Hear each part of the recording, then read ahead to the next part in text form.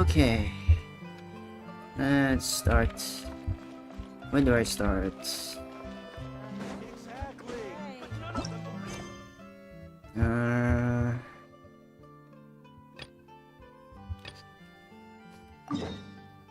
Oh yeah, last time we left it here.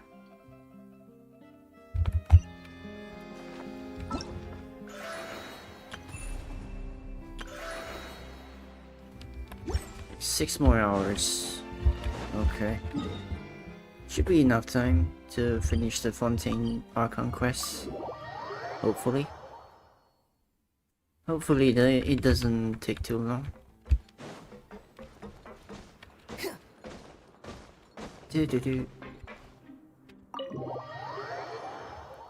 Alright, Riersley. What you got for me? Oh, I gotta go upstairs.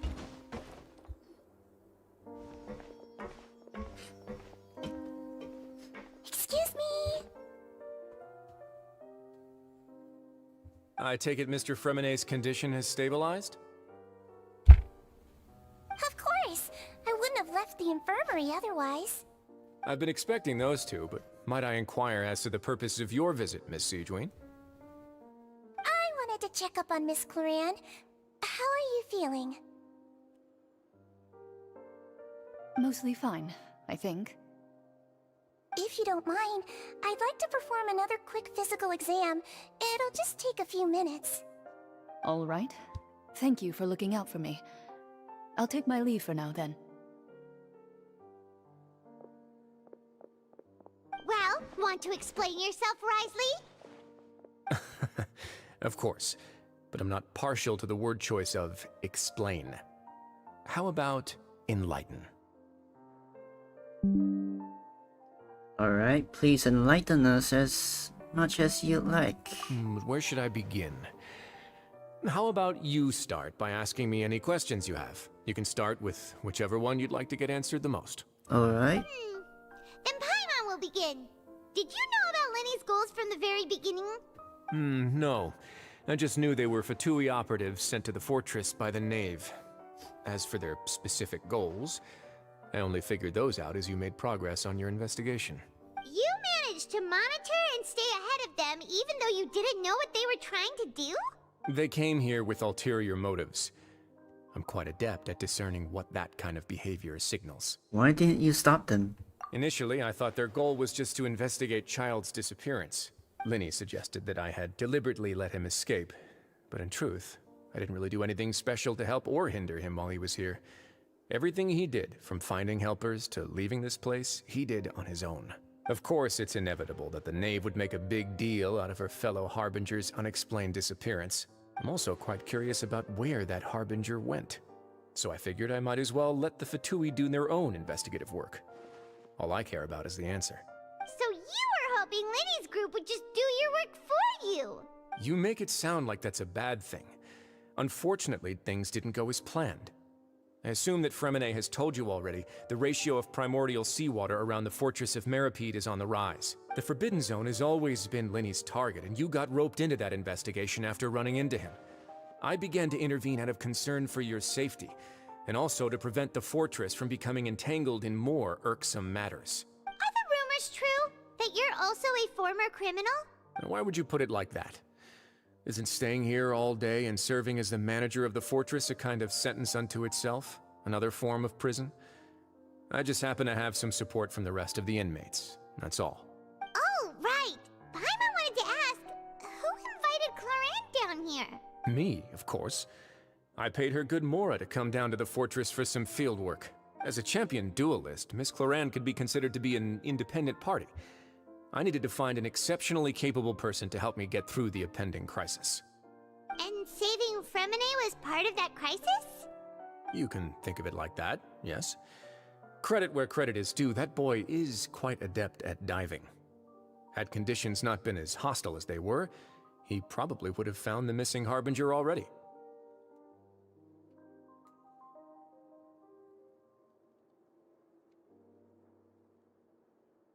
So the Forbidden Zone really exists. What's inside of it? That's not something you should be asking after.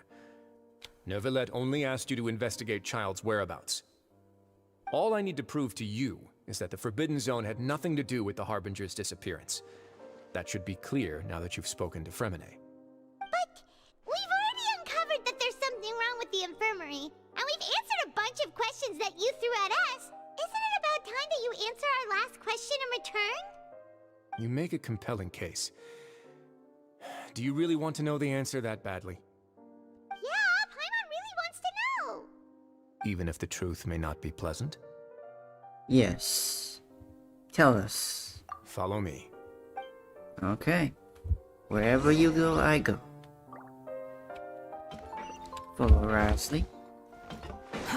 Too slow. Oh, secrets. Underground. There's a hidden door here? And a whole basement behind it? Huh. You're pretty good at hiding stuff, Risley. It seems you've forgotten just what kind of place the Fortress of Meripede is.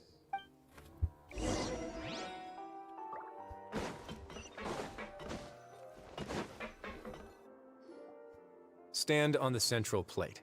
Wait, is there a secret mechanism or... Whoa! And Paimon is not even standing on it. And yet, goes down with it. So, this is the Forbidden Zone? Honestly, for a place so well hidden, Paimon sure doesn't see anything special. And that is... What a huge door! There are 3 such isolation gates in total. Generally speaking, I'm the only one who's allowed to go inside. Hence the name Forbidden Zone. Am I correct to assume you're going to run on back and tell your little Fatui friends everything? Well, Paimon wasn't thinking of keeping anything from them. Well, I'd advise you wait until you've seen the whole truth of this place for yourself before deciding whether or not to tell them.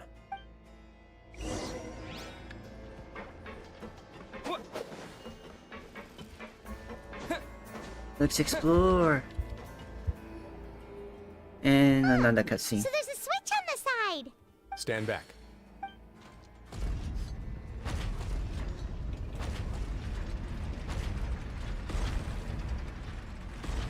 Whoa!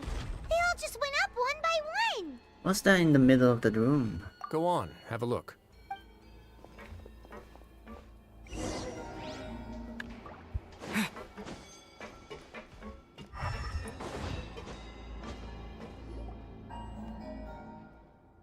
This room is really empty, with nothing in here, which is quite strange on its own. There's also a device smack dab in the middle of the room, which looks like some kind of massive sluice gate. I've been interested in what lies beyond that gate ever since I assumed leadership of the Fortress of Meripede. Of course, it would be unwise to recklessly open it, but it'd also be risky and negligent to simply ignore any potential danger that could be behind it. The readings on that dashboard have not budged since the day when I first laid eyes on this place. But over the past year, the needle has crept upwards from its original position, likely because some parameter it's been tracking has changed, if only infinitesimally. Normally I would have ignored it, but I happened to have some free time when I noticed it, so I investigated. Any guesses what the reading could be tracking? Water pressure, maybe? Very reasonable guesses. I've considered both of those as well. Unfortunately, our dashboard is tracking something less ordinary. The temperature should vary with weather and climate changes, so for something that rarely shifts, the water pressure is more likely. We ran a few tests to increase the pressure from the outside, but the readings didn't change at all. Later on, a few more possibilities occurred to me, such as a potential connection with the primordial sea. I began to make a few preparations based on that hypothesis. Over the past few days, the needle has moved again. With that, and the symptoms that Fremine displayed after leaving the fortress, I can now confidently conclude that the readings represent the concentration of primordial seawater in the seawater nearby. Huh. The concentration of primordial seawater? But we're already under the sea! And that is precisely the problem. We're at the bottom of the sea, and now we're surrounded by toxic seawater. Somehow, primordial seawater got mixed in, and the concentration is steadily rising. Primordial seawater is continually leaking into the sea? Yes, that's very likely. But forget about the two of us. Not even Novelette knows where the primordial sea could be, much less where we could find and plug a leak. Oh. Oh! Seems like you've figured it out. I believe the primordial sea lies directly beneath this sluice gate. For some reason, the primordial seawater levels have risen significantly, and it's now very close to us. The indicators are now red. Although the gate still stands, some primordial seawater has already leaked out and mixed into the sea around us. If this continues, soon it will no longer be able to hold back the primordial sea at all. And if the primordial sea is leaking through, if this gate falls, all of Fontaine will fall with it. Yeah, you know what the legends say. If this place falls, then everyone in Fontaine will be turned into puddles in the span of a night. But that's just too weird! Why would the Fortress of Meripede be built right above a sluice gate for the primordial sea? Who built this place anyway? Your expression tells me you think this might be part of a vast, complicated conspiracy. To be honest, you might find the actual answer may be exceedingly boring. It's just that the secret of the Forbidden Zone had been long forgotten by the nation before I rediscovered it with my research. There's no single founder of the Fortress of Meripede in any traditional sense. What we know about its history has been left to us by the people who used to live here. When the previous Hydro Archon, Egeria, ruled the land, all convicted criminals from Fontaine were exiled. The people drove the criminals away like a wolf pack chasing away the banished. The criminals received no sympathy of any kind from the people. They were exiled to the desolate seaside, where they experienced only pain, struggle, and the bone-chilling cold. Some of them began to repent, and prayed to the Hydro Archon, asking if there was still anything they could do. The Hydro Archon took pity on them, and said, "You may go guard my secret, deep underneath the waves." And so, leaning on the power of the Hydro Archon, they gathered underneath the sea and began to build a fortress. They became a community down there in the deeps, and over the years helped it to grow. As the number of exiles increased, more and more people joined the community. When the first group of exiles died, they left the yet unfinished fortress to their successors. The Hydro Archon continued to lend her support, allowing the fortress and what it stood for to continue growing ever larger. Before long, this dark underwater fortress became the sinner's only home. And with that, the people here stopped referring to the fortress as a prison. They saw themselves as repenting sinners who would regain their freedom once they had sufficiently redeemed themselves. But as time went on, people also realized that the fortress was a lonely place. Once they had gotten used to life here, they could no longer feel comfortable living in the overworld. Once they had finished serving their sentences, some people left and some others chose to stay. They'd find some idle position and let their withered souls fade away with the ancient secrets of the past. After many, many centuries, few people still remember the reason for the fortress's founding. Now they just see it as an integral pillar of Fontainian society, as the place where criminals deserve to be sent. Now and again, researchers manage to break one law or another and live out their days in the fortress. I learned all this from an elderly historian. Everyone else just thought he'd made it all up. But now you know every part of that history is true. Indeed. It's just as the prophecy says. If this gate fails, then everyone will be dissolved into the sea. Do you believe in prophecies? To be frank, not really. But sadly, that hasn't stopped this prophecy from proving all too accurate. Prophecies are troublesome things. Just hearing one will create the first wave of panic. Seeing signs of it will bring about the second, and actually witnessing it in real time, the third. So, as the Duke of Meripede, just what do you plan to do about it? Let's go somewhere else. I want to show you something. Okay. Show me. What other secrets do you have? This is it. Oh, it's these two. Your Grace, perfect timing. The results from our last round of experiments have... Wait, Jurier, he's not alone. Huh? Lorvine and Jurier? No need to panic, you two. I've already told them about our plan. What?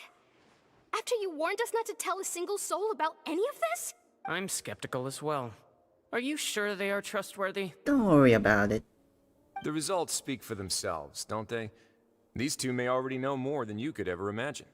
All right then, if your grace insists. They seem harmless enough, so I'll trust them for now. Well, how about some reintroductions? This is Jurier, one of the highest-ranked researchers from the Fontaine Research Institute. He used to work under Edwin. I trust that you've heard of Edwin? Ed who? He's the one who blew the whole institute sky high. Oh, that guy. Everyone knew he was a bit crooked in the head, but you're not local, so I guess it's possible for you not to have heard of him. Edwin's main areas of research were archium and gravimeters. As his assistant, Jurier is quite familiar with them as well. I hired him to be my technical consultant. You want to blow up the fortress of Meripede? Kaboom. Ah, what a lovely idea. I'm already imagining it in my head. Klee will love Gotta that. admit, I'm tempted as well. Guys, focus! Focus! That taskmaster over there is Miss Lorvine, and is also one of my technical consultants. While Jurier used to be Edwin's assistant, she used to be Jurier's assistant. Ooh, are they together? Was that really necessary? See, everyone keeps asking this question. Are you too sure you're not a couple and just using your work as a convenient cover? Your Grace, I am not in a relationship with this man. Oh yeah? If I dated her, I'd officially be madder than Edwin. Jeez, forget I said anything then. Follow me. Oh, they are Whoa, together. There's another door that goes right up. Your constant amazement makes it seem like the fortress can do anything. But Paimon really thinks everything's super cool. Is this just a normal room? Well, let's spice it up a bit. And here you go. Oh. An underground city. What a huge Oh, it's a ship. ship? This is also a production zone that Paimon's never seen before. What's going on? How much do you know about Fontainian history? Not much. Not much at all. Well, then maybe you haven't heard the story of ancient Lemuria. Oh, this one. To give you a quick rundown, Fontaine used to be ruled by the Lemurian dynasty. According to legend, the Lemurian king Remus came to this land after being inspired by divine revelation and found the seer Sibila, who had taken on the form of a golden bee. Taking the golden bee with him and riding on a huge ship, the Fortuna, he created his nation above the surging waves. He called his nation Lemuria and used the Fortuna to incessantly search for new tribes and islands, calling on them to join his empire. There's a ship in this story too? Where there's water, there'll be ships. People believe that hope can always be found at the end of a voyage. Do you believe that too? To a point, I think. As you've already seen, I have a whole factory's worth of labor, materials, and technology at my disposal.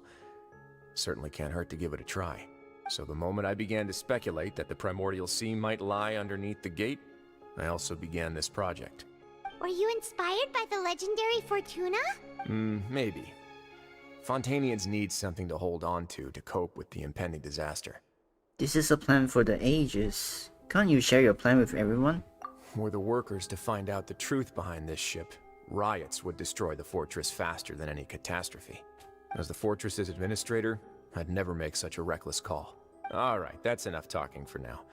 I'll need another 3 cups of tea to soothe my throat. Do you have any other questions? Seems like you're good. Come on, I'll take you back. No questions left. So they are building a ship in case the primordial I'll leave sea you war. here for now. Okay. Oh, thank you so much. No worries. But don't forget, it's up to you whether or not you want to share what you just saw. What you do from here on out will likely affect those 3 as well. It means that my actions now will decide the next steps Linny's group takes. In other words, if I tell Linny the truth, I must make him understand that we cannot afford excessive conflict right now. Yeah, we'll put a lot of thought into it for sure. Yeah, we will. Great. I look forward to what happens next.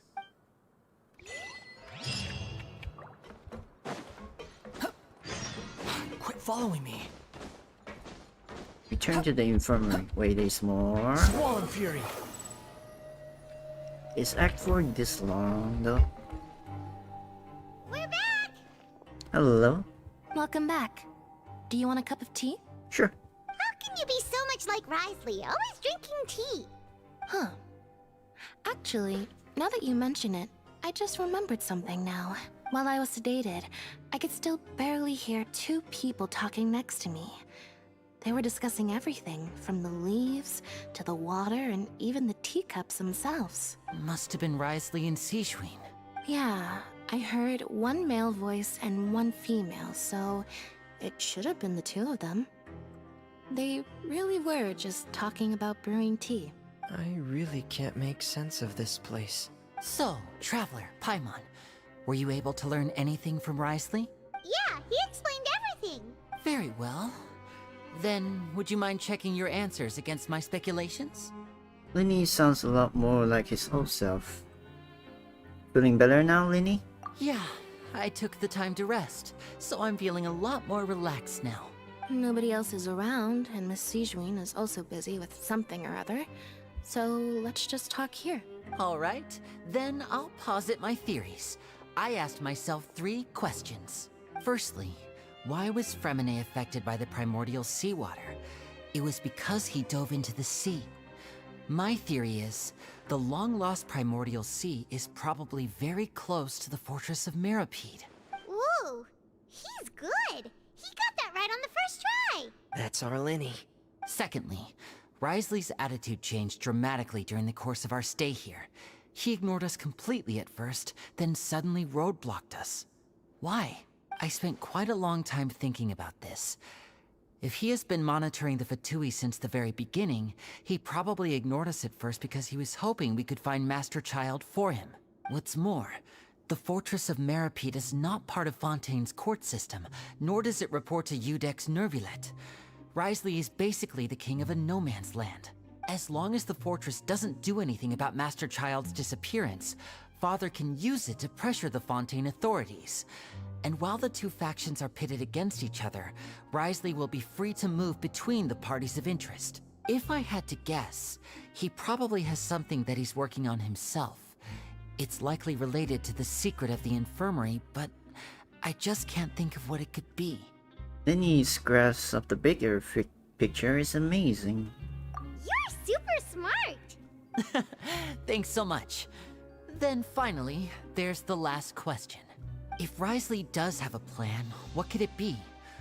All I know for now is that his plan probably has something to do with the changing nature of the seawater.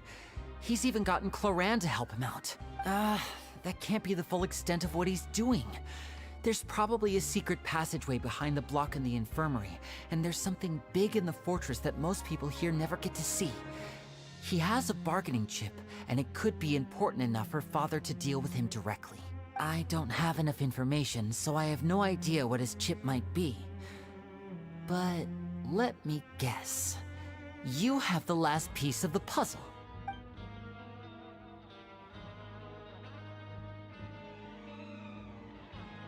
While sharing what you saw, blah blah blah. I can't believe it. The sea will engulf everyone. Just like the prophecy said.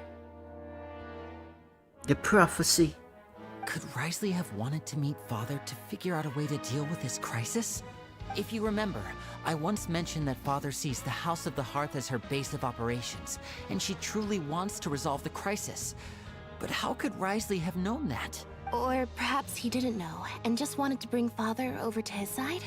Which could be why he said he just wanted to negotiate. Yeah, that makes sense to me.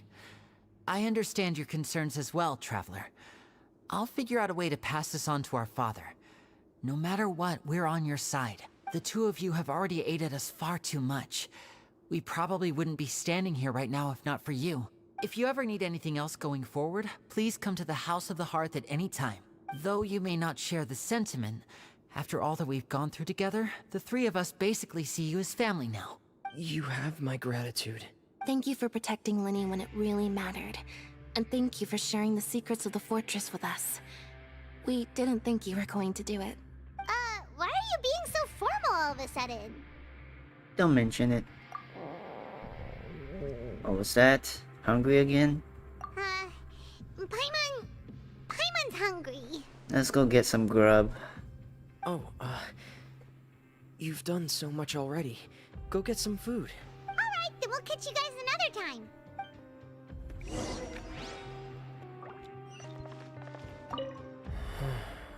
I feel like I should try to become someone more capable of helping. You're incredibly helpful. Lenny thinks so too. Yeah, you two are always telling me not to push myself, but aren't you just like that as well?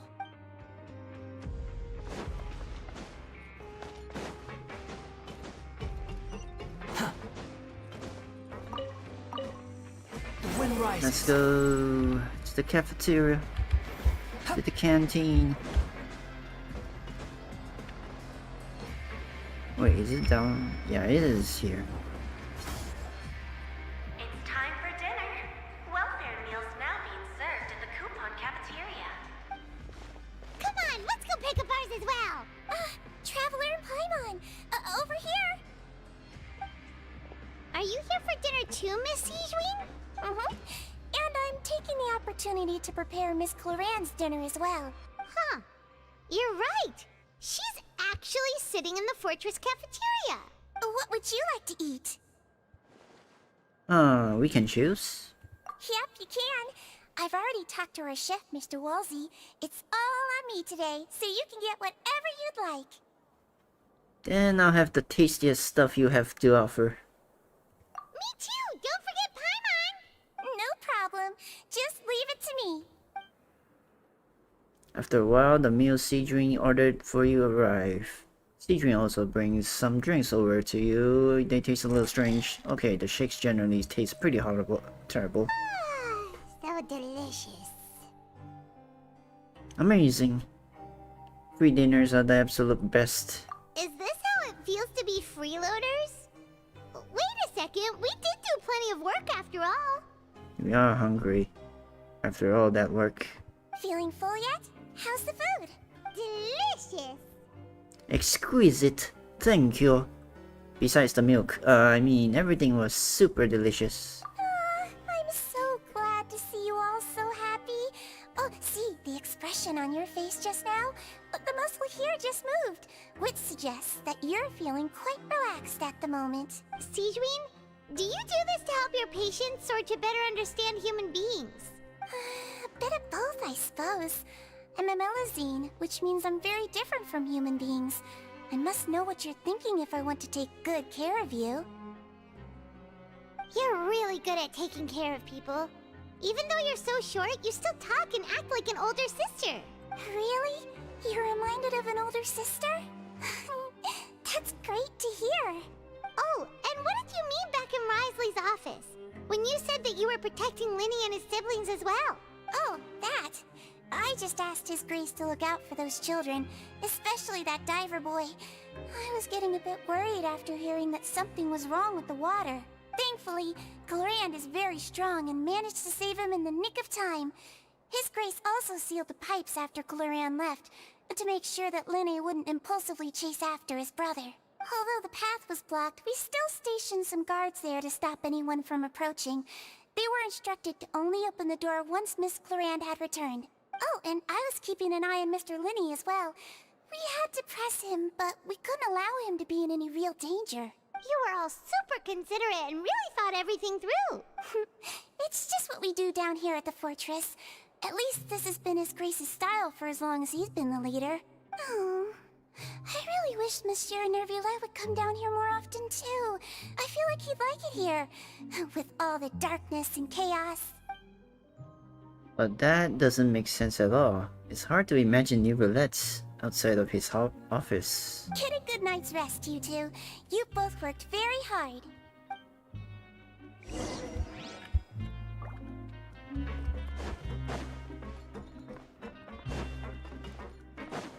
Oh, who's this guy?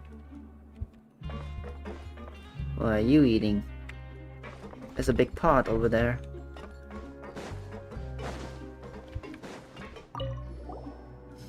Clorand! Ah, it's you two. How's dinner? It's all right. Miss Sijwin really put in a lot of effort. So we heard that Risley invited you to come down to help, and you saved Fremine too! You sure work super fast! Oh, it was child's play. Still, Paimon didn't know even champion duelists could take on side jobs. Oh, and why aren't you eating with Sijwin and the Duke? Won't you get bored eating by yourself? Miss Sijwin was with you, and the Duke has business of his own. Actually, didn't Navia say that you went out for dinner with her as well? Yeah.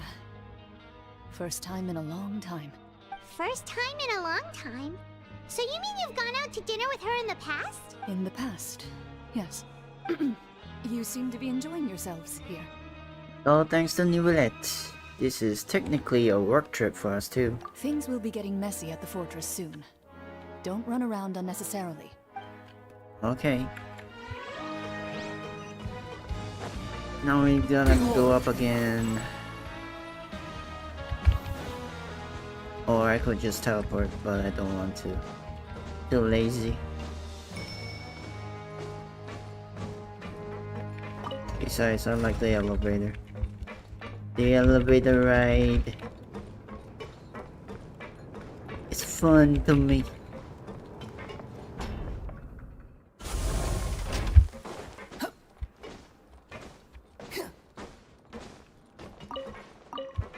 The wind rises.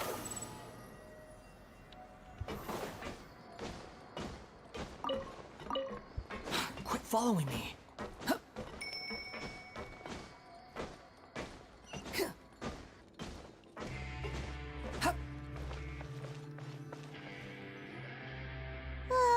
So much has happened. Paimon just feels absolutely exhausted now that she's finally relaxed. Paimon's super sleepy. Are you sleepy too? Yeah, I'm also getting there. I need to finish the Archon quest before Natlan update soon. Yeah.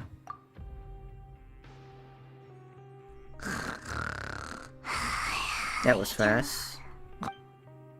She really immediately fell asleep.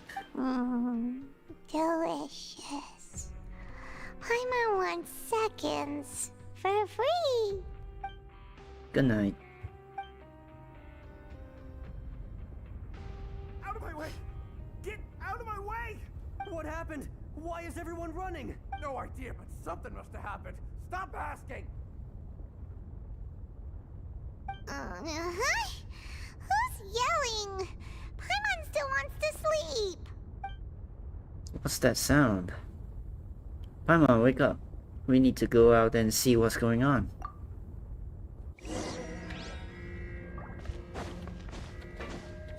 Oh, there's an alarm.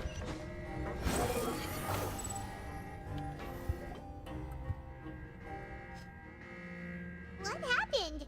Why is everyone running around? Hey, what are you doing? No time to explain, mate. Goodbye. Mate. Hey, wait! Goodbye, mate. What's wrong with these people? They won't even talk to us. They're here! Yeah, there you are! Oh, thank goodness! Quisto and Laveroon, do you know what happened here? We came here especially to inform you. Something seems to have gone terribly wrong just now. His Grace is telling everyone to evacuate and get out of here. Laveroon was saying you two are new here and you don't have many friends, so you might slip through the cracks. Haven't you heard all the stories like that? An evacuation is successfully completed, yet you only find out once you do a head count that 1 or 2 people are missing. Wait, weren't you the one who brought that up? Why is it suddenly my idea? Hey, shut up! Okay, whatever. The point is, you should come with us. You said His Grace said to evacuate outwards. Yeah, he said to get as far away as possible, upwards and outwards. Then that means whatever happened must have happened down below. Oh no, isn't that gate at the very bottom? Oh no, it can't be that thing! Whoa, wait, what? What? Hey, where are you going? To the gate. We have to go find the Duke! You two just go and get out! Go on without us! Hey, hey! Be careful! Don't worry, we are not Fontainians. Please evacuate upwards and outwards, upwards and outwards. If you're already at the topmost layer, then try to move as far outwards as possible.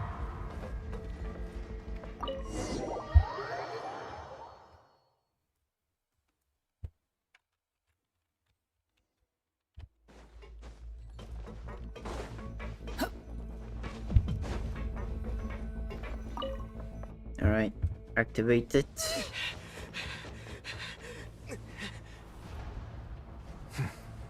They're here. Just like I said. What happened? Ooh, something's breaking out. You're just in time. But be ready to run.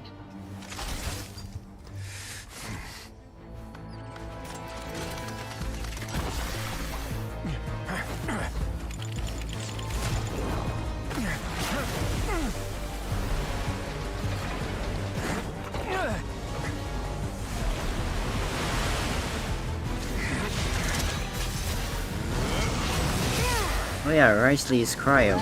He can freeze the water.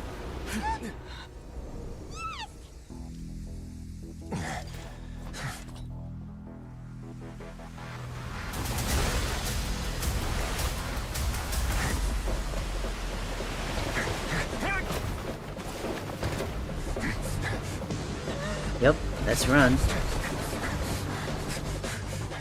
3, 2, 1.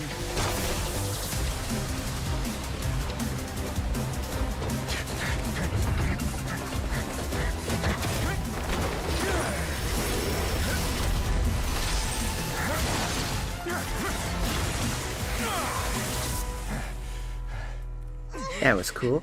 This won't hold it for long. Find Neuvillette. Tell him the defenses are about to collapse. Then what will happen to you? Until he arrives, we're the last line of defense.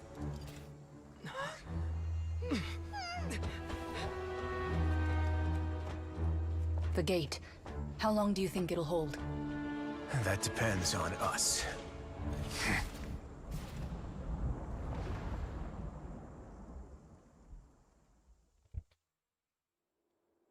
That was cool.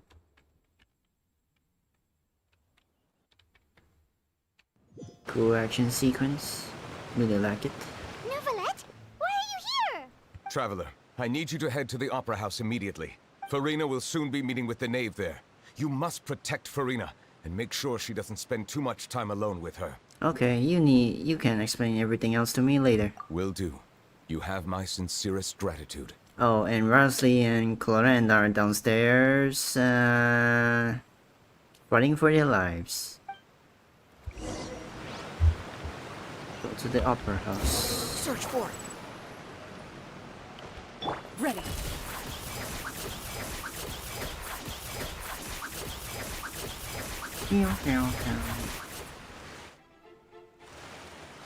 Ooh, there's a lot of Look, guards. there are a ton of Fatui and Palais Mermonia people over there.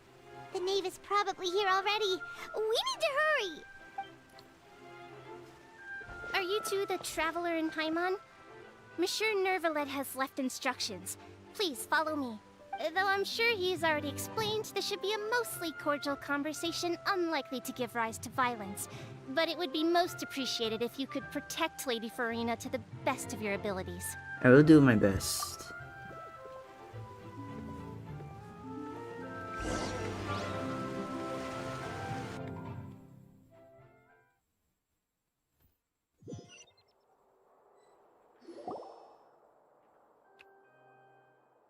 Okay, Arlecchino and Farina.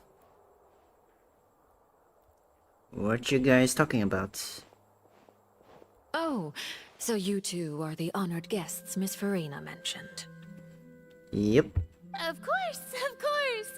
How could they not attend a meeting such as this? I must always have 2 or more guests at my dessert table. Otherwise, the occasion would be too lonely and unbecoming of my station. It is my pleasure to make your acquaintance, traveler. I have heard much of your accomplishments. I am the Knave, one of the 11 Fatui Harbingers. So this is the knave, the head of the House of the Heart, and the Lini siblings' father. She certainly does not seem easy to deal with. Pleasure to meet you too. I've already prepared seats for you. Come, sit beside me. Perhaps you two are unaware of how Miss Farina and I do things. You see, we actually recently agreed to get together for tea when we had the time. See this? This is a limited type of confectionery that Miss Farina simply adores. There are only 16 slices sold every day. Here, why don't you and Paimon have a taste? She seems friendly enough, but that can't be all there is to her. The Navy is a force to be reckoned with. I should be very cautious around her. Traveler, what do you think of this cake? It's quite tasty. And I think Paimon agrees too. That's good to hear. So what Child said was on the mark after all. You do share a taste in desserts with Farina and I. Wait, Child should have no reason to have said something like that. I wonder how he's doing nowadays. You must have heard, right? He's suddenly gone missing. I'm really worried about his safety, you know. Here's to hoping that he's an excellent swimmer. I have faith in his abilities. Since we're talking about him, I feel like I should add something. His martial prowess really looked certainly pretty impressive, yeah. Farina looks quite nervous. There must be some kind of bad blood between her and the knave. Oh, so you're also familiar with his aptitude for fighting, Miss Farina. Oh, right. I almost forgot. Child was subdued by Udex Nuvillette right in front of you. Against ordinary people, my colleague would never be on the back foot. But alas, he just never imagined he'd run into such a person. I must express my admiration for Monsieur Nuvillette. I managed to find a few leads on his whereabouts. Coming from you, that's not surprising at all. But I thought you would be happier to hear the news. Of course, but it's still a bit of a shame. You see, I would have been far happier had I received this news somewhat earlier. As you well know, a long time has passed since Child disappeared. Well, in any case, there's no need to worry. We know for sure that Child is still alive. Oh, and just how do you know that? Because we found evidence that proved he left the Fortress of Mirapede. And where did he go after leaving the fortress? Well... Oh no, Paimon's statement just left us wide open. The Fortress of Mirapede lies deep beneath the waves. Unless he pranced right out of the main gate, he must have had to swim for it. Do you have any proof that he surfaced safely? We do not. But there was also no evidence that he's been injured or killed. Ah, that is good news at least. His sister Tonya sent a letter to Fontaine not too long ago. Since he was unfortunately unavailable, I picked it up on his behalf. Do you have any idea how he usually writes back to his family? Dear Tonya, your letter made me feel like we were still enjoying our time in Snezhnaya together. I'm currently admiring the scenery on the streets in front of the opera house. Is it something like that? She's turning up the pressure. I'm not sure if I'll be able to convince her, but I can at least try to distract her from Farina. That sounds good to me, yes. All letters tend to follow the same few formats anyway, right? As long as the contents are accurate, it doesn't matter so much how it's written or how it's worded. Hold on. The water in the teacup is shaking. I suppose this is also a sign of things to come, Miss Farina. Huh? I don't quite understand what you're trying to say. Have we entered into the next stage of the prophecy? Oh, she knows about it.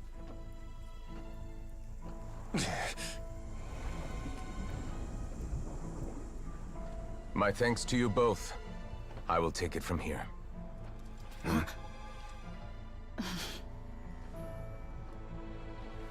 Sure you don't need a hand? Quite sure. Wow. So, what's your secret, huh? Let me guess. Nah, who knows? Maybe it's just your sense of responsibility. Sounds about right.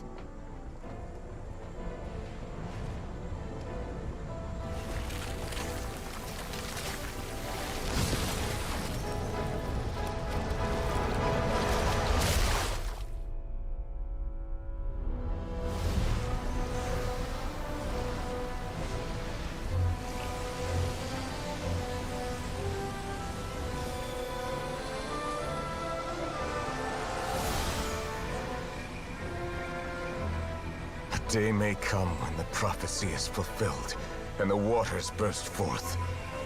But it is not this day! This ancient power could easily obliterate an entire race. A tsunami of fury would unleash endless catastrophe.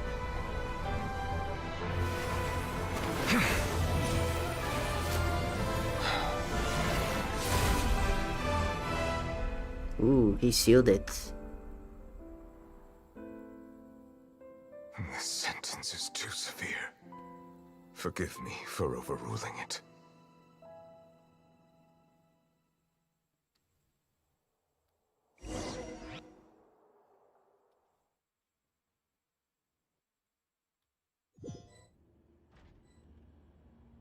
All right.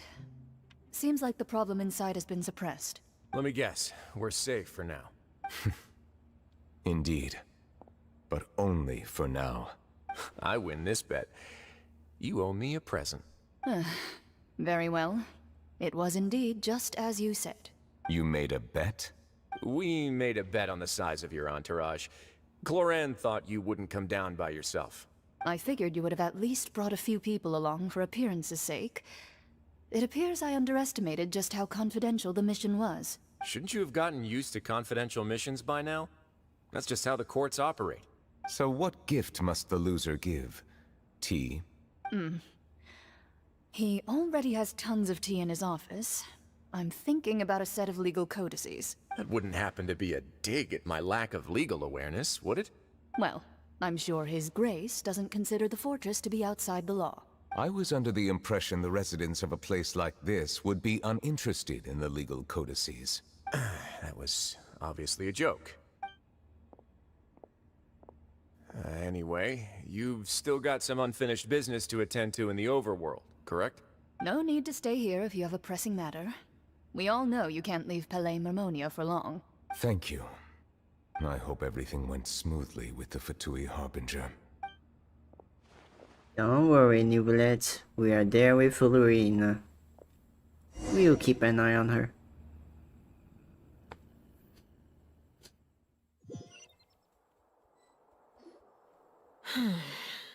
I must say, we've spent long enough playing house.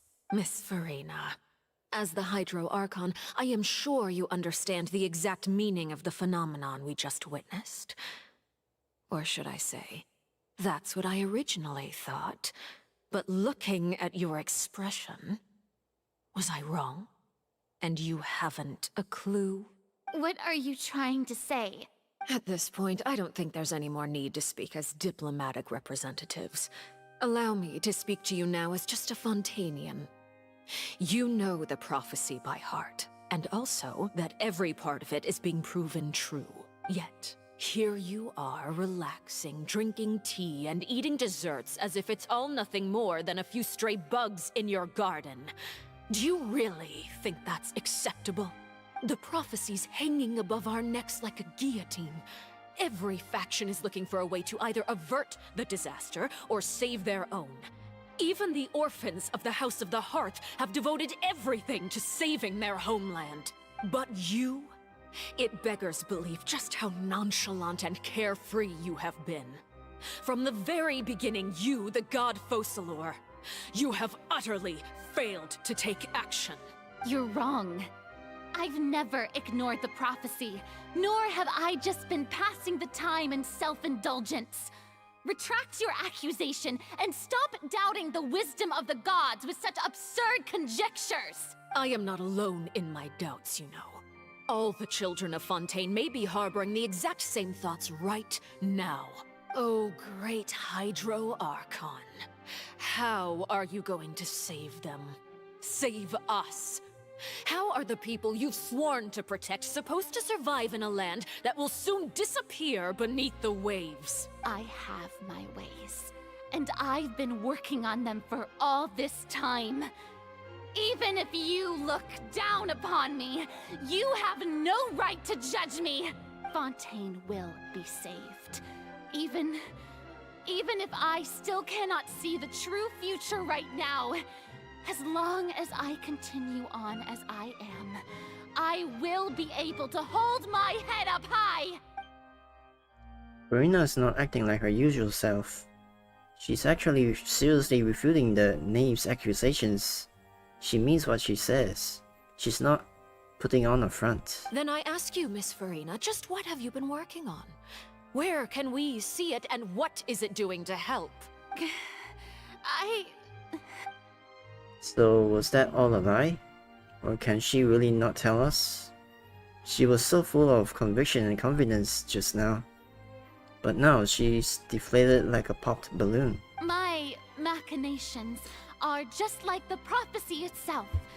They will only reveal themselves at the fated time. It is just that beings like yourselves are unable to perceive them as of yet. I see.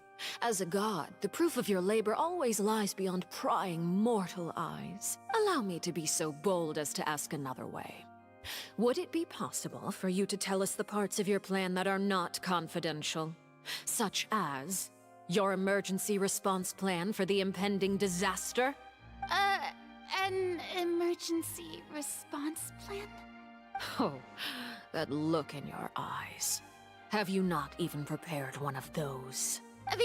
The emergency response plan is also strictly confidential. Then allow me to jog your memory. Miss Farina, what is the purpose of your Oratrice Mécanique d'Analyse Cardinal? And what do you plan to do with the massive amounts of indemnitium that has accumulated over the years? The Oratrice? It's just like it appears to be. So you also have no idea. If I'm not mistaken, someone's using it to prepare for something. But unfortunately, it would seem that someone is not you, Miss Farina. I first caught wind of this when Linny tried to investigate the Oratrice in the Opera House. You see, even just getting close to the core contaminated him with an extremely large amount of indemnitium. But even if that had nothing to do with you, then what could you possibly be working on, oh great Hydro Archon? Oh, right. I almost forgot. Udex Nouvillette is not at the tea party with us today. Miss Farina, I suppose you must have ordered him away to take care of some troublesome business. Yes, that's exactly right. Please keep it a secret for me. Of course I will. Although, I must say, Miss Farina, you seem quite insecure without the Udex by your side. Oh, very well. Let's stop that conversation here. There are still a few slices of cake left, so please, help yourselves, everyone. These aren't topics I can speak about. I don't even know what Nouvellette's task was. If I had to guess, he probably went down to deal with the surging primordial sea. But can he really deal with it all by himself? And is Farina being truthful or not? Traveler, I heard that you were recently commissioned to handle a few matters on behalf of the Udex. Why don't you take an extra slice of cake? Those who work hard deserve gratitude and praise. You too, Paimon. Thank you. Paimon will take you up on that offer. The knave proceeds to change the topic and brings up a number of less blah blah blah. Oh, Paimon's super full. That cake was great. If it's on my tea table, it must be of the highest quality. Yes, and we must thank the knave for bringing these over as well. You're welcome. I'm sure the cake also felt greatly honored to be featured at Miss Farina's table. And I was merely catering to Miss Farina's tastes, seeking a chance to chat over tea. It is getting late. Why don't we call it a day? There are still a few matters that I need to take care of, so I must take my leave now. Very well. We'll end it here. Mind seeing me off, Traveler? We could use the opportunity to discuss Child before I must be on my way. Of course. Paimon's coming too!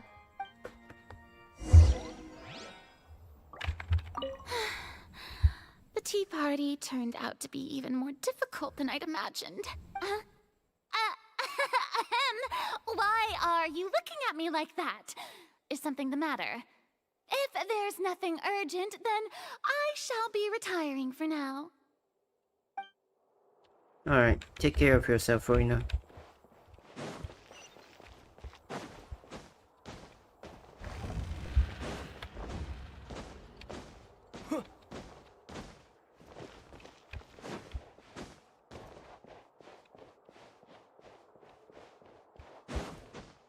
Saw a viewpoint over there. I can't go up. Or maybe I can.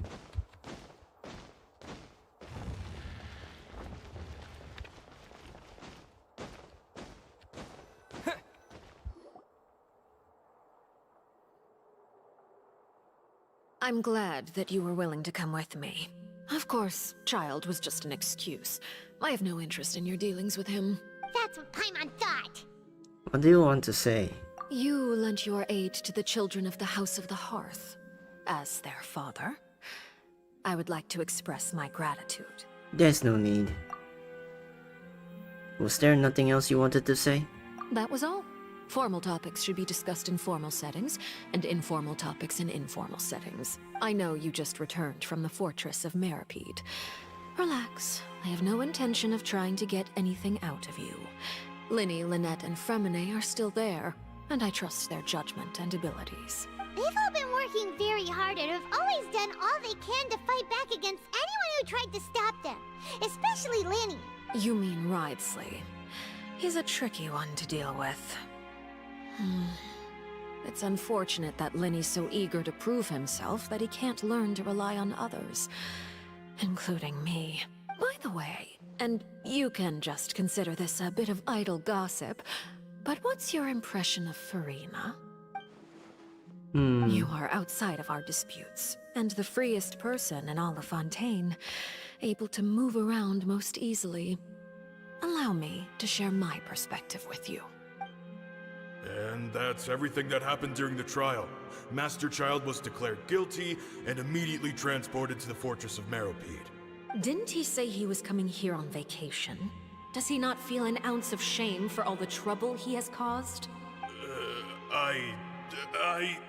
Forget it. He did give us an opportunity. I will be meeting someone shortly. Do you require help with any preparations? No need. I will take care of it myself. I need to meet with Farina, the Hydro Archon. She is at the heart of Fontaine. But what's fascinating about her is that she often seems more like a celebrity than a working Archon. Oh? Come over here, you little critter, you! Ooh.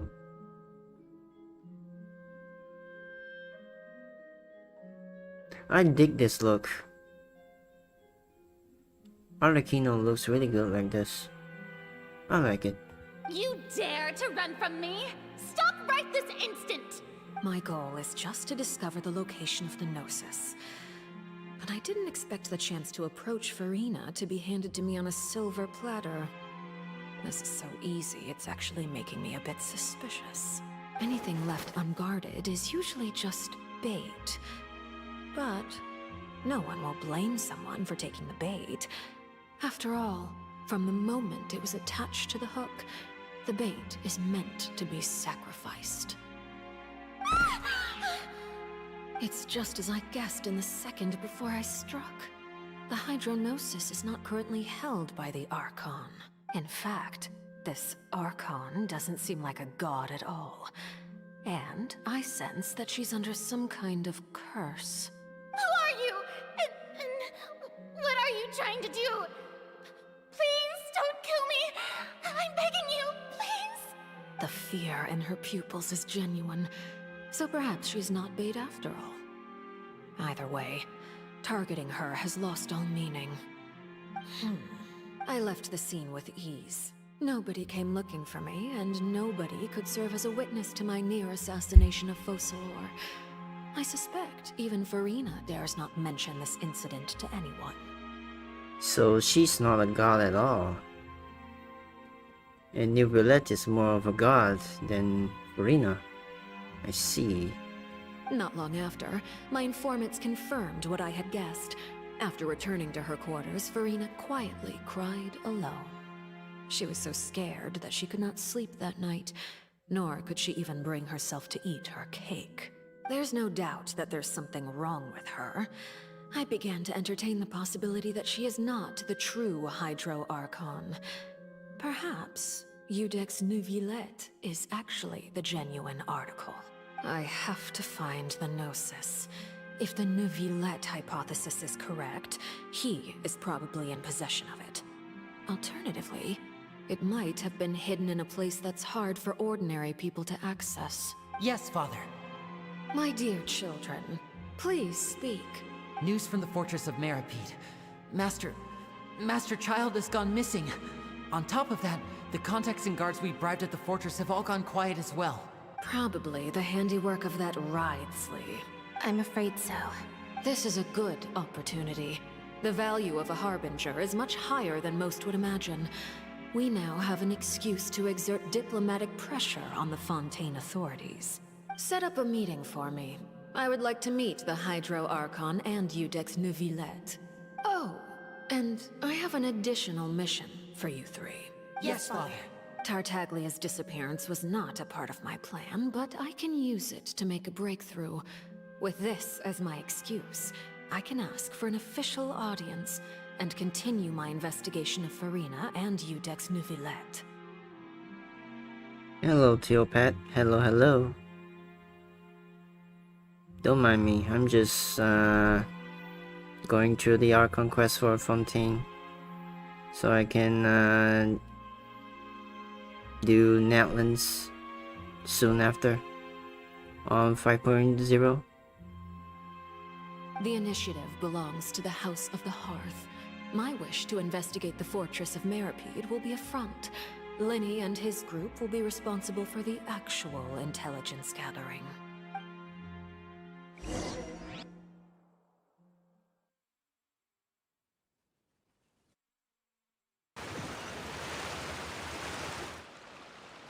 You should know the rest. Linny's group is quite close to you, so they wouldn't have hidden anything from you. You attacked the Hydro Archon? It wouldn't mean anything, even if you shouted it from the rooftops. After all, even Farina herself is still pretending that nothing of that sort ever happened. Alright then. I've now had 2 chances to enjoy tea with Farina. I have to say, the leadership of Fontaine is even more inscrutable than I had imagined. I once surmised that Iudex Neuvillette must be the Hydro Archon, but now, that doesn't seem right to me either. How did you come to that conclusion? I am a servant of Her Majesty the Tsaritsa. Over my years of service, I've learned how a real Archon conducts and carries themselves. Whether Iudex Neuvillette or Farina, neither fits the bill. It's hard to imagine either of them as the Archon. Of course, that is all just how I feel. Gut feelings often do not require justification. It is, however, quite amusing to me that after all my years working in intelligence gathering, I've come to realize I am at a complete loss regarding the identity of the god of the land of my birth. Don't you think Fontaine is quite intriguing? A catastrophe looms, yet many secrets have yet to rise to the surface. It looks like Fontainians will have no choice but to save themselves. Ultimately, though, one must survive in order to do anything else. Should the need arise, I would be happy to cooperate with you. You don't need to commit to anything right now, of course. I have a feeling that the situation will continue to evolve, and as your name is often connected with noble deeds, I'm sure we will work together someday. Oh, hello, Neuvillette. You're back. He certainly returned quickly.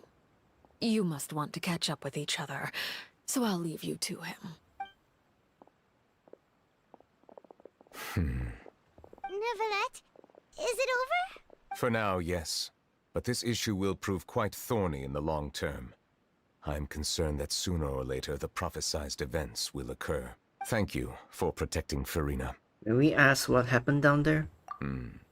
To put it simply, I used my power to force back the primordial sea and reseal the sluice gate.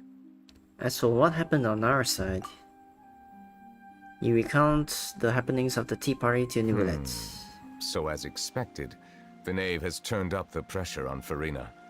She's trying to feel her out, though I'm still unsure as to her motives. Can I ask you some questions? Permission granted. You have enough power to force back the Primordial Sea. Does this mean you have some deeper connection with the Hydro Archon? Whoa. It can't be that you're the real Hydro Archon, right? But that's just a speculation on our part, though. You can't tell us? Then that's okay. We can talk about something else. We won't try to force you. You guys in Fontaine are super strange. If by the phrase, you guys, you are referring to Farina and I, then although I'm not sure just what you are trying to imply, I must clarify that I do not share her positions on a multitude of topics. What did you sense in the Fortress of Meropide? Did you manage to protect those that needed to be defended? I believe so. The fortress has a long and complex history. It has seen much grief and suffering. And now, another catastrophe will soon be upon us. I mourn this turn of events. Huh? Why is it raining all of a sudden? The clear sky is suddenly filled with dark clouds. The rain became heavier. Light rain soon growing to a downpour. And just moments before, Nivelette has just mentioned his sense of grief. Thinking back to the legend, and what Fremnit said, it said that a dragon of water once resided in Fontaine. Every time it weeps, the skies will cloud up and pour out rain. Wait, Nivelette, you can't be. You may be closer to the truth than you think. Oh? And what are you thinking? He's the dragon's sovereign of water. The dragon of... what? Huh? Please do not be so surprised. Farina? Nivelette, are you listening? Ah, my apologies. We were just guessing randomly. We didn't guess right, did we? You're not actually the dragon sovereign of water, right? Well, if you don't want to confirm or deny... You guessed correctly. I sincerely hope you'll be able to keep this a secret for me. Right, of course. We'll definitely help you keep it a secret. There's still something Paimon wants to ask you, though. Please, go ahead. Well, if you are the dragon sovereign of water, and you were able to force back the primordial sea from the fortress, then since Fontaine's prophecy is all about seawater, couldn't you just use your power to solve the crisis? None of the currently living dragon sovereigns in the world, myself included, possess our full dragonhood. They say that when the first usurper arrived on Tivat, they seized a part of the dragon's power. Today, that stolen power is the basis of the Archon's authorities. There are 7 elemental Archons and 7 matching dragon sovereigns. The dragon sovereign of water who lived through that era perished a long time ago. As their successor, I know far less of that part of our ancient history. In any case, I believe I will not be able to do much unless the Archon disappears and returns their elemental authority to me. Oh, so if an Archon dies, the power they possess goes back to the dragons, I see. Given the status quo, however, I would recommend finding another way to deal with the prophecy. Oh, so even you can't solve it. I still have some urgent matters to attend to at my office. If you have any more questions regarding ancient history, you are welcome to discuss them with me at a later time. Please go right ahead. There's a place that Paimon wants to go too. Traveler, why don't we pay another visit to the Fortress of Meropide? Paimon is a little worried. Sure. See you later, Nivelette. We'll see you another time. Take care.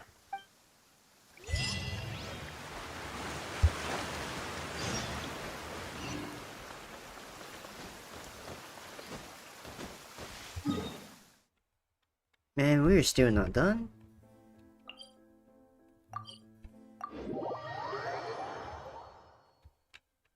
Act 4 is a bit too long here. Too slow. Behold, following me. You guys are back? Crystal!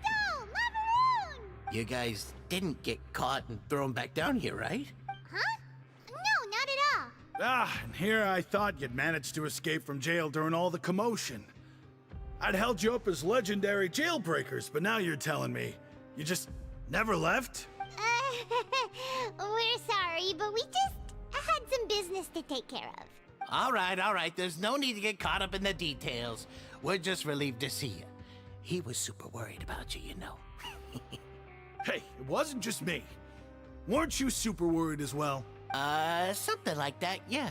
I was also transferred to work in the kitchen a few days ago. I can still hear Quisto mumbling to the carrots. Are those two all right? Do you think they made it out alive? Whenever he'd say that, I'd tell him I'm sure they're fine. Wherever they are, they're kicking back with drinks in hand, enjoying the lovely scenery. Hey, there's nothing wrong with worrying about your prison pals. Is there? I mean, considering how they always love listening to all my gossip. These two, they sure are a lot warmer and friendlier than when Paimon first met them. I'm sure the welfare meals must have just skyrocketed in quality recently. Oh, well, if you say so. I'll be watching you to make sure you finish every last bite. Every last bite? The wind rises. You mean I'm gonna be eating more? Oh no. Welfare meal.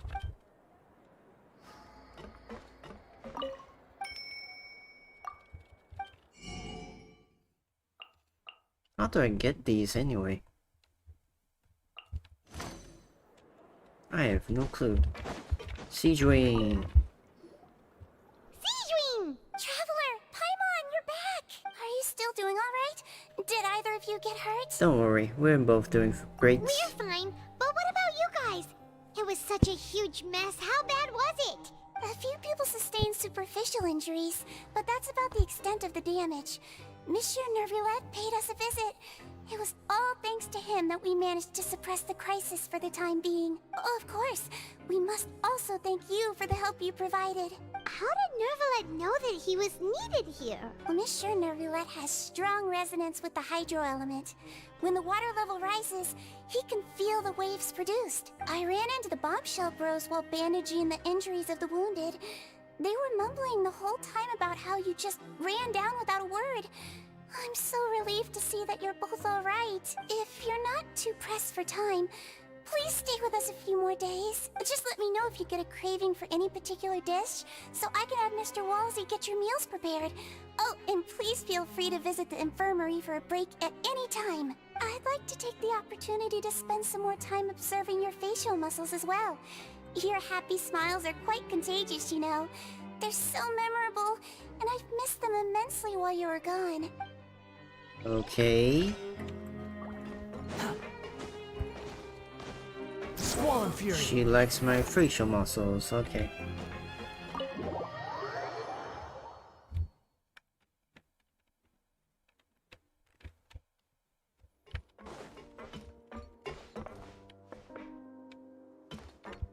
Quit following me. Yeah, he's down.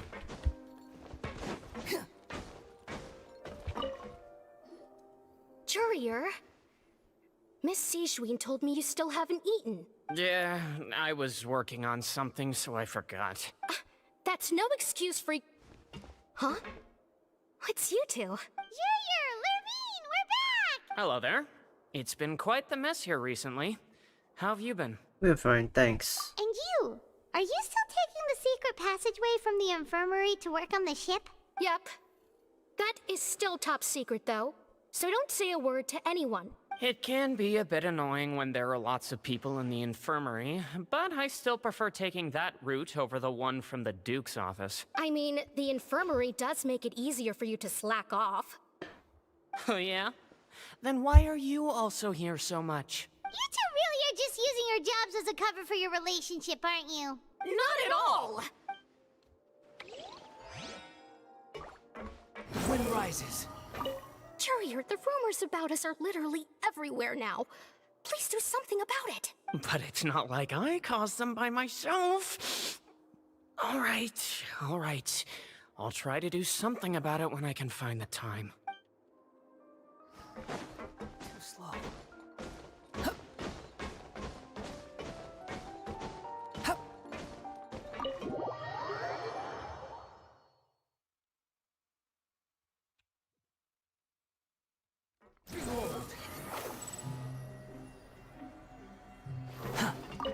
If you can find the time, please stay at the fortress for just a while longer. I don't want to.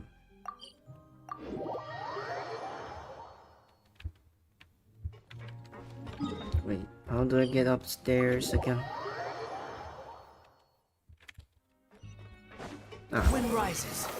here we are.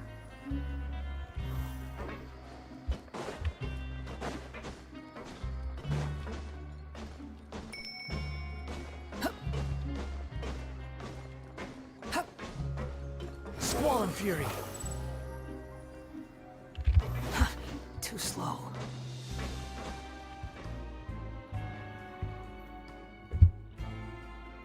Now guess, what suit will this next card be? A bare-teeth cat? Well, look who it is. Traveler, Paimon. Hello, everyone. Looks like you're recovering nicely from it, eh? Mm-hmm. Thanks to everyone's support. Oh, right. I managed to work up the courage to thank Miss Clorand in person. Whoa, how did she react? She told me that it was nothing. It was as if saving a life wasn't a big deal to her at all. She also told me not to worry about it. She didn't want to stress you out, that's all. She's right, and it's best not to dwell on it. Yeah. Okay, but check this out. We went back to the opera house and we met the knave. You met Father? Did she say anything to you? She said a few things that were, a bit hard to understand. And also that she's looking forward to working with us in the future. It was a little surprising. Her attitude towards you is even better than what we'd imagined. That's fantastic. You should believe her. She has her own way of doing things, and she'll do everything in her power to help those she considers close, which now might also include you. Mm-hmm. Father is very capable, and also trustworthy. Oh, Paimon just remembered that she thought Lenny was a bit too proud as well. She said that you should learn how to rely on others sometimes. Got it. Huh. That does sound like something that Father would say. Hey! Are you going to stay here for the next few days? Looks like it, yeah. Excellent. I will host a tea party. For real? Then Paimon wants another serving of cake. Another implies that you were already served some delicious cake while you were up there. How lovely. Well, next time, you're going to have tea and snacks with us.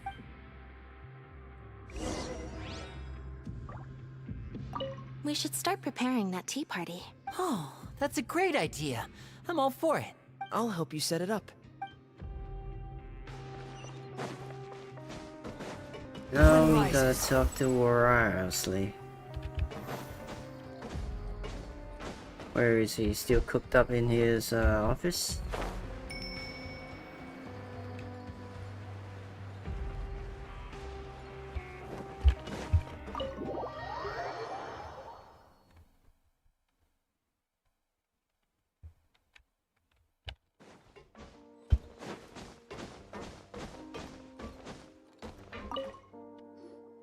Do my eyes deceive me, or did I just see two inmates come back after making it to the surface? Some strange winds blowing of late. We wanted to see how the fortress is doing. Is everything still alright? We're fine, for the most part. Neuvillette came down and took care of the worst of it. If that's the case, why don't you just ask him to stay here? Oh, yeah, what a brilliant plan. Let's go convince the Udex himself to exchange the courts of Fontaine for a puddle of water in the middle of nowhere. I don't think that's going to work. He came here in a hurry and left without even stopping for a cup of tea. He did remember to take Miss Sigewinne's gift with him, though.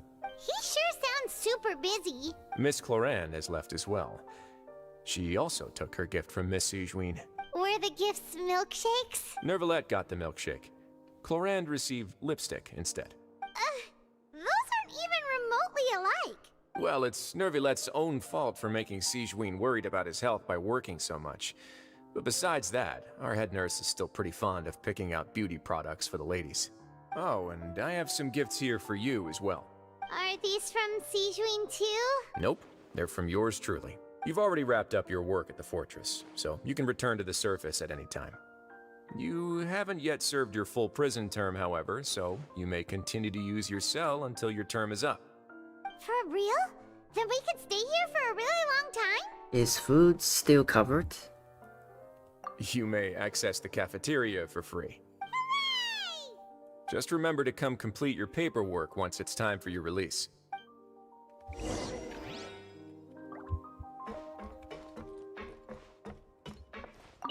Your file can't be closed until we've completed your paperwork, so don't forget to come find me again when you're done serving your sentence.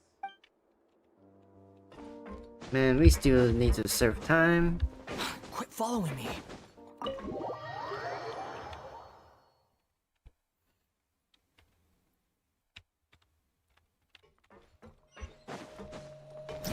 Search for it. Into the shadows.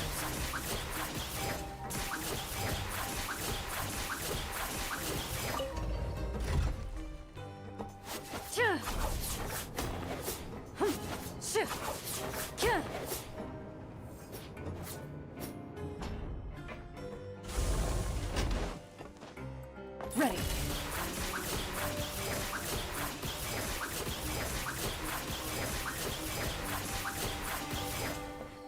Squall Fury.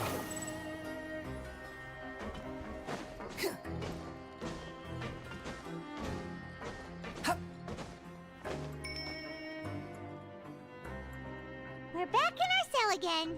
We're no longer prisoners though, so it really doesn't feel the same. Feels like a huge weight is off our shoulders. It feels like we've regained our freedom. Being free sure feels pretty special now. Paimon, is there something you'd like to say? Huh? How did you know? Because you usually just immediately fall asleep. Hey, that's not true! Alright.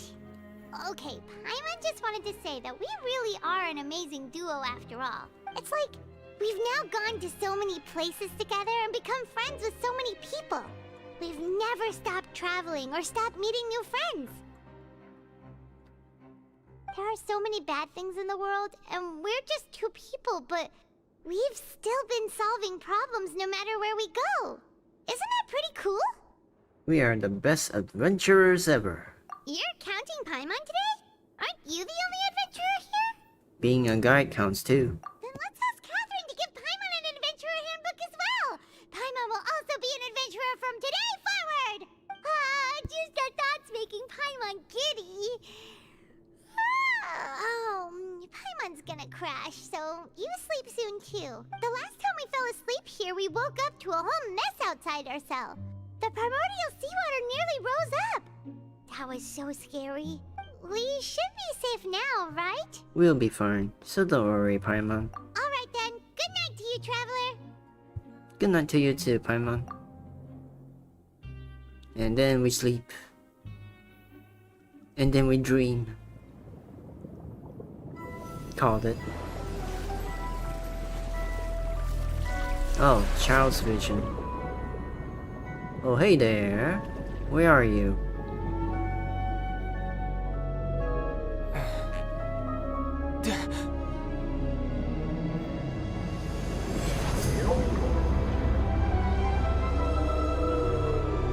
That's a big whale. A big fish. Catalysm's quickening. And that's Act 4. Time for Act 5. Way on to the next day.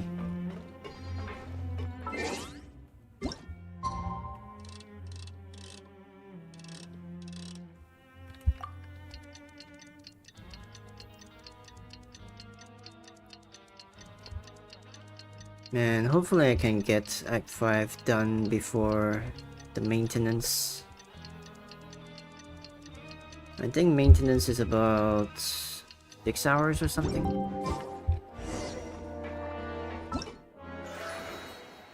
5 hours, 30 minutes. Okay. Let's get this done. What's this? Oh.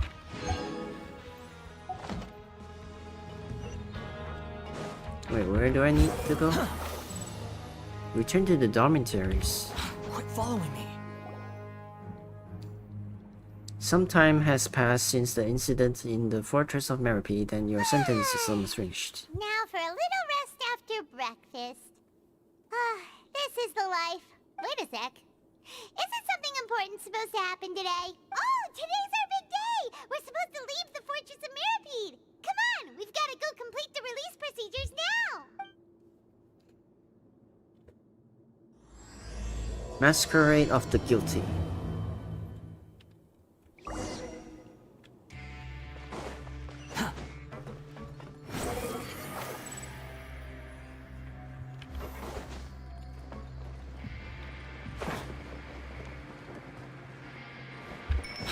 Following me. Please, sign here.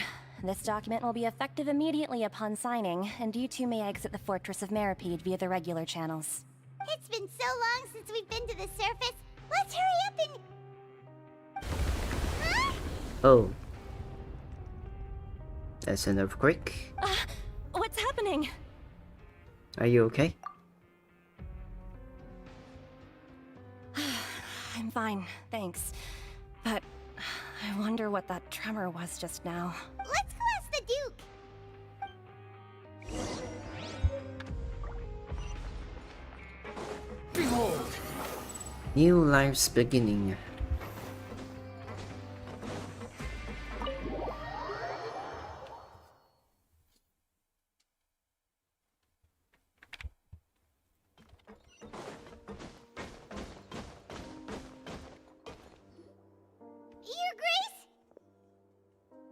Ah, good to see you two.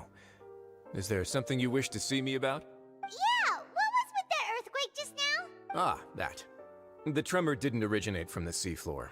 In fact, it seems it came from the surface. Over the years of serving as the warden here, I have developed a sense for distinguishing between what occurs on the surface and what occurs underwater.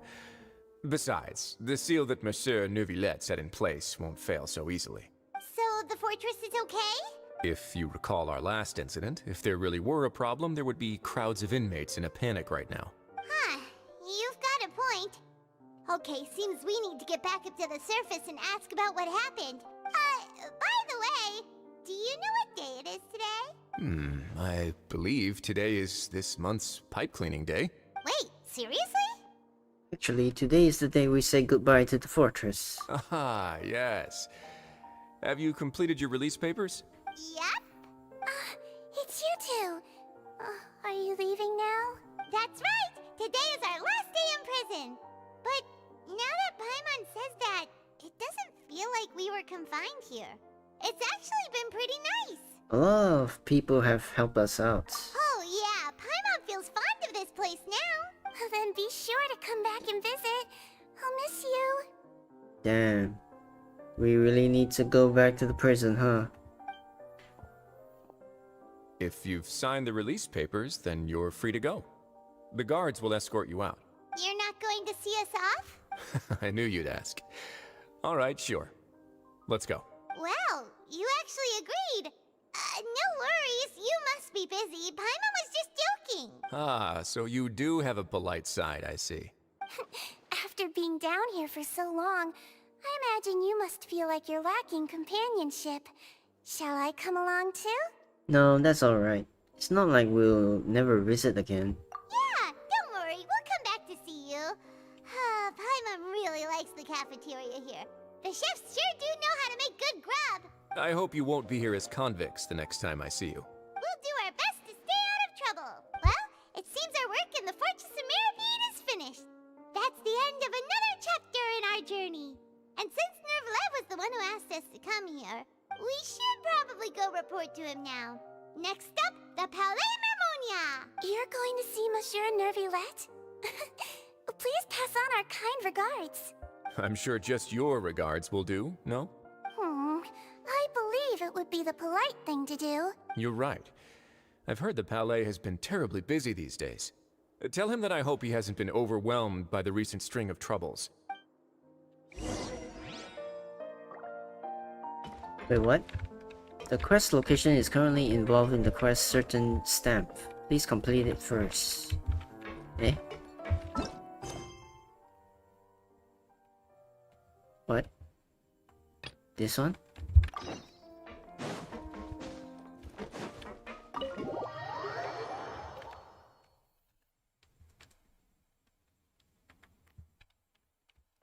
Man.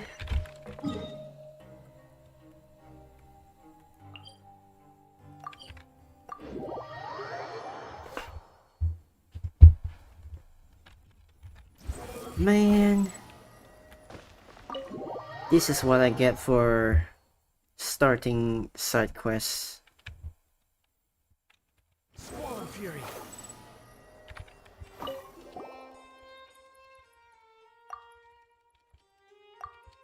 Alright, hurry up. Stop. Stop wasting my time. I don't care.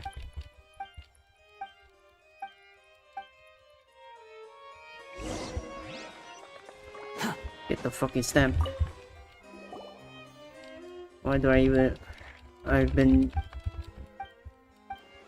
blocked from the Archon quest because of a fucking stamp. Why? Just hand over the stamp, please.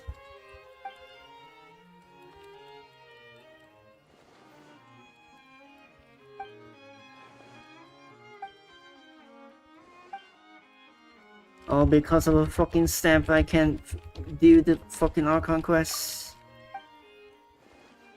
Why is this happening? Damn it, Genshin. You can't even do your fucking story quest lines properly. Every quest has to freaking contradict each other.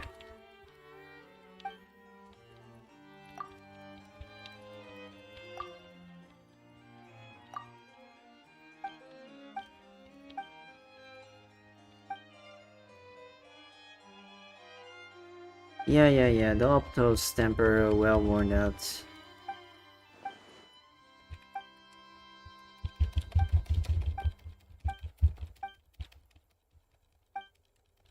Come on, where's the fucking skip button?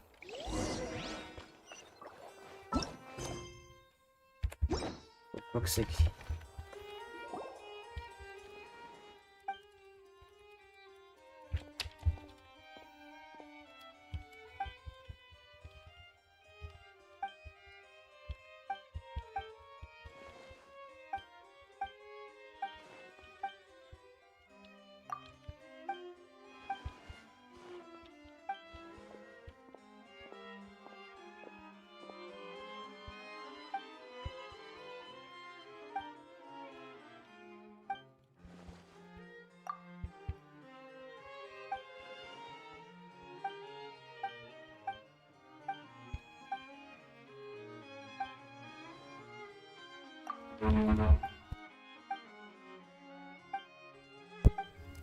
Dude, all this yapping. Please hurry. I do not fucking care about this questline. Please end it.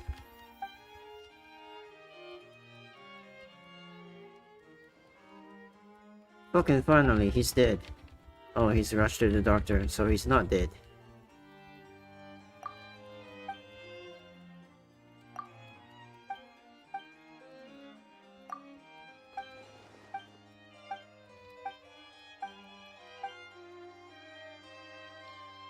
Fucking hurry up.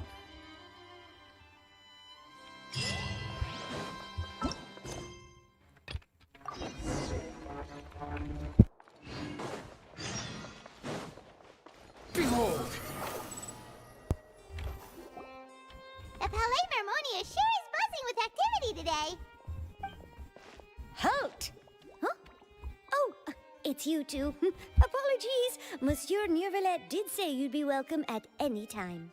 Excuse me, would you mind helping me take a look at this report? I'll be right there. Sorry, I've got my hands full here, but you can see yourselves in. Everyone's so busy. Seems a lot has been happening.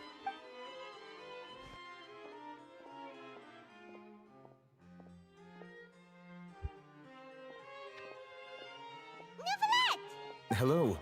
You've come at the right time, but you'll have to wait for just a moment, as there are some urgent matters I must tend to first. In the meantime, please, have a seat. If you'd like to have something to drink, let the Melusine outside know.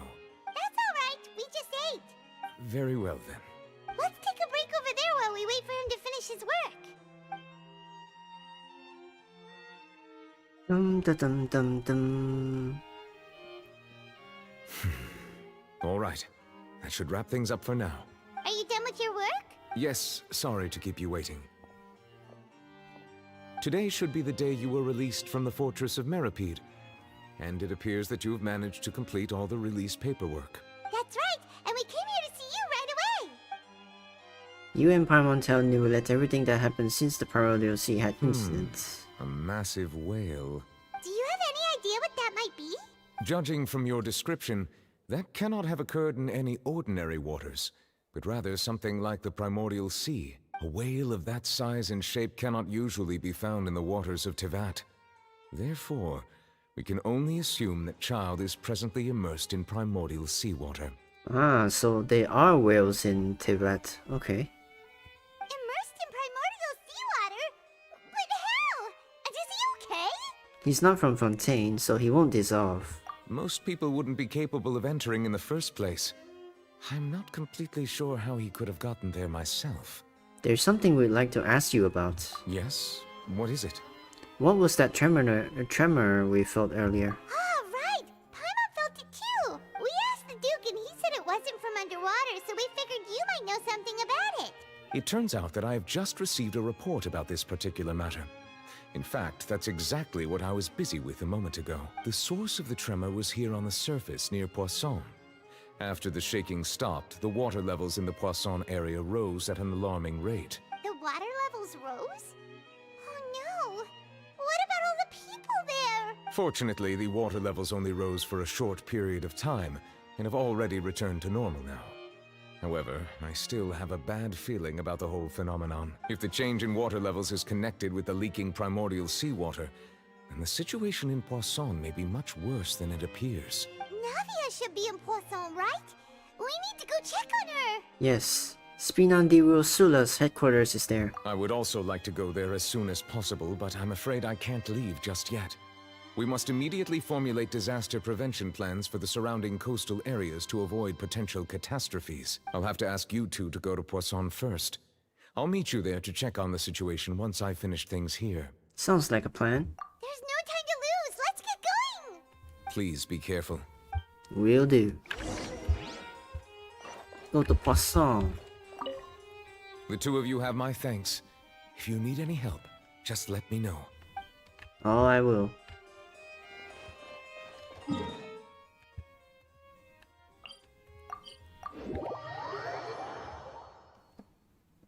To Poisson. We go to Poisson to do the Poisson. Oh no! What happened here? All the buildings here seem to be in pretty rough shape now. There's nobody around. Were they all dissolved? No. Let's not assume the worst yet. Navia should be around here, right? We need to make sure she's still... Paimon means we need to check on her. Sun rises. Where is everyone? We haven't seen a single soul all the way here. Oh, this is getting scary. What will I ever do now? Look, there's someone on the roof over there. Just stay put. We're coming up. Watch your balance. All right, just hurry.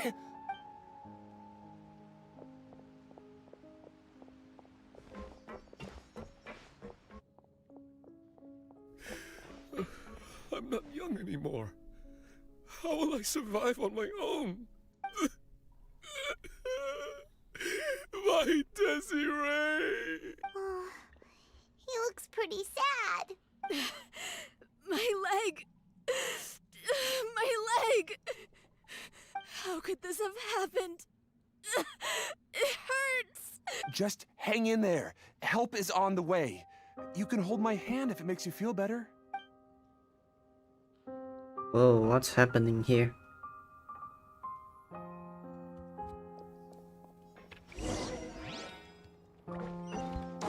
Continue looking for Navia. I wonder what's happening here. Did people dissolve or something? Oh, it's Navia. She's over there. Hey, Navia, are you okay?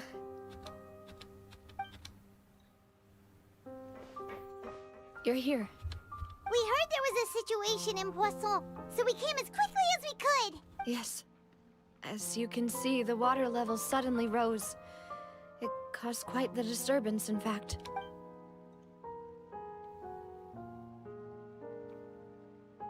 And what happened? Mademoiselle! There was a wounded resident next to a building southeast of here. We've already transported him to safety, but we've run out of medical supplies. He's wounded? How badly? He fell, so it's probably a broken leg. He's pretty shaken up. When the water level rose, he desperately climbed up to the roof. Once the water receded and he saw the ground, he became terrified and eventually... He jumped down then.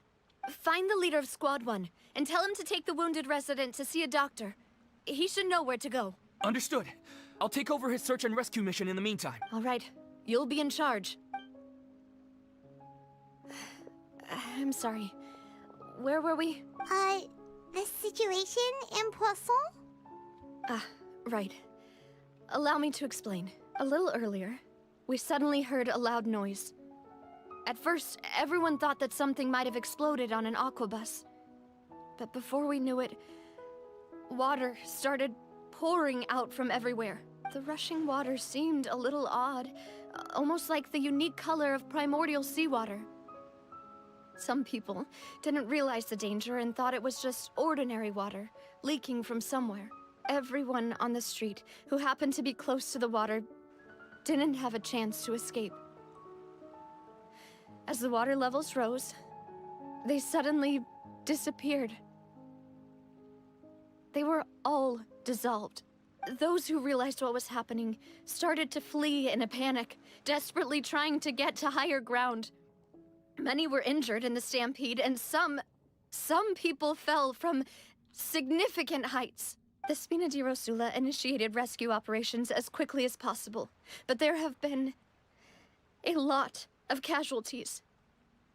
Fortunately, the water began to recede after some time, and the chaos came to an end. The water that flooded the area contained primordial seawater, so the lower levels of Poisson are still hazardous. To ensure everyone's safety, I've asked the people there to leave as soon as possible. No one knows if this could happen again. All we can do for now is try our best to help evacuate the residents. We still haven't completed the head count, but we'll have some numbers soon. How awful. And all of this just came out of nowhere. It was quite frightening indeed. I only wish that everything that just happened was a bad dream. Is there any way we can help, Navia? Yeah, we're here to help. Thank you for being so willing to help in a moment of crisis like this. You don't know how much it means to me. I really can't express how grateful I am. Wait, we're missing some people, aren't we? Don't say that, Navia. That's what friends are for. We're Melus and Silver. Demoiselle! We've got a situation here! I'll be right there. Sorry, I need to go for now. And out she goes. Seems it might be a while before she can take a break. Navia walks around talking with many people and organizing various matters. Okay, the wounded are being tended to, and we finished a preliminary head count. More support has just arrived, so I suppose I finally have a moment to focus on my own matters. Of course, we should remain ready for anything, and continue doing our best to rescue others. I'll be sure to have everyone at the Spina di Rosula ready to render assistance. Traveler, Paimon, would you two accompany me to my father's grave for a moment? Huh? Right now? I understand. Thank you. To the cemetery.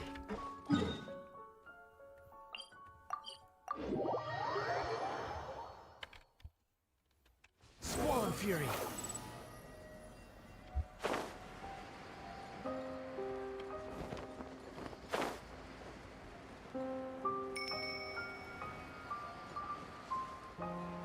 Damn, things are a bit sad now. Too slow.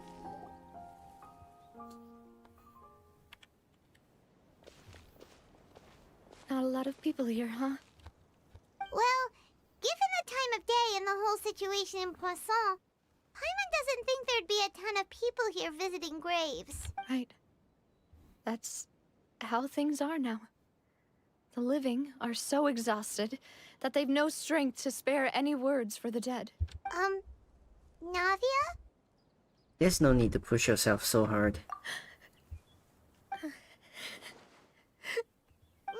what's wrong? Sorry. I just... Malus and Silver... They won't ever come back here again. What should I do, Papa? Huh? What happened to them? I'm sorry for your loss. Everyone agreed on the rescue plan, but still... I was the one who initiated it. They were helping evacuate the residents, but they couldn't leave in time. And they were caught in the seawater. What should we do? I've known them for so long. And I know they weren't afraid. But I could at least hold a funeral for my father. And I know where he rests. But as for Malus and Silver, they're just... gone. I just can't...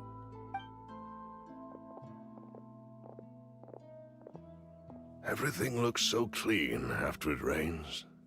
Even the gravestones. I didn't expect that you'd enjoy a glass of red wine in front of Master Callus's grave. I can understand. Besides, the scenery here isn't half bad. See, it's not just me. I always want to bring something when I visit Papa. Perhaps we might even have a picnic. He wouldn't be angry, would he? How could Master ever be upset with you, Demoiselle? Yet the cemetery is the home of those who have passed, is it not? Everyone ends up here sooner or later, no matter who you are. Buying yourself a plot in advance, are you? No need yet. But when I do, I hope you'll let me be buried beside Master Callus, Demoiselle. Hey, stop joking around. I'm quite serious. That way, it will save us both the trip to see each other whenever you visit your father's grave. That makes sense. In that case, could I be buried on his other side? After all, besides you, Demoiselle, the two of us could certainly be considered Master's closest companions, no? Personally, I believe we fill those shoes just fine. Why are you bringing this up all of a sudden? Seriously. All right. I'll remember your requests. But I'd really prefer not to talk about this stuff. And what do you mean by saving me a trip? I'd make the journey even if I had to visit you two somewhere else. I'd promised to let them rest in peace here. But here I am breaking that promise. I'm sorry for letting you see me in a mess like this. I don't usually cry, really. Paimon doesn't know how to help you feel better. But, well, she understands how you feel. I had always thought I could make my wishes come true. But now that I think about it, that never solely relied on me. Many things can only be accomplished with someone else's help. Malus and Silver have helped me so much. But by contrast, I could do nothing for them. I'm so sorry. You can spend as much time as you need here, Navia. We'll stay with you. I'm so sorry. Yeah, we're here for you. Thank you. Right now, you don't know how much that means. By the way, you can have a look at this. It's a list of victims from the incident that took place here. Obena, Khan, Burnett, Giverny, Francine, Karina, Daisy Ray, Joinville, Julianne, Esson, as well as Malus and Silver. So, everyone else is safe. But still... It's okay. I know what you're thinking. And you're right. We lost Malus and Silver. But we were able to save more than we anticipated. The overall outcome indicates that the cost was worth it. No one's sacrifice is truly necessary. Right! Don't think that way, Navia. One person might be saved at the expense of another, sure, but that isn't something we should ever consider a trade. Malus and Silver were not the price for saving anyone. They're heroes. You're right. Thank you, Paimon. What you said just now was pretty amazing, actually. I'll remember your words. Oh,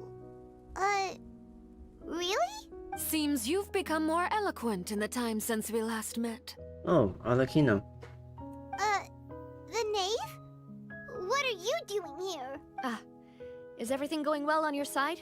Yes, my people are carrying out the mission according to your request. All the residents of Poisson have been evacuated, and we're preparing to relocate them to higher ground. As for these supplies, we have everything taken care of. There is no need to worry. Thank you very much. Wait, do you two know each other? We just met recently. Right, Miss Navia? Usually, I would call this a coincidental encounter. But that doesn't quite fit this time. Besides, it never even crossed my mind that a Fatui Harbinger would come looking for me. Thanks to the Knave, Spina di Rosula received generous support from the Fatui, which allowed us to complete the rescue and evacuation work so quickly. Mutual aid is essential to fostering positive developments. We were already in the area, in any case, so it was nothing.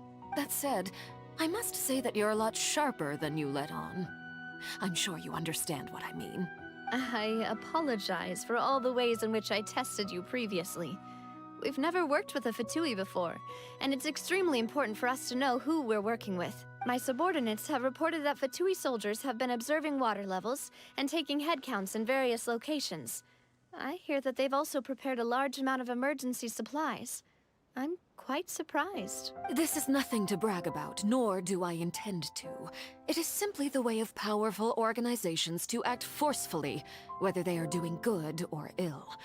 You've witnessed that firsthand, in any case. As I've told this traveler before, I know of the prophecy, and I intend to prevent the impending disaster. Lending your organization a hand was a natural first step in accomplishing that. As such, do not be troubled by this token of our sincerity. Perhaps one day, you'll also be able to help me in the same way. Without your help, there would have been many more casualties. I won't forget your kindness. Furthermore, I sincerely regret what happened to Malus and Silver. I only wish that my people could have arrived a little earlier to prevent this from happening. Don't say that. You and your subordinates did everything you could. As Paimon said, Malus and Silver didn't choose to sacrifice themselves for any specific person. And they weren't the price paid for other salvation. They chose to become heroes themselves. I've never liked hearing people put it that way. It's like trying to relieve pain by saying some noble-sounding words. But right now, there's nothing more suitable. They really did become heroes. You're right. I'm sorry for your loss, Miss Navia. Water is life to Fontaine's people, and it also spells disaster. It's no wonder that people always say that prophecies represent fate. Fortunately, I've never been one for such opinions. So, you're one who will try to change fate then? Of course. That is why I'm going to Hotel Bouffe de Thé. I still have some things to take care of, and the children need my attention. Bouffe de Thé. By the way, Traveler, Paimon, one more thing. Alright, then we'll just... Huh? This isn't right.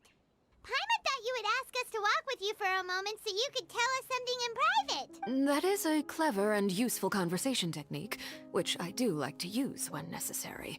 But there's no need today. It would not hurt to have Miss Navia listening in. Traveler, I'm sure you remember that I said we could work together when we had the chance. You and I both know that there may be issues with the Primordial Sea.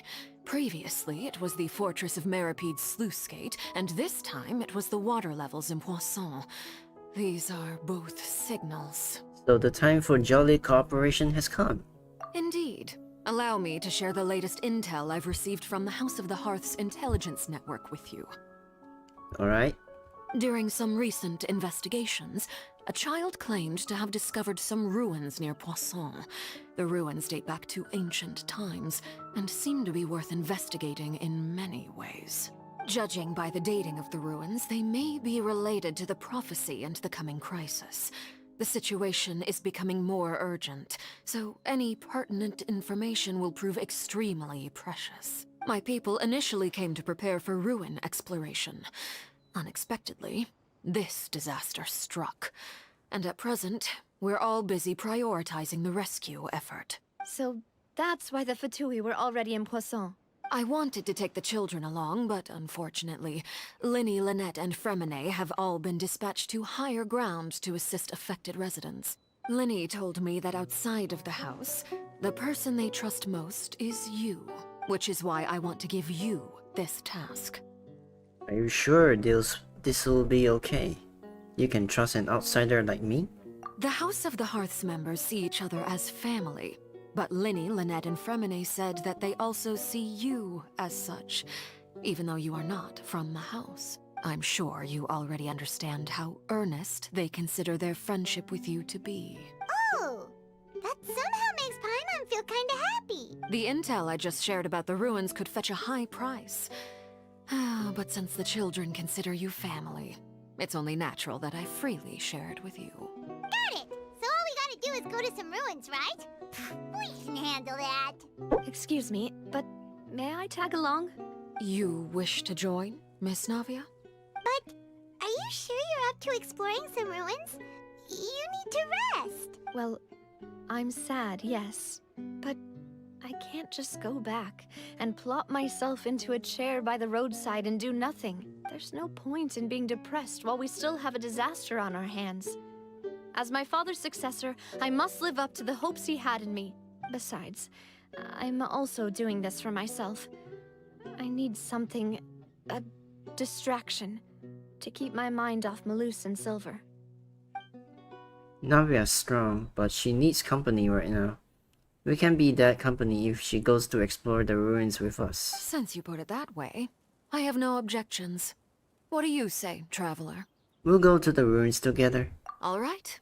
The ruins are to the south of Poisson. Here's the map. Okay, the three of us will handle it. Come on, let's pack up and get going.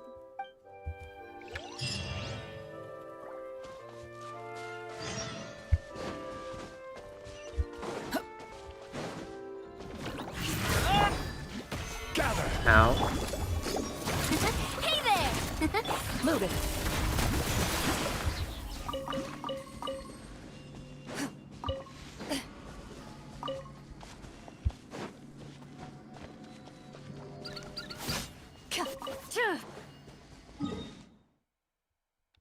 Oh, it's quite near. Behold!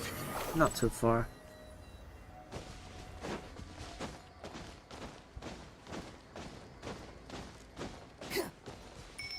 The wind rises.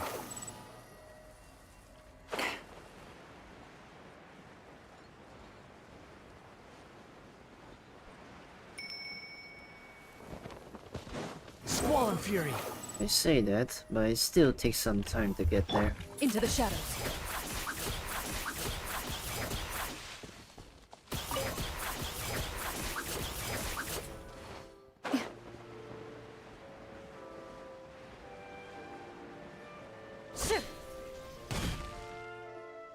So, are these the ruins the knave was talking about? Whoa, talk about old. They seem to be pretty ancient, all right. Let's go in and have a look. Just be careful.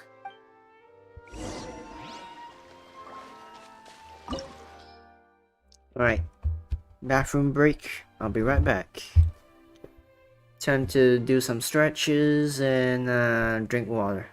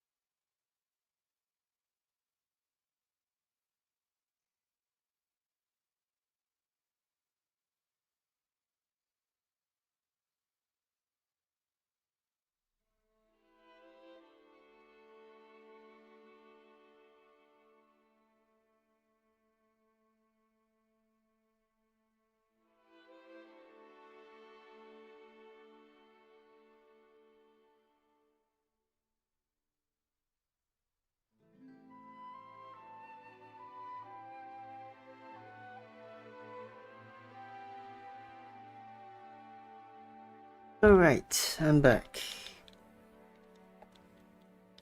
Let's continue where we left off.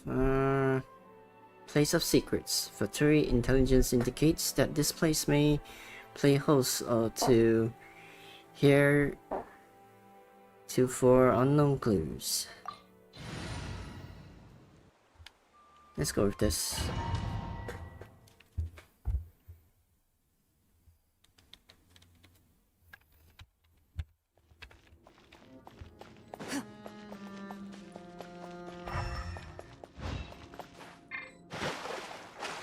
Oh, is the water okay here?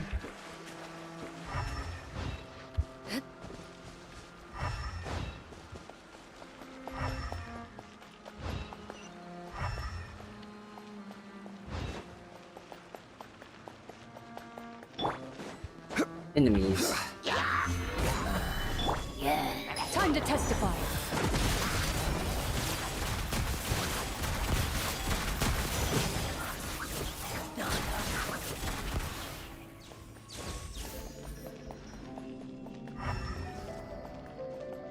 Why were there hilichurls here?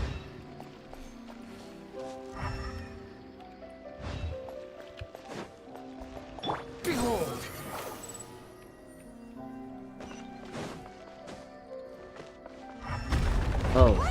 The floor here isn't safe. Fury.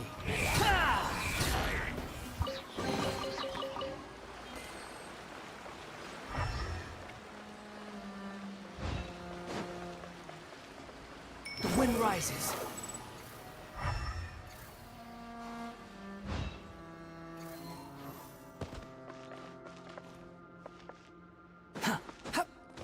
Seems to be anything there. This place has also been contaminated by primordial seawater. Yeah. And a lot of it, too. A Fontainian would most likely dissolve the moment they fell in. You should go back to safety, Navia. Right! You can't go down if there's primordial seawater. It's too dangerous, and it won't be any help for you to just stay here. Don't get Paimon wrong. We're not saying you're useless. It's just that... No, you're right. I can't do anything in this situation. I'll leave this to you. From the look of things here, maybe there's no way back.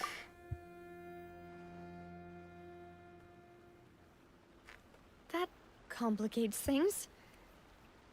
Maybe the only way left is forward. In that case, do you want to wait for us here?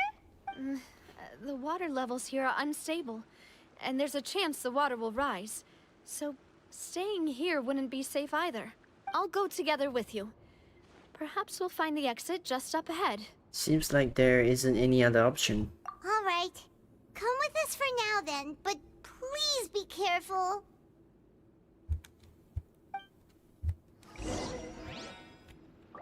Alright. Don't fall into the water. No, it's a dead end! Let's try climbing over from the side. Oh, climbing.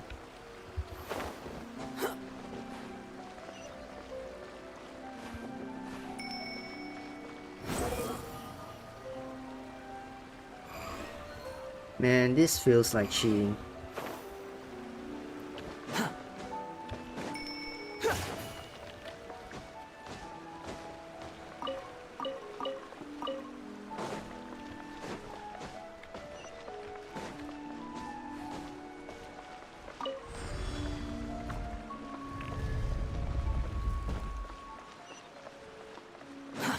Too slow. Ooh. This place looks like the place from Remuria. Similar though. Wait, why is the camera like this? Wait, there's something wrong with this bridge. Run for it! Don't worry, I can glide. Oh, cutscene. Come on, run, run, run. Oh no.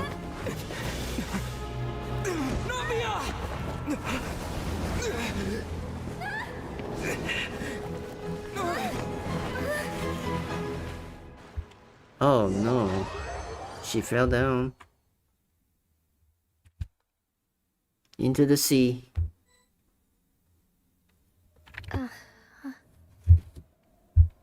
Oh, she's alive. Demoiselle? Huh? Demoiselle, what are you doing here by yourself? Would you be standing here till dark if I hadn't come to get you? Maybe she just wants some time to herself, Malus. Hmm? Oh, was I sleeping? Yes, it would appear so. I must be tired. That's quite possible. However, you were the one that suggested we go out for a walk. Oh, right. I nearly forgot. It must have slipped my mind when I dozed off. I haven't had a nap today yet. This is a familiar feeling, yet something's a little strange. Is something the matter, Demoiselle? Oh, no. No, I'm fine. I was just trying to recall why we came out for a walk. Do you remember Mr. Giverny? He'd requested our help before with foreign merchants who had a debt dispute with him, and we'd resolved the matter not long ago. We were headed to see how things were going with him at the moment. Ah, right. Yes, I remember now. Oh, Miss Navia. Ah, Mr. Malus, and Mr. Silver, too. It's good to see all of you. How have you been? I've been great. Thanks to your help, those bothersome merchants finally realized that I wasn't the one they were looking for. Why, I wasn't even the guarantor for that person. Tyranny. They were knocking at my door day and night. Even my neighbor, Obina, was getting fed up with them. Sometimes force is required to calm someone down and get them to listen to what you have to say. That's right. Oh, by the way, Burnett, what was it that you wanted to give to Miss Navia again? Oh, yes. One moment, I have it right here. Miss Navia, these are some flower seeds that I prepared. Please take them. They're a very good variety, and they'll become very big and beautiful once they bloom. I don't know what we would have done without your help, so this is a little token of our appreciation. I hope you won't refuse. Ah, did you cultivate them yourself? Thank you so much. I'll certainly take them. Malus, we do still have some empty flower pots at home, right? Why, we can have as many pots as you'd like, demoiselle. Perfect. In that case, we'll swap out some of the decorative plants for some of Mrs. Burnett's flowers. Very well. Wait. Something seems to be off here. Excuse me, madam. If I'm not mistaken, your name is Burnett, correct? That's right. Is something wrong? No, it's nothing. This is the first time we've ever met, but your name seemed familiar to me. I must have heard it when I was discussing things with your husband previously. Oh, her name was in the list of the victims of the primordial seawater incident. I've heard this name before. Sometime recently, I'm sure of it. And why are there so few people around here? Where did everyone go? We must mind the time, demoiselle. We still have important things to attend to today. Huh? We do? Like what? Well, now, did you forget?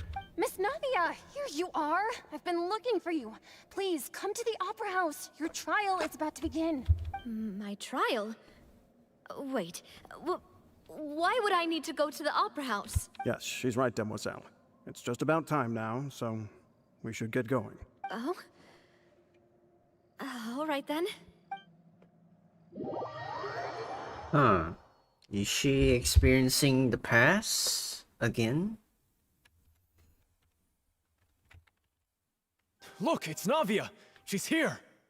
And her two attendants are with her. Goodness, everyone's finally here. Oh, these are the people who got dissolved. There sure are a lot of people here to see the trial. And they all seem to be oddly excited about something. I even know some of these people. Karina, Desiree, Joyville, Jolien, Essen. Why are so many people here? And why do I have no recollection of this case? And as for the judge... huh? Where's Monsieur Neuvillette? Please sit in the defendant's seat. Don't worry, Silver and I shall accompany you. All right. But are you sure you can stand behind me? Typically, it wouldn't be allowed, but today is an exception. Hey, what kind of place do they think this is? Come on. Do they have any idea what they're doing? Seriously. Enough with the whispering! Could someone please tell me where Monsieur Neuvillette is? And why I'm standing trial? My dear Miss Navia, have you not yet realized what you've done? In that case, allow me to explain. As all here know, you are Master Callus's successor, the head of the Spina di Rasula, someone held in high regard by every soul in Poisson. After you took over the Spina, you treated all of us just like the late Master Callus had. If anyone in need reached out to you for help, you responded. Not only you, but your butler, your subordinates, nearly everyone in the Spina di Rasula fought for the well-being of those in Poisson. Wait a moment. Aren't you just proving that I'm a good person? Yes, correct. Absolutely right. And that is why you stand accused. You have helped so many people get through so many difficulties. You are one with us. We are inseparable. We are one big family, all of us who are from Poisson, inextricably linked. And with you being so important, we couldn't possibly do without you. Therefore, this fair and honorable court shall declare you guilty, and you shall stay here. You will be together with us forever. Uh-oh. Huh? What are you saying? Everything you have said is correct. I have indeed done a lot for my hometown, and I would be willing to be with you all, but what is the purpose of having me stand here like this? What is there to discuss? Ah, well, if that's what you think, then I have no further comments. How wonderful, Miss Navia! I know all these people. Why are they laughing? I seem to remember now. Yes, I get it. This trial is... Wait just a moment. This isn't right! Malus? What was that, Mr. Malus?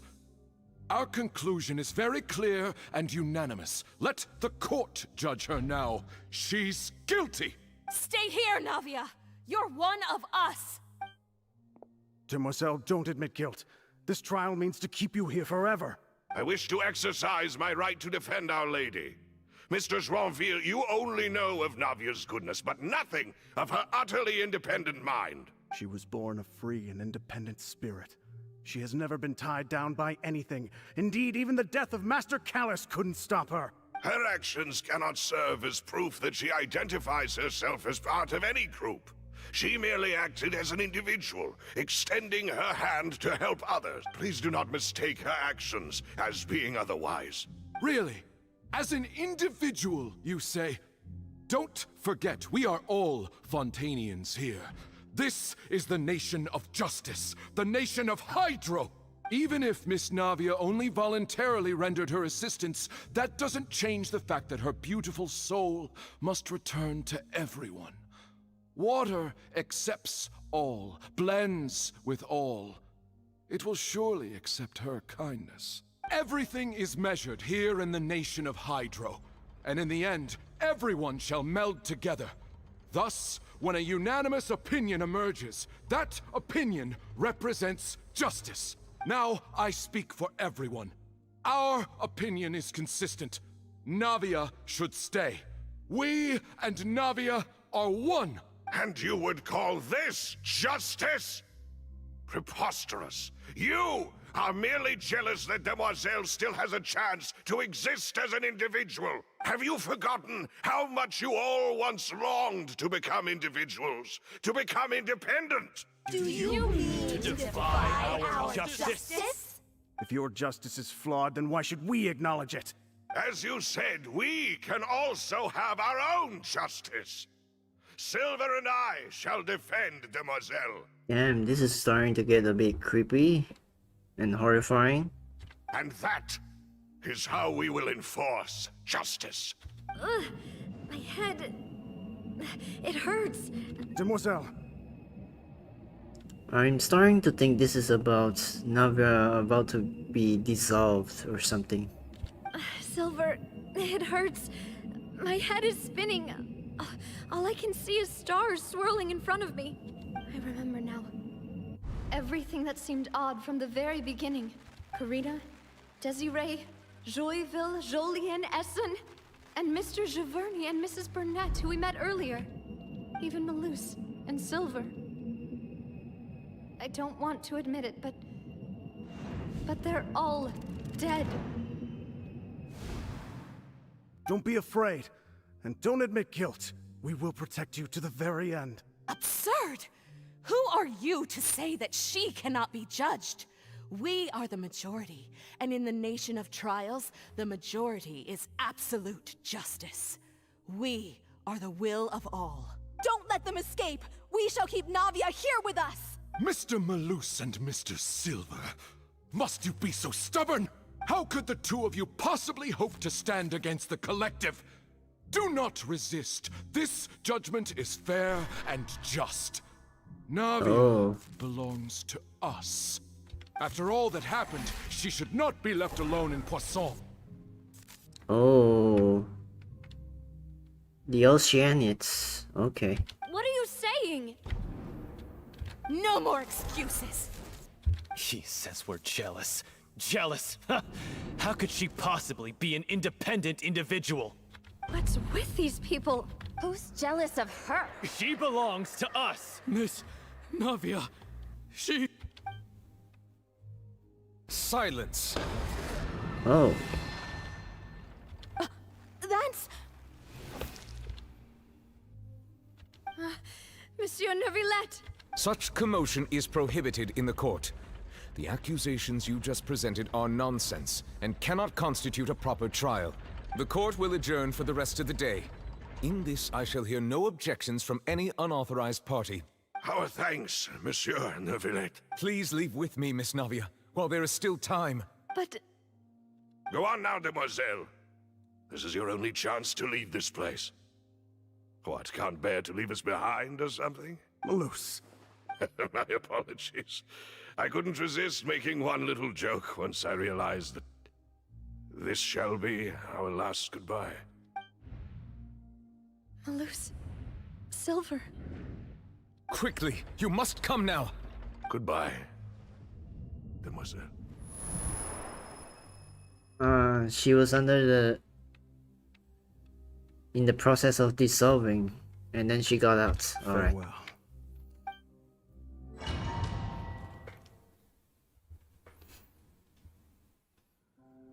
That was pretty creepy. Just a second! Navia? You're awake. Good. I must have been dreaming. Malus and Silver were still alive, and they were defending me at some insane trial. It looks like you're all right. Did all the sad feelings cause you to have a nightmare?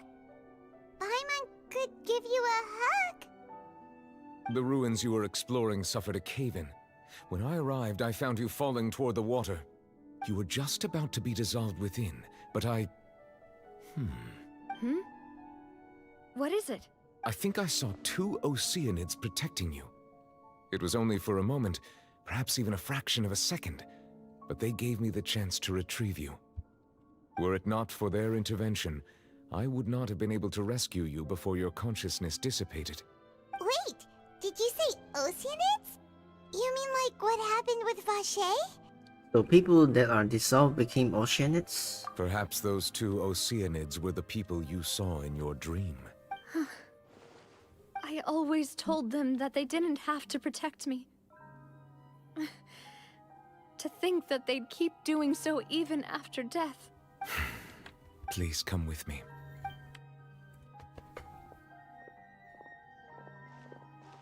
Neuvillette, are you okay? Oh, I am quite all right. Perhaps there's something we could chat about? Why do you look so stiff all of a sudden? Oh, Paimon knows. You're the type who feels awkward when there's nothing to talk about, right? I merely thought that we should give Navia some time to herself. Huh? Why didn't you just say so then?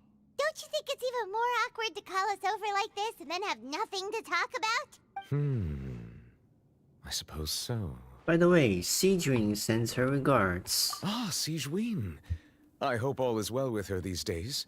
Her work in the Fortress of Meropide has not been too much for her, has it? No way, don't worry. She's doing fine down there. She's an amazing head nurse. I see. Well, that is good. I have always worried that Sigewin would need a lot of time to understand the world of humanity, just as I have.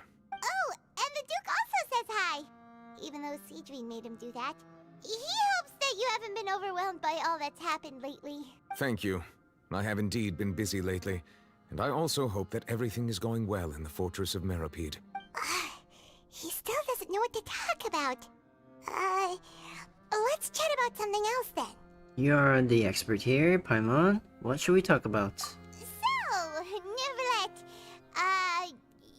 probably quite the swimmer, huh? Yes, of course.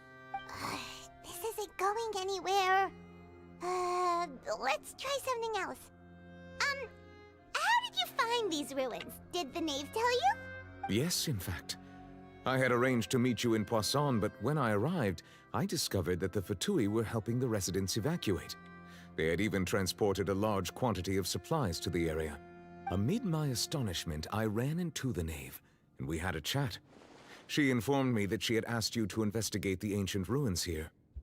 Yeah, we originally planned to meet up with you, but we thought you might still be busy with all those official documents.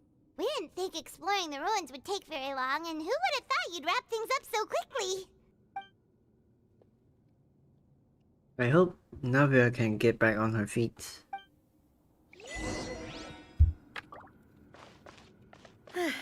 I'm sorry to have kept you all waiting like that. I'm feeling much better now. I guess we should get going again. Will you come with us, Monsieur Neuvillette? Yes, if you wouldn't mind my company. All right! Another one joins the party! Let's get going then!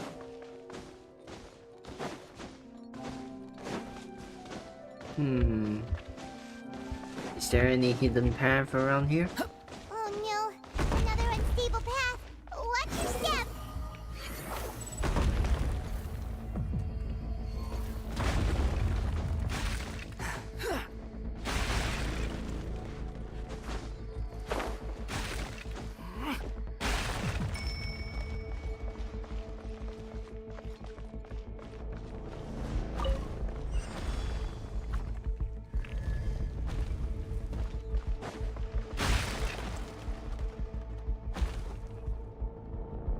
Huh, I can skip the entire thing, huh?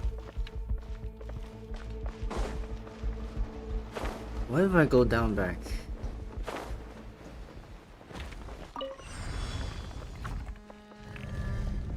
Oh.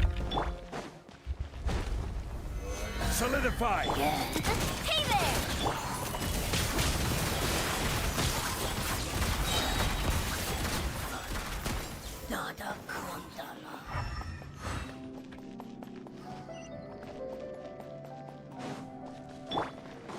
Squall Fury!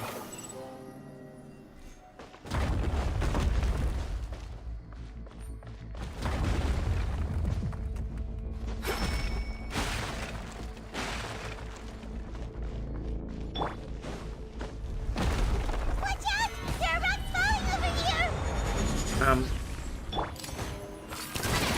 Watch out!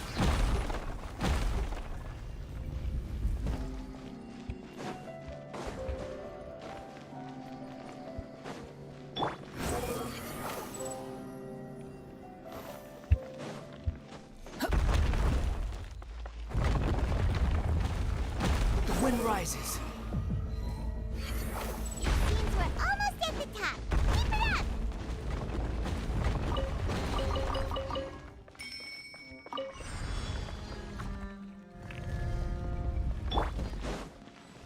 Yeah.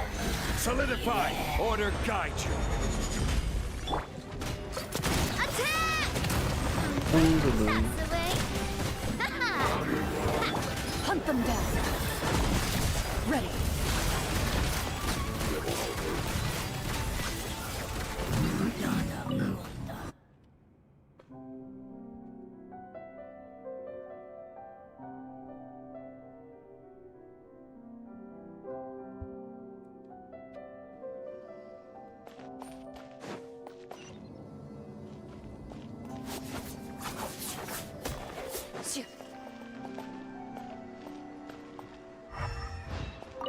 Guess we gotta go here.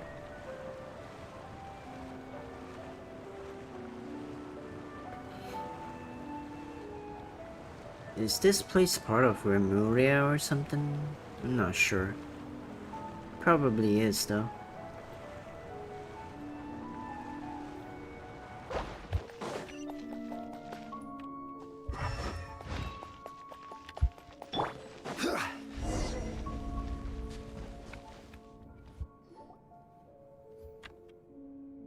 Looks like we've reached the end. This is the place. There should not be any other hidden spaces in the vicinity. The path sure had some twists and turns, but it turns out that this place isn't actually that big. There seems to be something on the wall.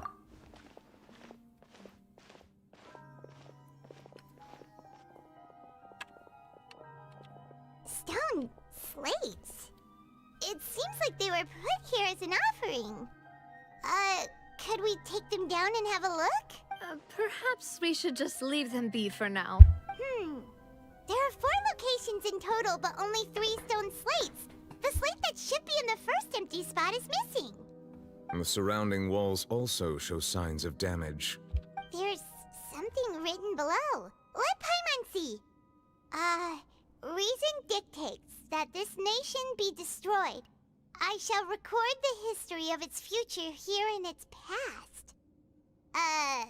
Say what? It feels like someone left these slates and these words here for a purpose. But does he mean that Fontaine should be destroyed?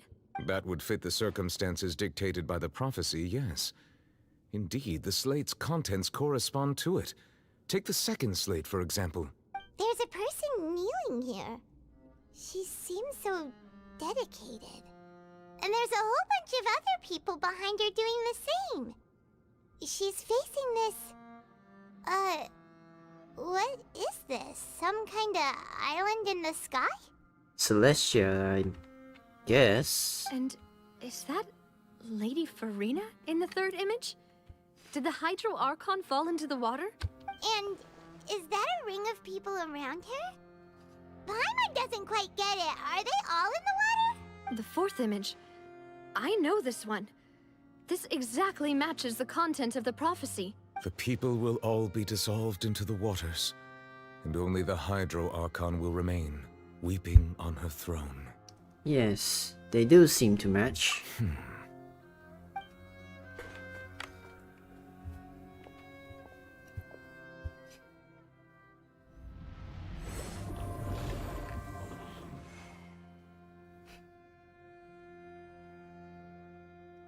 More information should be hidden in these slates, but I fear I cannot easily uncover it, most likely due to us missing the first slate. I am very sorry. Don't blame yourself, Monsieur Neuvillette. Deciphering ancient stone slates isn't one of your duties. Ooh, Paimon's getting the chills just looking at these slates. This says that it's the history of the future, right? That means the prophecy's sure to come true. I really hope it doesn't mean that. Still, Paimon feels like these images are kind of weird when you look at them together.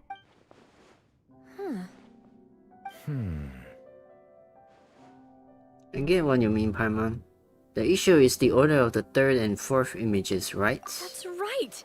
If the images are in chronological order, shouldn't the fourth, the waters drowning Fontaine, come before the third, where the Hydro Archon herself falls into the water? And yet the order is reversed here. The second image is also quite concerning. What sin are the people in the images confessing to?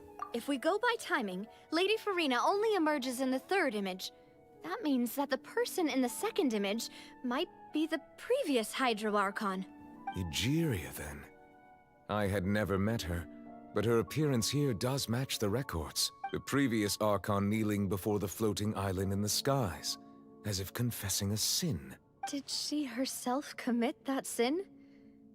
And if not, why would she be in such a posture? Also, I'm still wondering why these ancient stone slates are here at all. Judging from their contents, could this place be the origin of the prophecy? Does that mean that someone, or some people, once saw these slates? But who would have created these slates and left these words here? It seems that any further clues will have to come from Farina. In that case, there's no time to lose. There's nothing else to be gained here, so let's head back first. Yeah, we better get somewhere safe for now. Honestly, who created the slates doesn't matter now. The real question is whether things will truly play out as the prophecy foretells or not.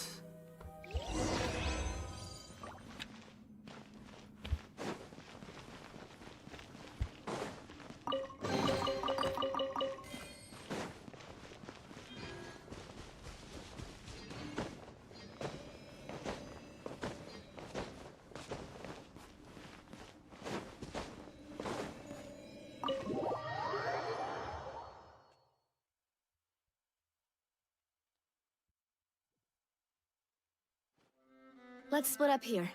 I'm going to check on what's happening with the Spina. You know how it is. There's some things you just need to be there for yourself. You still have energy for that, Navia? Paimon's already beat! Just head back to the Fluvsandra and have a rest then. Thanks for keeping me company all this time. I'll depart as well. Thanks for your hard work today. Rest well, everyone. Traveler, I will go talk to Farina tomorrow morning to ask about the stone slates. I'm sure that you're concerned about this matter as well. If you have time, drop by my office. I will share the results of our discussion with you. Alright, see you tomorrow. Are you really gonna talk to her about this directly? Will that be a problem? Paimon's getting a little scared now that it's come to this. She has long been harboring secrets and will not give them up easily, which makes it all the more my duty to ensure that she understands the present situation. Alright, we'll leave it in your hands then. You're probably the best person to talk to her anyway. I will be carefully considering my words tonight. Traveler, Paimon, our safe house at the Fluvsandra is always open to you as ever. So please don't think you're an imposition. Alright, I'll be on my way then.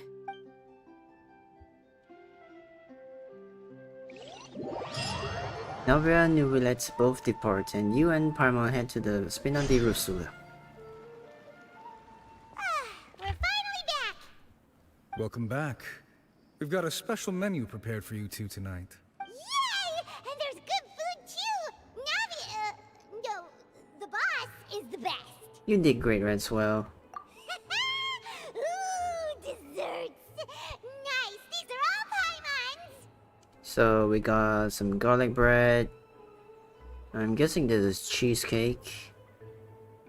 Some really juicy looking chicken over there. Paimon's already starting to forget what happened today. Wait, is that Mona? That is Mona. Hello, Mona. Oh, that voice. Is that who I think it is? Huh? It's you two. What are you doing in Fontaine? Hello, Mona. Mona? Lady Magistus, did the stars not tell you that we might meet here? Seriously, nobody just uses a scryglass whenever they've got time to just see who they'll meet on the road. Still, we didn't expect to see you here. Wait, you're not a Fontainian, are you, Mona? Well, I have some business to attend to here, so I booked a hotel in the city. I was just out for a stroll when I bumped into you. Quite unexpectedly, if I might add. Why did you think I was from Fontaine, though? Is that because Magistus doesn't sound much like a Mondstadt surname? Yeah, let's go with that. Well, I used to have my own surname, which was, well, some other thing. Either way, the old hag told me when she took me as her disciple that the first step to being a great astrologist's pupil was to change that name. There was nothing for it, really. She really is amazing at astrology, so I changed my name to what it is now according to her wishes. To my surprise, however, Magistus is not the name of some ancient house or clan. It isn't? Nope. Although it is used by us in place of surnames, it generally just means great. Wow! Imagine including a boast in your name. Wait, are you gonna have to put that into your genealogy as well? I reckon so. In any case, I'd give my disciple a name like this as well, if I were to take one. And may I ask what your master's name is? Astromancer Barbeloth Trismegistus. Astromancer Barbalov Trismegistus. Whoa, that's a long one. Does it also mean great or something? My name means Mona the Great Astrologist. As for the old hag, hers is, in plain speech, the thrice-as-great Scholar of the Stars. Just take it as a title specific to astrologists. Thrice as great? That's so petty. I know, right? That's just how she is. She used to call herself Magistus, actually, but when she took me in, she changed her name to Trismegistus. Talk about excessive. Magistus is thus the calling card of our school, so to speak, which makes it about the same as a surname. It's all right if you don't get it. You can look into it further should you need to study astrology more deeply. How about triple strength traveler? Terrible! Ugh. But anyway, you're not Fontainian, are you, Mona? You're from Mondstadt, right? Well, I was born in Mondstadt, yes. My parents migrated to Dornman Port, and I traveled with the old hag for a while, after which I settled down in Mondstadt City. Oh, that's a good thing then. At least we know you won't be dissolved by Fontaine's waters. Speaking of that, I'm sure you're aware that a bunch of things have happened here in Fontaine, right? I know you're not a local, but I'd avoid getting too close to any water that looks strange all the same. There's something ominous about it. Well, the water, I mean. Did you come to Fontaine because of the prophecy, Mona? That was the main reason, yes. Just a while back, the Steambird invited me to take part in a panel and speak about the circulation of the prophecy as an astrologist. The invitation was sent quite early on. I don't think anyone expected Fontaine to be in this much trouble. What do you make of that prophecy, Mona? Just tell us what you think as an astrologist. Your word would go a long way to make things more certain and less scary. What I can tell you is that I'm an astrologist, and that this prophecy concerns the fate of Fontaine, even that of all Tevat. Ascertaining this is akin to reading the fortune of the whole world. I'm afraid that this is not something that just anyone can do. If I could do it, you would no longer call me an astrologist, but a visionary. But on the flip side, the prophecy is so huge and powerful that it must surely come from a powerful visionary. Its contents involve the fate of the world. Disregarding it would be a mistake. A visionary? Sounds really powerful and all, but does such a person really exist? Of course. The old hag could do it, and I bet there are others amongst those Hexenzirkel colleagues of hers who could do something similar. I need to ascertain the accuracy of the prophecy. Could you help me get in touch with your master? Huh?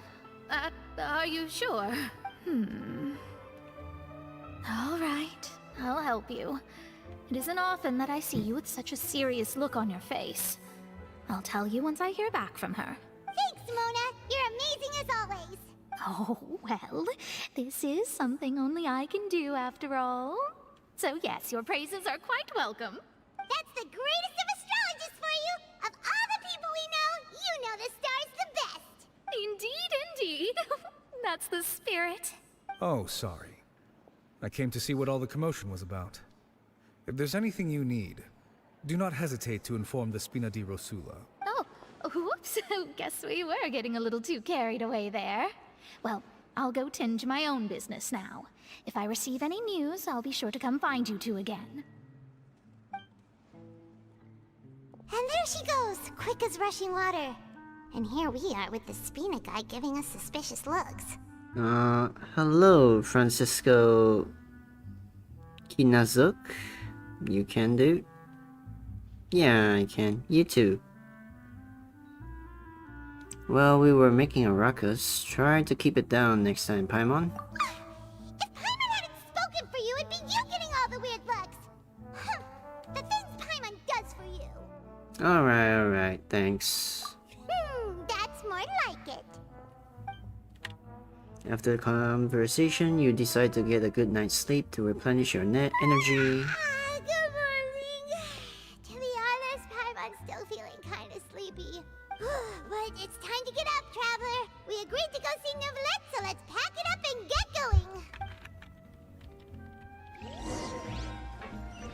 Alright, let's go meet up with Mr. Monsieur Luminette.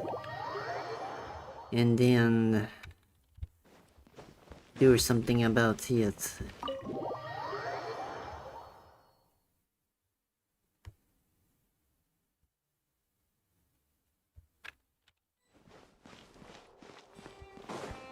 Behold!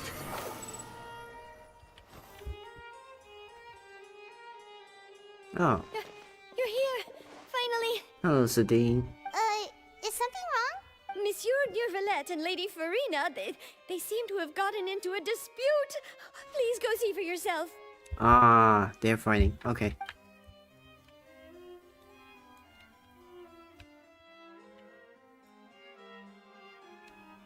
Like I said, I've already explained everything. And yet the problem has not been properly solved.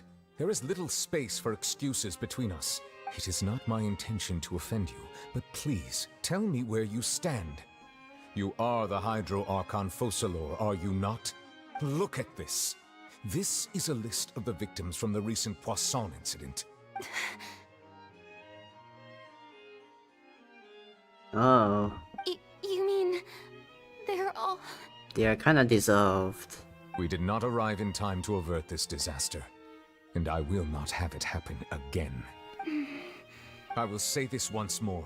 You must tell me everything you know. Yesterday, I found 3 stone slates in some ancient ruins near Poisson. Do you know anything about those? Seriously? You're questioning me like this is a court case now.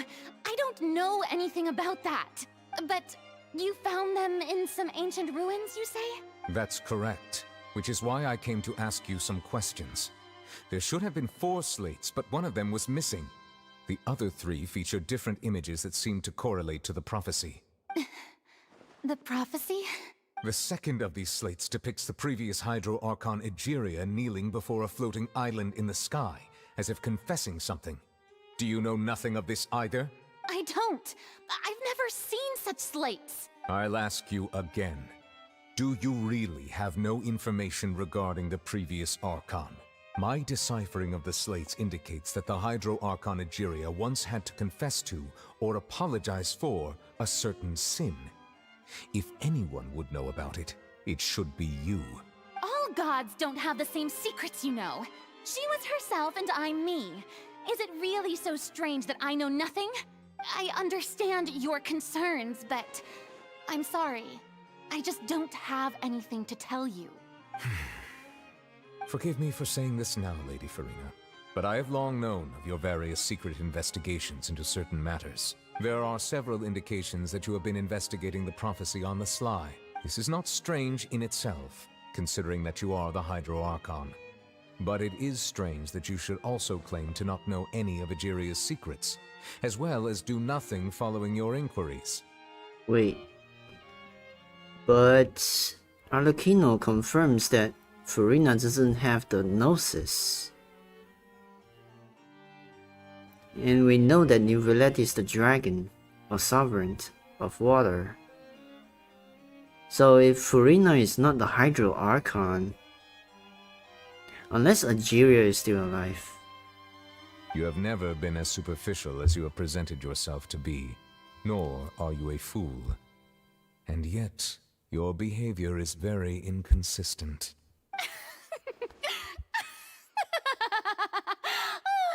So you've been watching me all this time, have you? I didn't think you were that type. You... Well, since you know about my secret investigations, then you should know I'm actually working to take care of it. There's no point questioning or suspecting me. You're the Eudix, but you're still my subordinate. You should be following my lead. Just trust in me. You're Archon, and do as I say. Never mind whether you can truly convince yourself to or not. It'll all turn out fine. That's all I have to say. We do not discuss this matter again. Oh, the opera's about to start. Toodles! Well, Neuvillette's about to grow some wrinkles. Did Farina not notice us standing by the door? Wonder what's up with her. She was smiling. She didn't seem in the mood to care if we were listening in or not. She seems deeply troubled. She seems to be deliberately hiding something. I assume you've been outside for a while now? Oh! You noticed! Seems Farina didn't even realize we were here. She was in a great panic, though I cannot discern the reason. Our discussion reached impasses time and again, a state of affairs that we cannot allow to continue. Still, I do not understand. Dialogue is the basis for understanding, so why did she keep refusing to engage? I'm afraid questions alone might not suffice. We need to make her understand how dire the situation actually is. Everyone in her inner circle has noticed that she is hiding some secret. The issue is her attitude. I fear that she will not reveal anything unless absolutely forced to. We may have to create a situation in which she will have no choice but to speak. Oh? Like what? Normally, people will only reveal the truth when standing trial. Perhaps we must have the Hydro Archon experience just such a scenario. But Farina's seen so many trials, and she's really good at dodging questions. How do we make sure that she won't just slip away at the first chance she gets? We will need to consider this thoroughly, join forces with various parties, and then do what we can. If at all possible, I would prefer to recuse myself from this affair, but we must prevent the prophecy from coming to pass. This may be cruel to her, but all Fontaine is in crisis. The information a god possesses is too precious, and so we must take a chance on this. In that case, we will need help. But who will lend us their aid to do such a thing? Oh, I think I know who to call. Who is it again? A few days later, on the boat somewhere in quiet Poisson. Who we gonna call? Well, that's everyone, huh? Speaking of which, it was pretty smart of you to think of hiding here. Poisson was just involved in a disaster, so it's presently devoid of people. That naturally makes it the best choice. Oh, Lynette. And here you are drinking tea like it's the most natural thing in the world, huh? That's what family should do. Sit and enjoy a leisurely time together. It's nice to enjoy tea here, you know? Care for a cup? Lend me your ears, everyone. Or perhaps one of you might like to start us off. How about you, friend? Me? No, I don't think I can. Why are we here? Then, how about you, good sir? I fear that I will cause the mood on this boat to become as somber as it is in court. Even New Roulette is here. Well then, I guess we're lucky we've got a local like me to organize things. Wonderful, the spotlight at last. I guess I'll be facilitating things from here. That was a little long-winded, don't you think? Oh, you might be right. Anyway, to cut to the chase, our friend here, the Traveler, has brought us together to discuss something. Damn, got the whole Fontainian group in one place, alright. As for what that is, well, let's start by saying that we'll be pooling our efforts together to create a series of traps. Oh, how intriguing. Well, it's just an expression, really. One that I just learned from Chlorand, and used on the spot. So, let's invite her to explain in detail. A round of applause, please. Huh? Didn't you say that you would be facilitating this? Oh, come now. Your work doesn't involve much public speaking, right? This is a good chance to practice. You might even pick up some fancy oratory tricks to impress your boss with in the future. I see. And what does my boss say? He is glad that you consider him your boss. Do go on.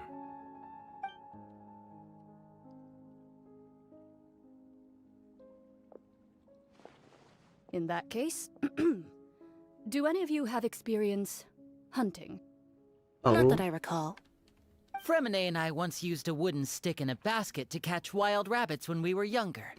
As for Lynette, oh, right. You were sick that day, weren't you? I've also gone diving to catch some fish before. Does that count? I'm afraid not. You may or may not have heard, but Fontaine once played host to a group known as the Marechaussee Hunters. Though that was their name, they did not hunt animals, but rather various monsters left behind by the ancient dynasty of King Remus. Today, Fontaine's monster population has already thinned greatly, so the hunters have blended back into society, taking up arms in other lines of work. They even left a unique methodology of hunting in their wake. A trap comprises of the following components: bait, a trigger, and a containment device. Sometimes a lethal implement will also be necessary to deal with the prey. So, if we were to build a trap together, right now, What would you choose to build it with? For me, I would prefer something basket-shaped. Pigeons and rabbits will see the bait and naturally enter the snare. Our line of work requires a deft hand, and we're some of the best in the industry, so you can count on our techniques. You used some of those techniques while moving the people of Poisson, didn't you? My subordinates mentioned that you even performed some magic for the bawling children. Yes, and I even managed to gather some intelligence in the meantime. I'm quite the multitasker if I do say so myself. I'm afraid I can't claim that as my strong suit. I prefer more stable methods, like placing bait in the water and waiting for the fish to come within reach. That's the kind of method I would count on. Calm and steady. Exactly the kind of person who would catch loads of fish. And I can be their assistant. With discretion, I'm sure. I'd probably use some sort of mechanical animal. Papa once bought me some small clockwork squirrels, mice, and such. When placed in the forest, they can attract others of their kind. I remember that you liked those too, didn't you? I did. And that would be a good way to go about it. If they're realistic enough, animals of the same kind will follow them all the way to the trap. What about you, Monsieur Neuvillette? I fear I do not have any related experience. That makes sense. You usually solve problems directly, without the use of any such tricks. But I do have one more question for you, Monsieur. If we were to create a trap now, how would you design it? I would like for it to be effective, but bring no harm to the prey. A more gentle trap would be ideal. Kind, as always. However, our intention doesn't necessarily change the containment device and the type of implement we need. If we wanted to kill the prey in one strike, we would need a powerful implement. However, that also goes for prey that must be captured and safely contained. Wait, why's that? Only a hunter who's a true expert at subduing their prey can snare it without harming it. The line that divides life and death is often exceedingly thin. So, are we going hunting together? We hadn't thought of seeing ourselves as hunters. It kinda works, but maybe it's still not the best metaphor. If our means of capturing and dealing with our prey is to put them on trial, then the hunting metaphor is actually quite accurate. But we shall require much more courage than any hunter to judge a god, a being whose seat is an exalted throne. That's right, so we're gonna judge a god. Judging Farina, I guess. Oh, so that's what's going on. Sounds very interesting. Clarence's hunting metaphor was just that, a metaphor. You will not call this a hunt because this is not what you should be doing at present, nor has the relationship between you and Farina reached such a dire stage. What you need is simply the secrets she is keeping. Attempting to take her secrets is an act of sacrilegious disrespect, but must be done to prevent Fontaine from sinking into the waters as foretold in the prophecy. There is neither hunter nor prey, but there must be a trap. That is what you will need.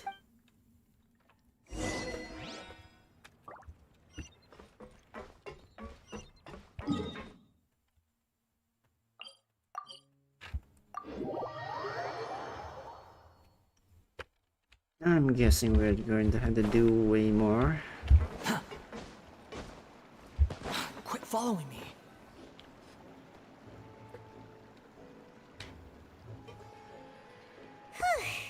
It's been a tough few days, hasn't it? So much has been happening. Those meetings sure did make me hungry. Paimon didn't think the meetings would go on for so long, but everyone seemed pretty fired up, huh? Paimon thought they'd be at least a little frightened. Well, Fremine was, now that Paimon thinks about it, but everyone else just looked a little surprised. Do you feel more confident after the meetings, Paimon? Well, it's hard to say. Paimon doesn't have any experience with this sort of thing. But with you around, Paimon sure will do great. After all, you're the most reliable person in the world, aren't you? Is something wrong? Did you just pour some tea? Paimon didn't notice you doing that at all. No, I didn't. Then what's that? Paimon's never seen that cup before. Don't be frightened. I'm just joining you two for tea. I merely refrained from saying anything till now. Who's that voice? But there's no one here. Oh, is it Mona's master? Aw, have you forgotten me already? Wait, you are familiar. You're the voice we heard from the sky in Sumeru. Oh. After we got done with Wanderer's quest. Okay. The voice from the sky, I fear that description is wrong. Though, not completely wrong. You're feeling lost now, just as you were feeling previously. I sensed that confusion and thus came to you. Guiding people is an irresistible hobby of mine, after all. Who are you, and what do you want with us? Consider me a passerby, just accepting a commission from my friend's disciple on a whim. Wait, friend's disciple? Then you are not Mona's master, but someone else then. Huh. Interesting. Friend's disciple, so this is one of the friends of Mona's master? The enigmatic end of the Hazen Circle? Allow me to ask you, will Fontaine's prophecy come true? The prophecy. Yes, what has been prophesied will be fulfilled. You may view such things as the history of the future. What? Then is there any way we can stop it? I believe you have witnessed a failed attempt with your own eyes. Can everything in Tevat so easily be changed? There it is again. Fate. Ah, so you've caught on. Just as prophecies are usually only the future as seen from the perspectives of the gods, could things be happening in hidden corners where the gods' gaze does not fall? Are the things that you shall see different from the fate that the gods perceive? What is she talking about? It all sounds really impressive and important and stuff, but it also sounds kind of scary. The tea in the teacup is just about gone as well. I believe that you understand, right? Some things are insignificant, but others you must reach out to change. Ultimately, fate shall serve as your only guide, no matter what will happen in Tevat's future. All you need to do is to play your part. This was good tea, by the way. Thank you for your hospitality. Well, that'll be all for today. The voice. It's gone. Mage N, is this the clue you are leaving for us? The unexpected news led to complicated things. When you woke up, someone seems to be outside. What? Paimon hears someone talking. Alright, coming! You're getting more diligent, Paimon. Hey, it's you who's getting lazy, okay? Well, I see I've walked in on some lively banter. Hello, Mona. Nice to see you again. Mona! How have you been these past few days? Fine, just fine. I went to take part in that Steambird panel. It turned out to be more interesting than I expected. Not all Fontainians are pessimistic about this. One journalist mentioned that sitting around and waiting for the end to come would be wrong, and that they should make their own rescue preparations. I agreed, so we had a brief chat with her. Did she have pink hair by any chance?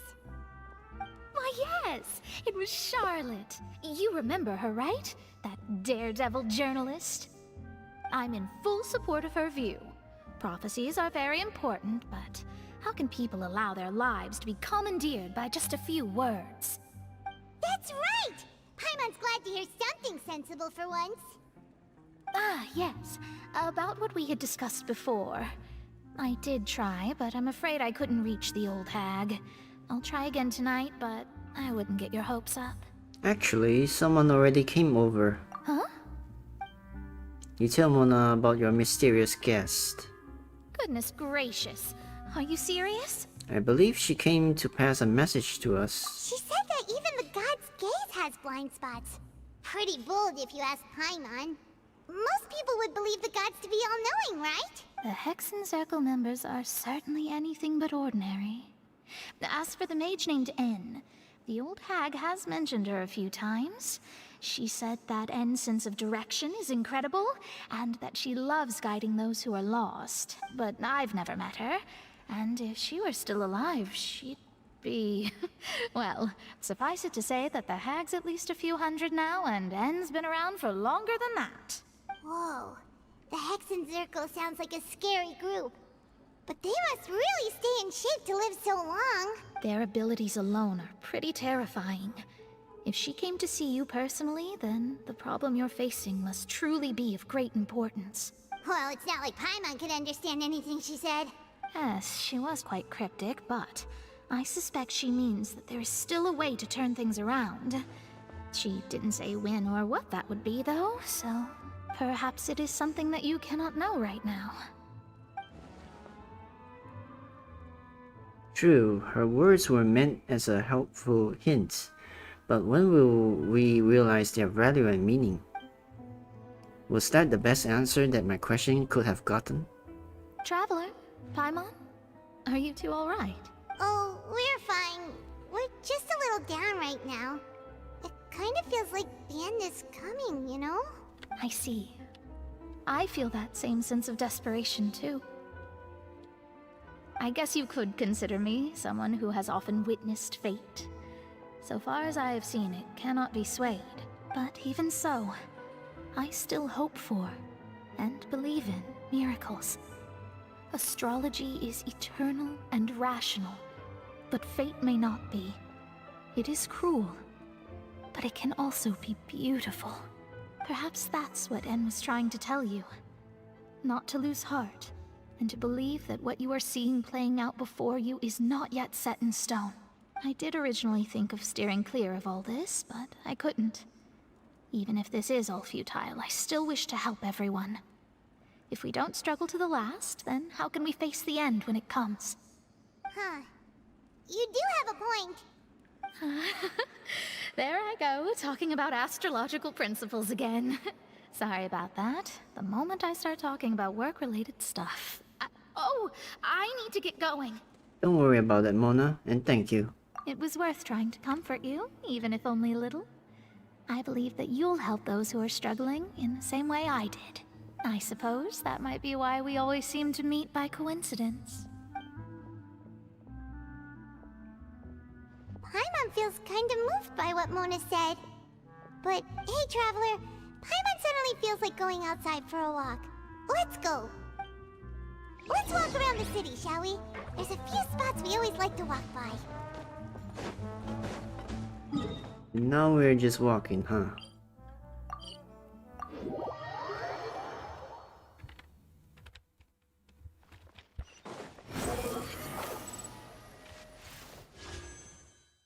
Oh, there's just that one banner. The event banner is over. Huh?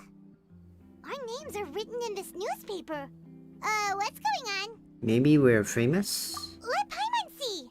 The underwater stronghold, the Fortress of Meripede, has continued in its noble autonomy. But that does not mean that others cannot interact with it. My recent attempts to enter the fortress bore little fruit. Huh. Guess Charlotte still hasn't given up on that. Thus, did an Outlander friend become the focus of this report. A blonde adventurer with their white fairy, legends trailing in their wake. It is said that this mysterious traveler once visited the underwater fortress. So while the fortress's interior remains a mystery behind closed doors, do not fear, for the tales of the traveler contain surprises in spades. Journalist Charlotte's biggest scoop yet, the Traveler's Trail, World Walker. Huh. Charlotte took so many awesome photos of us and we never even noticed her. She hasn't been able to get a hold of anything at the fortress, so since we're easier to find, she's using us as the subject matter instead? That sure seems to be the case. Ugh, seriously? Well, fine. Those headlines and photos do look cool, so Paimon will forgive her this time.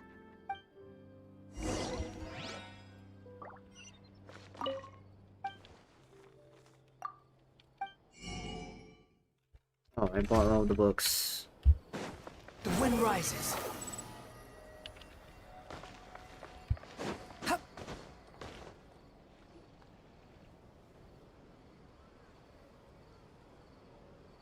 We're here! Paimon's hungry. Should we go in and get something to eat? Again?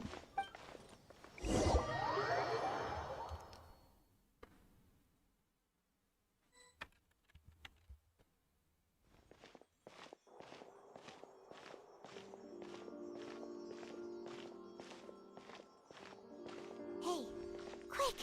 Look! That's the limited edition, only 16 slices a day cake! It hasn't already sold out for the day? It was so delicious the last time we tried it! Despite the tense situation we were in, let's give it another go. Paimon's sure it'll be great! We can't let anyone get ahead of us. One slice of cake, please. Someone showed up after all! Oh, wait, you're the one from the Palais Mermonia. Oh, are you here to buy cake too? It seems Monsieur Nervalette was right. You really can eat. Wait, did he really say something like that? That's right. Even he has his own preferences when it comes to food. As for me, I love the cake and coffee here. Do you come here often? Usually every day. Every day? It's part of my daily schedule, apart from work. I shall have my cake and coffee. Cake and coffee. Then what if someone told you one day that this place would be closing soon, and you wouldn't get to eat cake here anymore? What would you think? But why would it close? Well, Paimon doesn't know either, but maybe the waters will rise tomorrow. You know, like in the prophecy.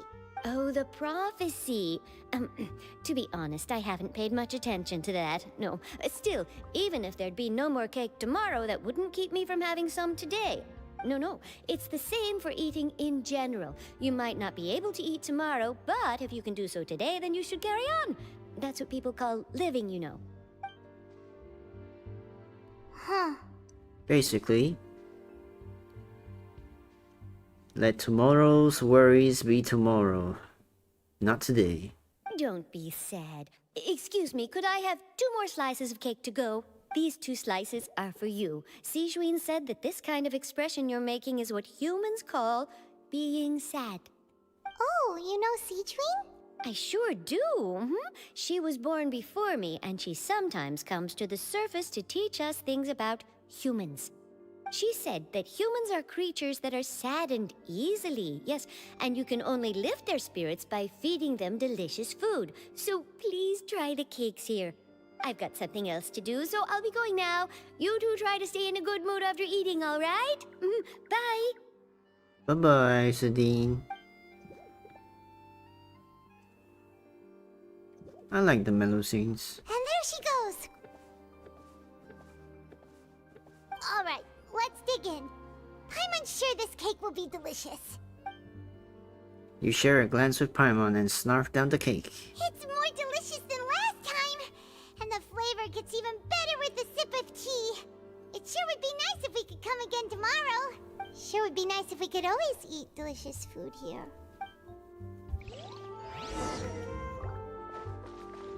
Leave Hotel the Board.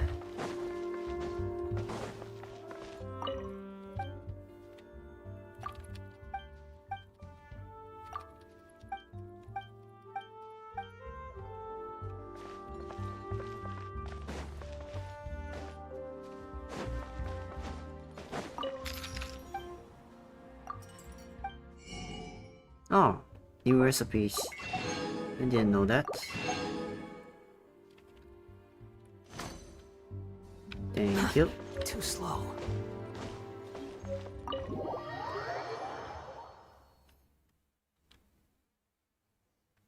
Oh, we're near the Steambird office. Let's go look for Charlotte and have a chat. Have a chat. Wow! If it isn't the Traveler and Paimon! Oh, have you seen the article I wrote about you? Ha! You've got some nerve! You just used us to make some quick mora! Can we negotiate a profit split? Oh, you needn't worry about that. I heard that you were in Poisson some time back, so I sent you a letter to discuss just that. It appears you didn't receive it, though. It's all right, though. I've set aside the amount intended for you. I've even set the table with some food. Really? Oh, you're the best! You're almost a little too easy to win over, Paimon. If I were a journalist with ulterior motives, you'd be in trouble now, you know. Oh, Paimon knows you're not like that. Still, what brings you here all of a sudden? Were you looking for me? When Mona mentioned you, we thought of coming to see you at work. I see. It seems you've already bumped into Mona here in Fontaine. So she mentioned me? What did she say? She said that you're a real daredevil of a journalist. Nice. In which case, can this daredevil journalist dare to request an exclusive interview with the legendary traveler and Paimon? Huh? So your article in the paper today doesn't count? Oh, of course it doesn't. That was more like live photography. What I'd like to do is dive deeper and ask you to talk about the things you've seen and experienced. You seriously want to interview me? Yeah, are we even qualified enough? Why not? If I say you're worth an interview, then you're worth it. But not right now, of course. I'll need a few days to prepare. Oh, in that case, we'll just chat when you have the time then? Oh, so that's a yes? Ooh, splendid! I'll tell the editor-in-chief immediately. I'll have to apply for lighting, a venue, some props, and... Whew, so much to get done now. Talk to you later. See ya, Charlotte. Paimon's still got a question for you. And what's that? If, just for example, Fontaine were to be flooded tomorrow, what would you do today? Huh. That's the prophecy you're talking about, isn't it? I mean, I do hear about it often, but I've never once thought that the day could be tomorrow. If you're seriously asking, then I might try and think of a way to leave Fontaine. Oh, but I'm still a journalist first and foremost. That means I have a duty to be reporting from the scene. And secondly, I wouldn't forsake my homeland that easily. From what I've seen, most people don't know what they'd do should the worst come to pass. In truth, it might be better just to behave like normal rather than worry over such an end. So in all likelihood, I'd probably still be prepping at the office for that interview of ours. I know what you're thinking. That sounds a bit sad, but I've always believed that it's best to do what you enjoy. Just think about it. If this nation really were to be suddenly destroyed tomorrow, but I still successfully finish an exclusive interview with a truly unique person, then the story I would wind up writing would truly be timeless. And then do you know what I'd do? Well, I'd write that story, send it for printing, and use messenger pigeons to get copies out to the various nations as soon as possible. I'm not a dreamer, nor am I a workaholic, but I do love my job, and I'd be proud of leaving such an article behind. I guess you could say that I was born to be a journalist. But anyway, that's my answer. And on that note, I'll get back to my preparations. Alright. That's so nice. All of a sudden, Paimon actually kinda envies her. Anyway, let's go and take a look at the sea, shall we? Are we in the filler part? Oh man. How long is this going to take? Scenery can be a pretty soothing combo, huh? Paimon's been thinking. Yes? If it wasn't Fontaine, but all of Tevat that would be destroyed tomorrow, where would we go and what would we do? No, Paimon should ask, if you could choose, what would you like to do? If I could choose, huh? It's just like Charlotte said, suddenly trying to consider what to do is pointless. We've always been moving to the next destination, so we haven't spent much time thinking about these kinds of things. We didn't have to either, with us always being on the road and whatnot. Until that moment comes, I think I'll keep journeying on. You mean, still traveling? Yes, cherishing every single moment that I have to look upon this world. Huh. Wait, isn't that what we've always been doing? The banter goes back and forth between the two of you as time slips by. As night falls, you return to your accommodations and end this busy day. The next few days are just as calm. Charlotte comes to find you and conducts the interview in the Spinadero Solar Safe House and the Fleuve Chandre. Navia, having finished her business in Poisson, even drops by to take a photo with the two of you. All goes well.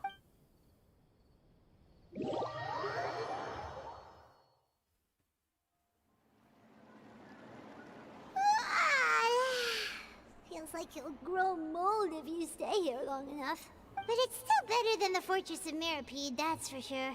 It's not only damp there, but salty too. Ah, so the two of you are still here. Wonderful.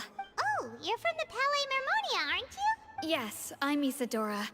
Monsieur Nervillet sent me to look for you two before.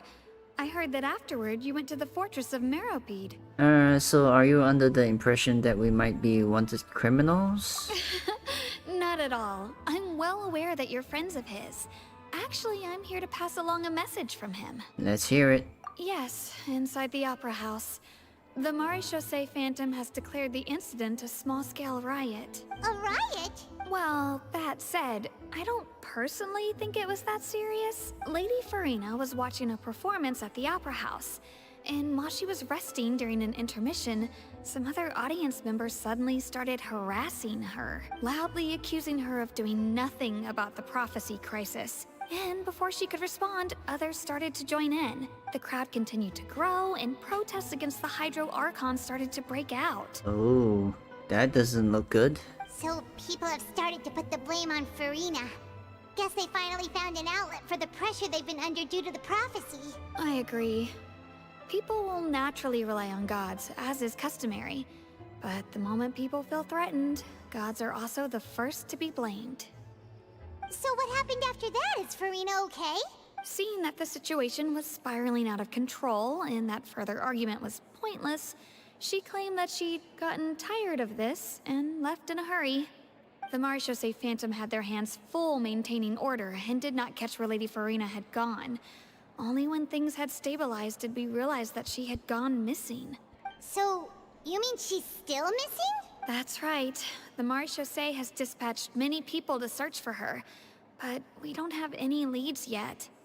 That said, I don't think there's much to worry about. She is a god after all.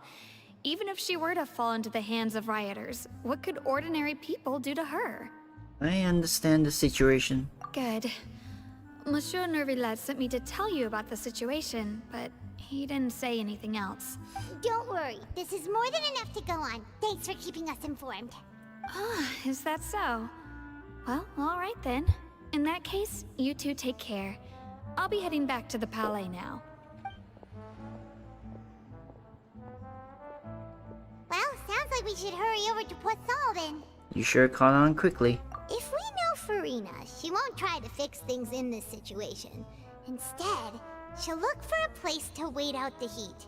And, as we also know, she may be loud and dramatic, but she doesn't have a heart of stone. When Nervillet was talking to her in the Palais Mermonia, and she heard about Poisson, she couldn't hide her sadness and remorse. It would be hard for her to ignore being accused by the public today. Paimon thinks Farina's probably taken the opportunity to slip away to Poisson and try to relieve the sense of guilt that she's feeling. Huh. Well, what do you think? Paimon knows the answer, of course, but Paimon can do the analysis to back it up, too. Cool, huh? I see becoming a detective's done some good work. Some good. Looks like those detective novels have had an effect on you. In that case, there's not a moment to lose. Poisson, here we come!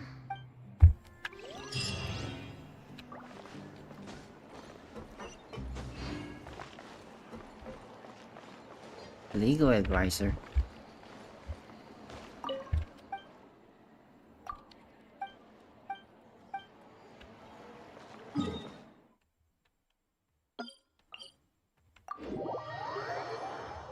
So Farina ended up hiding in Poisson. This place looks deserted. Guess all the survivors must have evacuated already. All that's left here are signs of devastation. Could Farina really be here? Let's try to find her as soon as possible. Oh, there she is.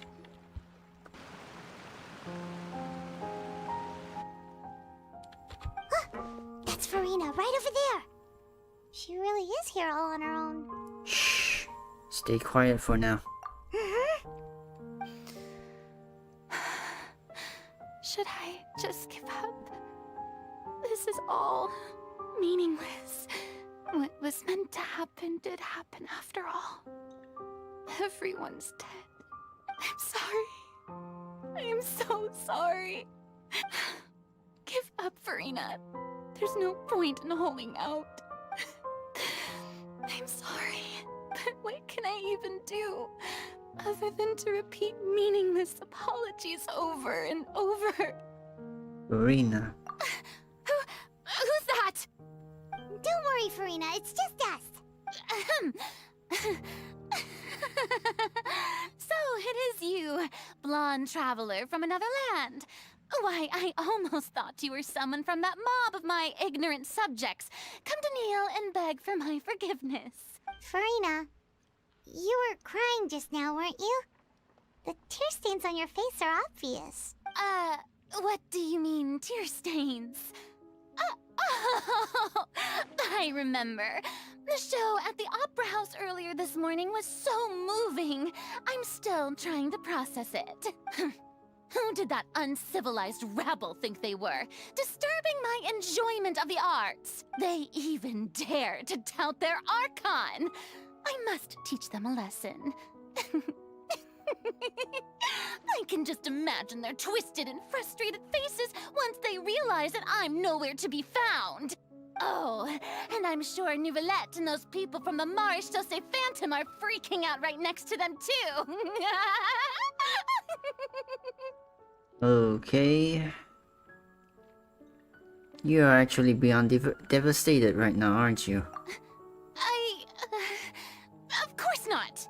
Hey, there she is! The Hydro Archon's over there! Quick, after her! Oh, they found her.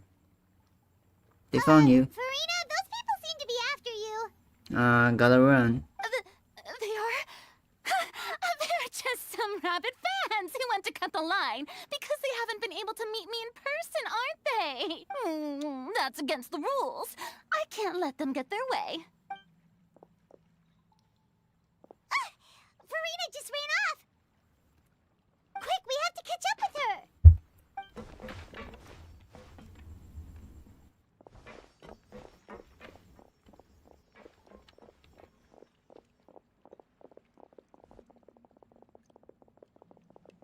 Okay, everyone. Just jog.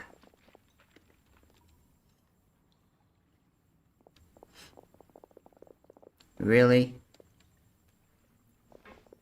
Just hide behind the box? This should be the place, right? Hey, Farina! There's a good hiding spot over here! Quick, come to Paimon before the rest of them catch up to you! What is this place? Hurry, they're almost here! Fine. I suppose haste is warranted. Lead the way.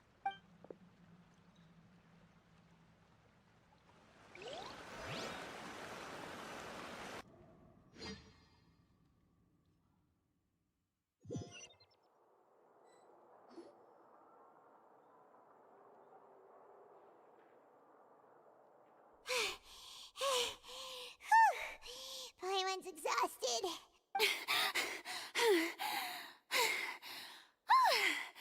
I'm so tired. I totally thought they had caught me. No, I mean, I merely gave in to the sheer enthusiasm they displayed.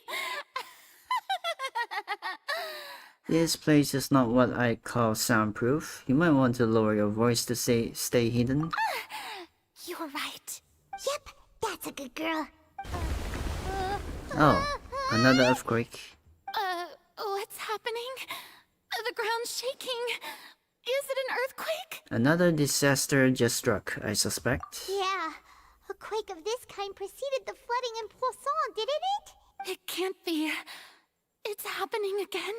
Well, there's no need to worry too much about that. Nouvellette's made some emergency plans, so the evacuation should go a lot smoother this time. Yeah, I hope you're right. But the people of Poisson, they've already... Has Farina finally reached her limit? Not that she's talking about her actual feelings. She's starting to look far less stiff. You begin to talk amongst yourselves as Farina slowly comes down. It's true. I've been investigating the prophecy for hundreds of years. I once had informants all over Tevat, searching for clues and feeding information back to me. I've tried all kinds of ways too to hold back the sea. Anything to keep the coastline from advancing. but all my efforts proved to be futile in the end. Really, the truth has been clear to me for a very long time. We cannot make an enemy of the divine. No matter what we do, the will of the heavenly principles will have its way, and the prophecy shall be fulfilled. Even then, you still haven't given up, right? Give up. I do love the sound of that phrase. It would mean finally coming to terms with fate, but also for me to finally be free. But that would also mean that all hope would disappear. Indeed. I've thought about giving up so many times, especially after we almost lost Poisson. Fate is really unreasonable, isn't it? It has no heart and obeys no rules. The prophecy has only just started to come true, and so many people have already lost their lives. But just now, it all became clear to me. I still don't have the right to come to terms with fate on behalf of everyone else. As long as the final moment hasn't come, it's still not too late. Don't worry. I will keep hope alive for everyone until the very end. Well, that's enough for now. I got the impulse to play the stricken maiden, but honestly, considering my rank and station, that wasn't a good fit at all. Don't take any of what I just said seriously. How could I possibly let Fontaine fall to the whims of trivial prophecy? Come on! Paimon could have sworn you were actually being honest just now. We are running out of time. We can't just go back to square one like this. I have to get more information out of her. Farina, you might not have to shoulder this burden alone. Although I don't know what you might be keeping from everyone, your people are more than willing to share your burden with you. Share my burden? That's impossible. It was fated right from the start that this would be my duty alone. But even if your burden doesn't need to be shared, you can still choose to confide in someone. Just share it with me. I'm what you call a witness. A witness? Yes. I've heard that you came to Tevat from beyond the stars, yes. In other words, you never belonged here. And if Tevat is, in its entirety, a show on a stage, then you're just a spectator, aren't you? If that's the case... There's no time left. Please, Farina, just spit it out.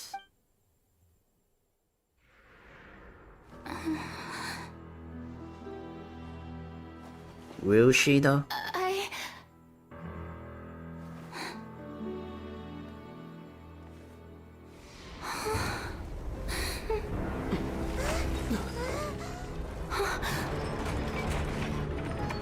Oh. Where are we? In the frickin' opera house?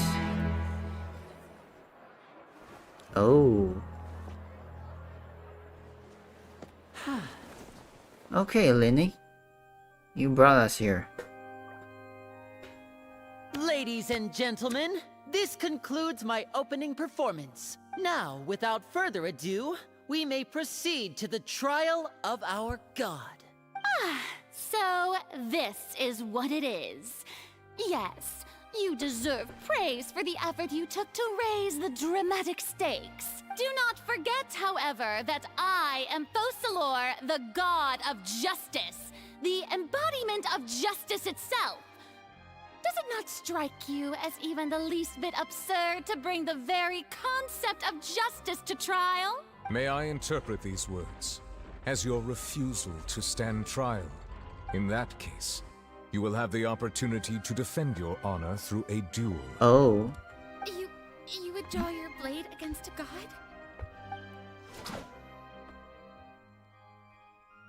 I see. It seems like you have made up your mind.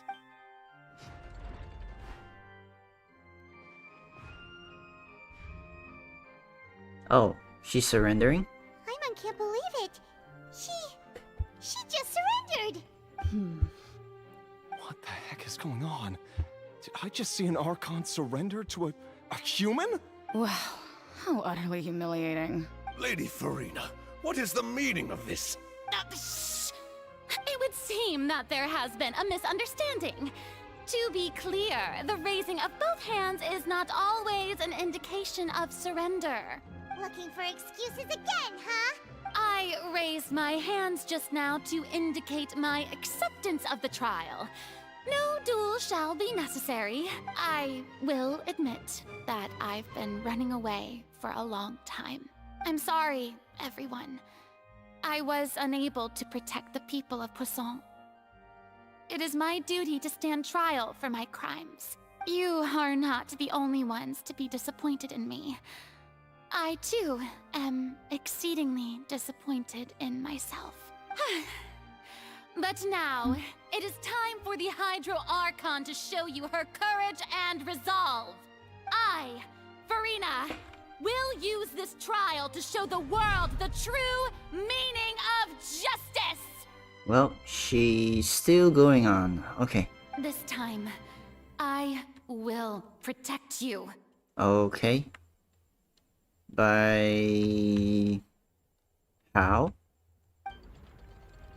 Applaud and rejoice. One of the most outrageous and fantastical arcs known to the opera epiclese is now unfolding before your eyes. Mark my words. This shall be one of the most exhilarating and brilliant shows ever to grace the stage of Fontaine.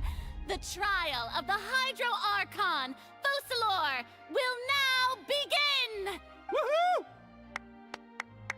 Oh, now we're making history! Why does it feel like Farina just took over the whole thing? Like, come on! Didn't she just get forced to stand trial for her crimes? Also, even though she's still acting super dramatic, she is taking this seriously this time, right? All right, then. Who will be my opponent in this trial? The court asks the prosecutor to please take the stand. Oh, us? Okay. Thank you, Your Honor. Is that so? Very well. Then please speak, witness of Tivat, my accuser and fated opponent. We were so close to getting her to tell us the truth, and it still turned out like this in the end. It's okay though. As long as we can defeat Farina in court, we'll still have a chance to figure everything out.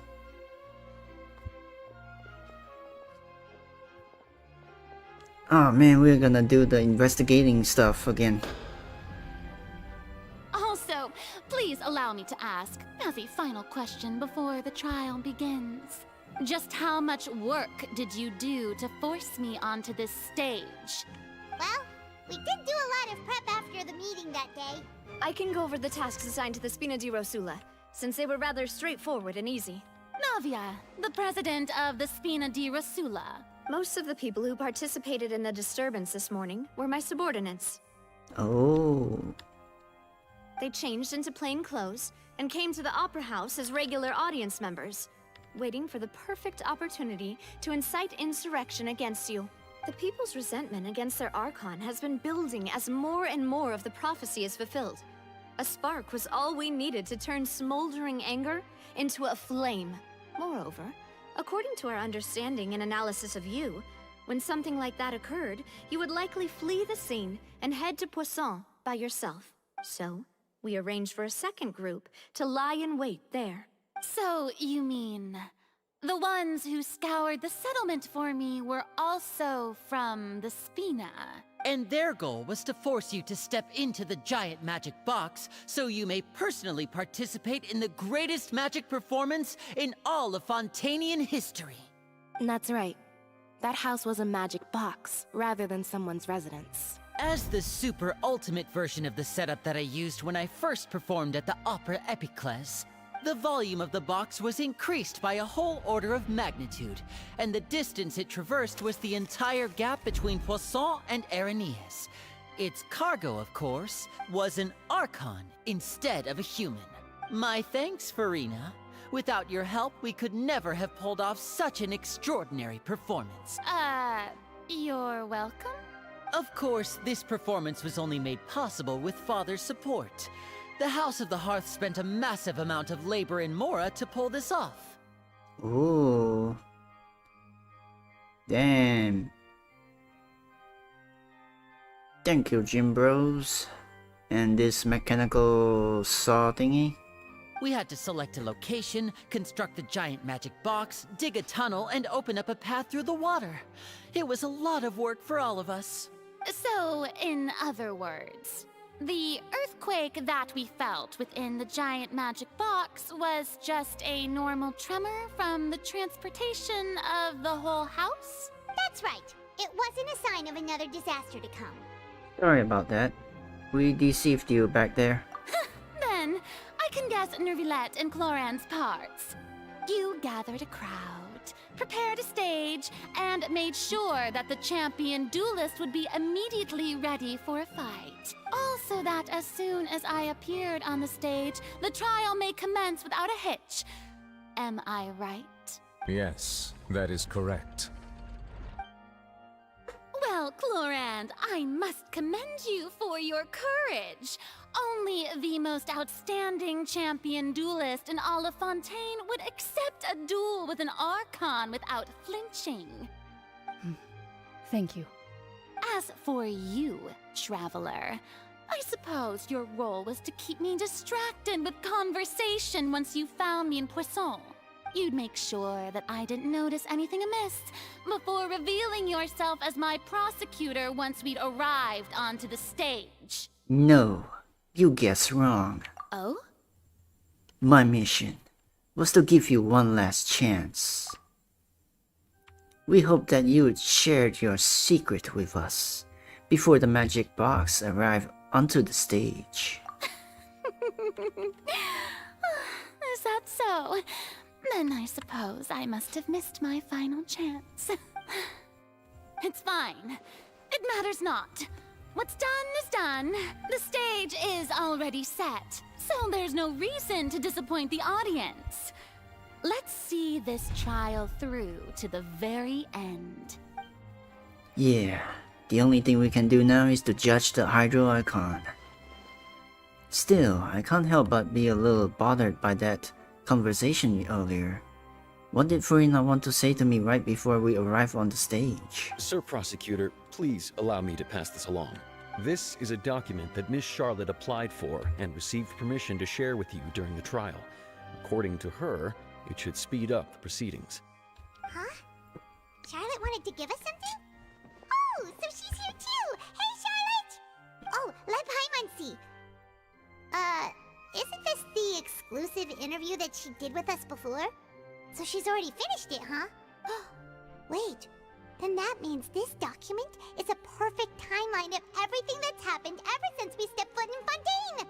So in other words, we can refer to this anthology of evidence every time we want to use something from our journey as evidence for an argument! It's a super practical gift. I never would have thought of using it this way. Let's quickly confirm the information in it. Just think of it as a refresher, alright? You defeated the Hydro Archon in the very first duels you took part in at the Opera House. That's one for the history books, all right. I didn't think that you'd wind up getting to the bottom of the case I'd been following all this time. I guess you could also see this as a happy coincidence. This is the first time Monsieur Nervilette had a difference of opinion with the Oratrice. Even the Hydro Archon can't figure it out. A Fatui Harbinger. She's an extraordinary person. Her instinct must mean something. The fortress of Meripede was almost destroyed in a single day. That I didn't witness that scene personally will always be a source of professional regret, I think. According to Monsieur Nervilette, both Child and that whale should have been in the primordial sea at that time. I nearly lost my awesome friend Navia. To be honest, that still gives me shivers. The words of someone as extraordinary as a witch can probably only be truly understood when something surreal happens to you. I didn't think that you'd wind up getting to the bottom. The prosecution and the defense are both in position. The trial shall now begin.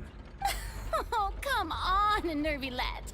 There's no need to repeat all the unimportant legalese. Just fast forward to the part where the prosecution lays out my offenses. As the defendant and the lead actress of this performance, I still haven't even been informed of my supposed guilt in all of this. Of course, it is only natural for humans to struggle to understand the actions of a god. However, you will need more than that to convict me of a crime. That's true. But my charge here is unrelated to your conduct as an Archon. Alright. Yeah, keep talking, Zach. Instead, I would like to charge you as a fraud who's never been the Archon in the first place. Wait, what was that? Lady Farina's a fraud? Fraudrina? Hey, I came here thinking that we were going to try the Hydro Archon for forsaking her duty, but did I hear that right? She's not our Archon at all? Charge accepted. Lady Farina, do you plead guilty to the charge? Lady Farina. I plead not guilty. How can I be guilty? There is no way that I, Focalor, otherwise known as Farina de Fontaine, a member of the Seven and the Regina of all waters, kindreds, peoples, and laws of Fontaine, could be anything other than your true Archon. Yeah, even though Lady Farina can be rather eccentric, isn't it going too far to doubt her very identity? Yeah, I've never questioned her identity either. Sure, Lady Farina can be super irresponsible, but what grounds does that prosecutor have to make such a huge claim? I have cause to believe that common sense will prevail in this case. Many of the members of the audience have known me as the Hydro Archon ever since they were born. There would be no fooling their memory. See? Even the Oratrice has decided to show me its favor. Are you sure you want to commit to a charge that will never be upheld? If you wish to drop the case, I can promise you as the God of Justice that you will not have to face trial for making a false accusation. We will treat everything that's happened as a dramatic spectacle and move on with our lives. What do you say to that? An argument with near impossible odds, huh? We have to not only refute Farina's claims, but also overturn the long-held beliefs of the people. The people only see you as their Archon because that's their long-held belief. Well, I tried to give you the chance to surrender. If you must persist, then let me ask. If you believe I'm not the Archon, then what manner of being do you think I am? And if I was not the Archon, then how did I manage to live for over 500 years? I've got to think carefully. What do we know to be special about Farina exactly?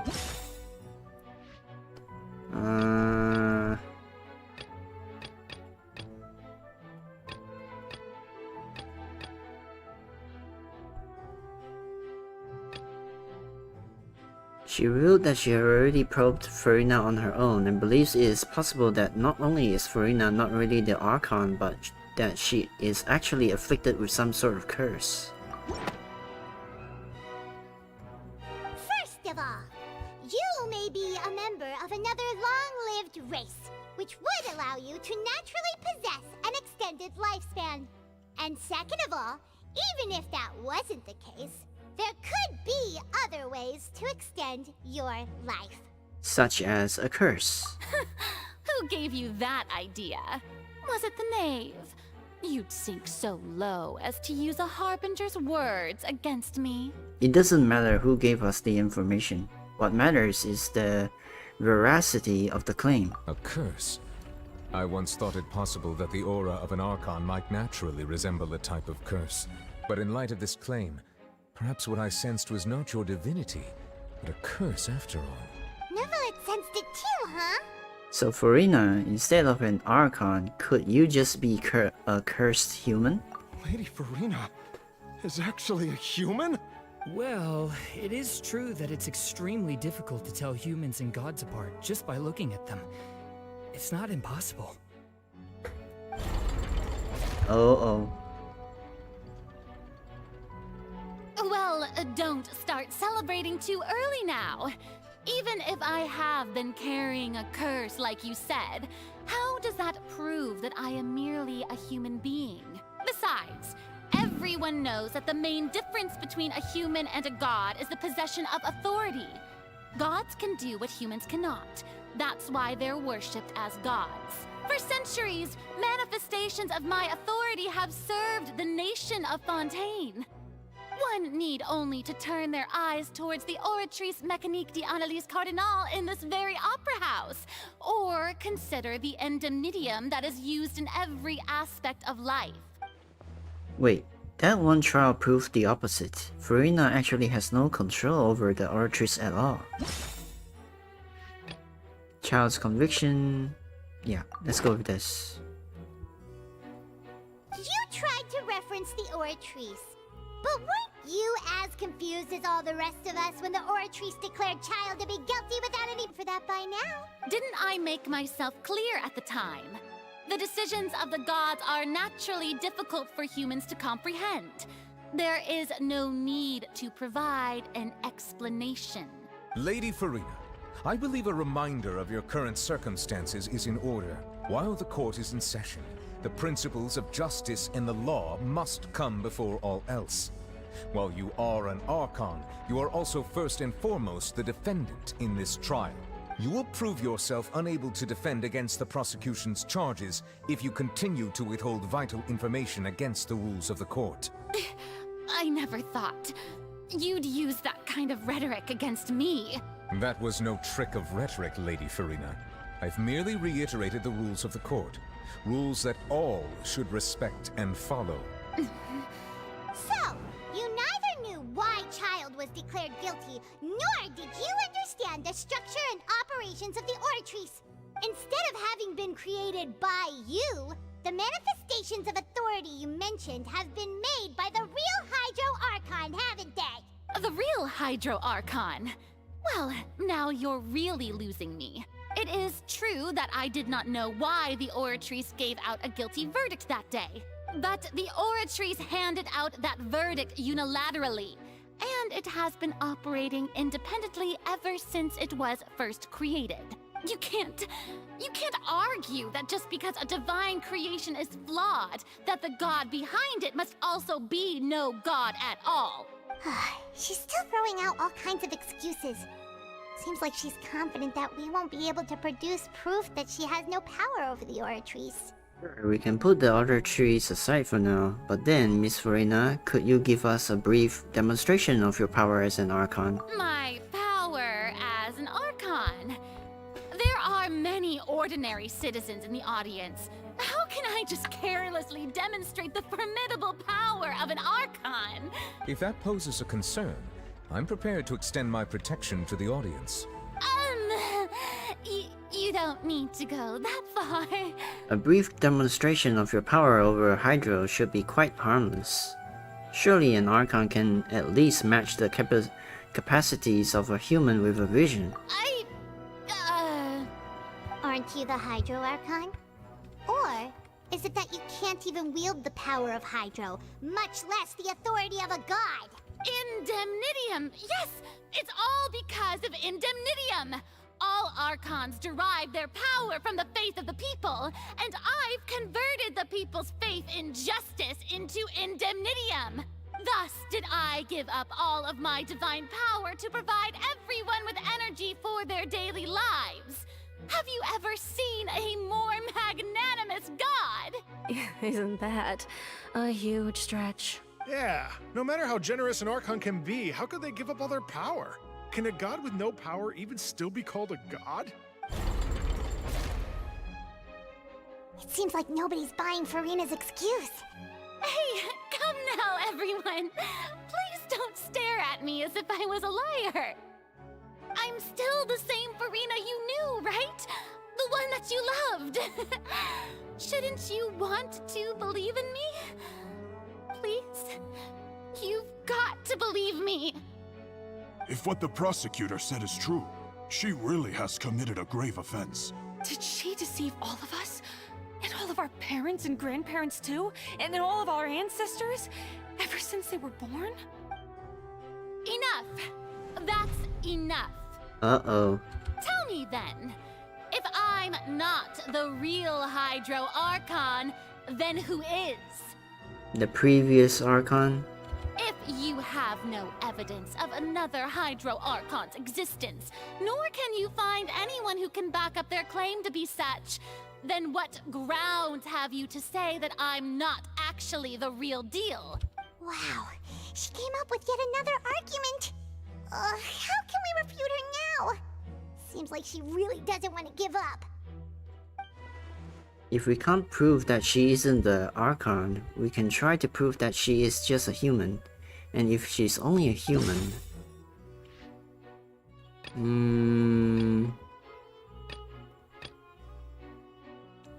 Now we are falling into the seawater. Oh, we can use this. That doesn't sound right. Wait. Paimon doesn't think this clue can be used as compelling evidence to build... No? I thought it was the seawater. Fontainians can be dissolved. Oh, maybe this one. It has been established that all Fontainians can dissolve in water from the primordial sea. And that means... Since you insist on claiming to be a god and not a human, then there's a method that you can use right here and now to eliminate all suspicions of you being the latter. Miss Navia, please apply to serve as a temporary attorney for the prosecution before addressing the court. Though you act in partnership with the prosecutor, you must still adhere to proper procedure.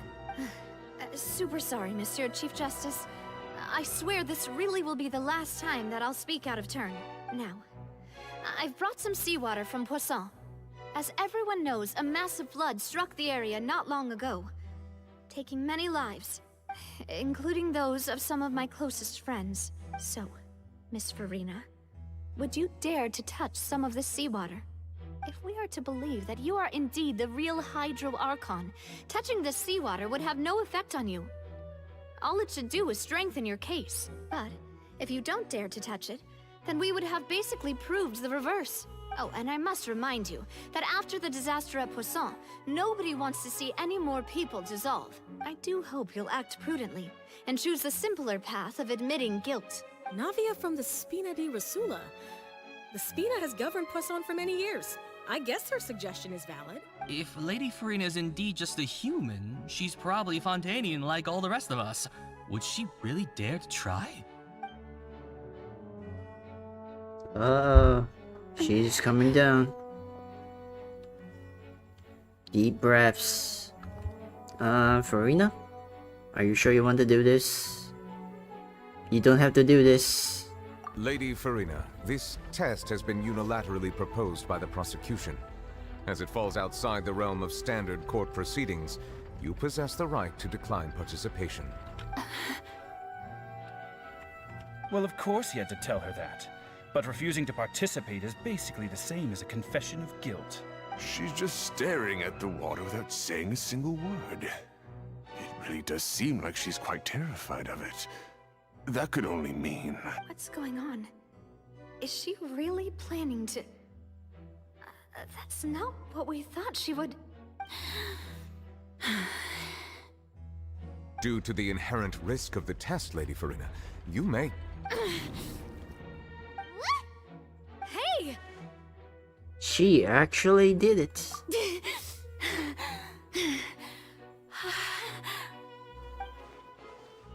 Well... I'm fine!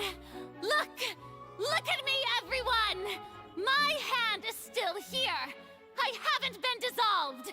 Will you believe me now? I really am your Archon! I'm nothing like a normal human who would fall apart as soon as they touch this water! Really? Was this not the most obvious thing in the world? Miss Siegewing? If you are present, Miss Siegewing, please come forward and attend to the defendant. Siegewing? Don't be nervous. It'll just take a few seconds. Let me see. That should be enough. Please announce the results of your evaluation to the court, Miss Siegeween. As everyone doubtlessly saw, Miss Farina was displaying symptoms of hyperventilation and flushed skin. These indicate that she was experiencing the adverse effects of exposure to primordial seawater. The extent to which she was affected is the same as other humans when exposed to primordial seawater of a similar concentration. Thank you, Miss Siegeween. Lady Farina, you may return to the defendant's stand. Oh, wait. What did she just say? I didn't get dissolved. Shouldn't that be enough to prove my innocence? Well, considering your tendency to run from your problems, we did originally prepare a direct sample of the seawater around Poisson. However, after extensive discussion, we exchanged it for a sample that is not concentrated enough to dissolve an actual human. After all, on the off chance that something entirely unexpected might occur, we don't want anyone else to lose their life to the sea. Yeah, so out of regard for Farina's life, you secured a low-concentration sample and asked the head nurse to serve as an expert witness.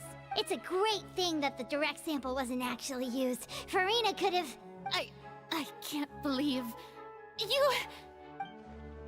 But what's really going on here? Farina can't have not known the consequences of touching that water as a human. This is too unlike how she usually acts, unless it's actually more important for her to keep up her facade than to save her own life. But hadn't she given up on everything a long time ago? Listen to me, everyone. Please don't give me such cold and disdainful looks. What happened just now didn't prove a single thing. Think about it. How can you conclusively prove that an Archon can't also be affected by the primordial seawater? Also, if I was really just a human, why would I dare to just put my hand in that kind of water?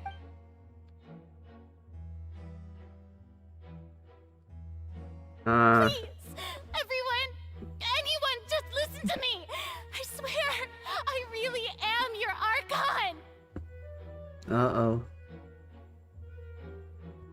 They are not going to believe that much. Poor Farina.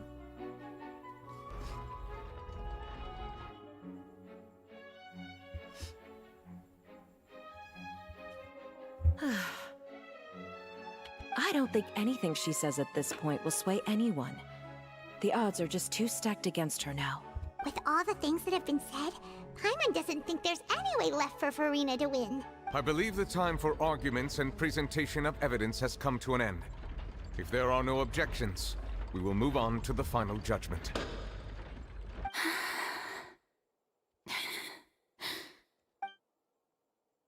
I don't think anything she says at this point will sway anyone. Uh-oh. Stacked against her now.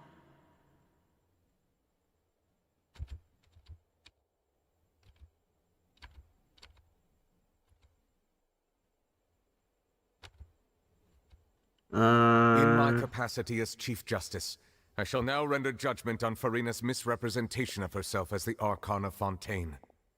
As a human who knowingly deceived her fellow citizens, Farina is...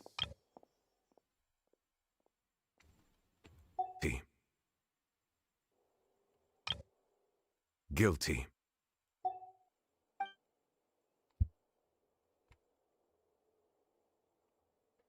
Well...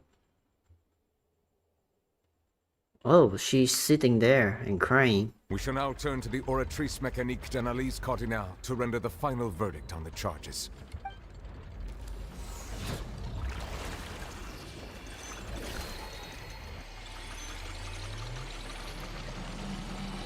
Kinda like the Force Slate then.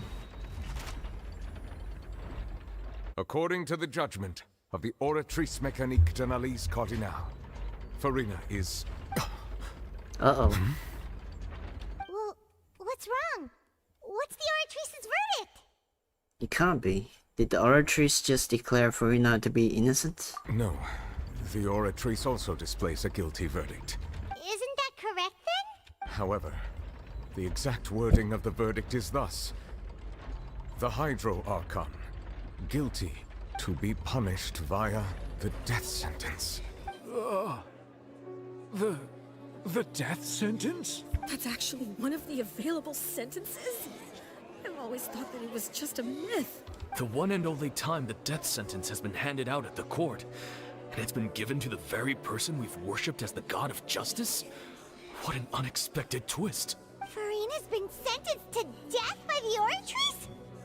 We just wanted to use the trial to show her the seriousness of things so she'd tell us the truth. How did things escalate this quickly? But Farina is not the Hydro Archon. So she's fine, right? This outcome is indeed quite strange. According to Fontaine's current definitions of justice, as well as its recommendations for criminal sentences, is this sentence really appropriate for the crimes that have been committed? Yeah! Even Vacher wasn't sentenced to death by the Oratrice.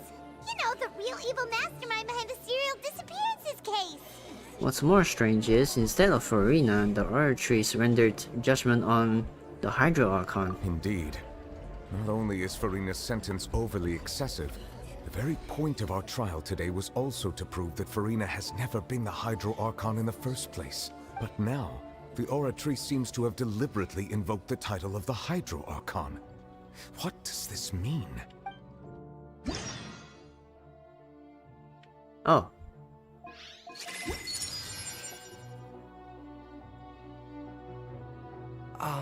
Excuse me, if I may interrupt. Is the trial still going? Fremine! You finally made it. I assume this means you've completed your mission? Mm-hmm. Any mission Father assigns to me will always be top priority. With some help with the other Fatui from a stone slate. That the first prophecy slate? Huh. So the knave privately arranged for Fremine to try and find the missing slate. I looked everywhere and finally found it at the bottom of the sea. It took me a long time to get around some dangerous stretches of water. But has the trial already concluded? Then doesn't that mean I've come too late? Oh no. Father will be disappointed in me. Don't worry, the mystery hasn't been resolved yet. It's still not too late for you to shine. Thank you for your hard work, Mr. Fremine. Please allow me to review the record left on the slate. Traveler, I believe that you have already seen the other existing slates, and would like you to come here and confirm their contents. Huh? So what do you see? What is it? This looks like the previous Hydro Archon releasing her divine power, turning the Oceanids into human beings. I believe I've now made sense of the Hydro Archon's crime. It has to do with Fontaine's lost history. Huh? Isn't the Hydro Archon just guilty of deceiving her people? Oh, wait, no, that's Farina, and we've already proven that she's not the Hydro Archon. So when you say Hydro Archon, do you mean the real Hydro Archon we've been kinda talking about? In truth, everything that you've encountered in Fontaine up until this point can be traced back to the contents of these stone slates. However, I'm uncertain as to how much sense they currently make to you. An association between the contents of the slates and the events in real life. Okay, let's try to recall the contents of the other 3 stone slates. Paimon will do her best to help you remember.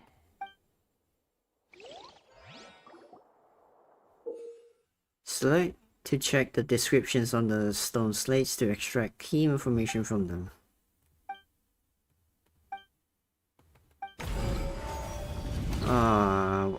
Gonna do this again, huh? The first stone slate describes what you just said. It seems to show the previous Hydro Archon using her divine power, and then the Oceanids turn into humans. Does that mean that Fontainians are transformed Oceanids? Oh, Paimon wasn't expecting that. But if Oceanids can turn into humans, then perhaps this process can be reversed as well. The second stone slate shows Celestia floating in the sky, and the Hydro Archon and her people worshipping it together. But the heavens still brought judgment down upon them. This must be the point when the Hydro Archon and the Fontainians were branded with their original sin. Does this mean that the original sin and the Hydro Archon sin are the same thing? The third slate shows the Hydro Archon seeking into the sea surrounded by many people. That reminds Paimon, didn't we also watch that happen to someone else? Well, the fourth slate is the prophecy the Fontainians have been talking about. People dissolving into the sea, the Hydro Archon crying on her throne, and so on. We didn't believe that such a crazy disaster could happen at first, did we? But after that incident, it was just a question of when and not if.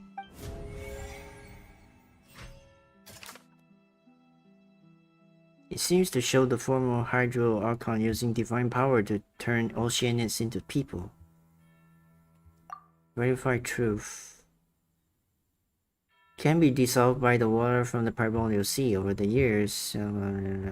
This one maybe? We know from the case of the serial disappearances of young women that Fontainians can be dissolved in primordial seawater, and this might be the reason that Fontainians can dissolve.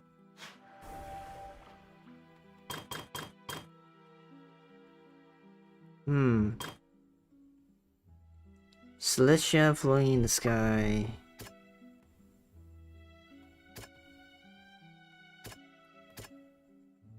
Connecting your consciousness. The prophecy will certainly happen, but you mustn't give up. Perhaps what is about to take place has all happened before, and the original sin cast down on the people of Fontaine by Celestia, as recorded on the stone slates. Shows the Hydro Archon sinking into the sea, surrounded by many people. Fell into water containing primordial seawater. Only the protection of the dead members of Spina di Rusula prevented her from dissolving. Maybe this one? It's not as simple as falling into the sea. When Navia fell into the sea, her consciousness was subjected to judgment. The stone slates show the people gathered around the Hydro Archon in the sea. Could that be alluding to the same thing? Alright, fourth one. Shows a scene that basically identical to the described in the prophecies circulating throughout the Fontaine. Fontainians will eventually be dissolved into the sea.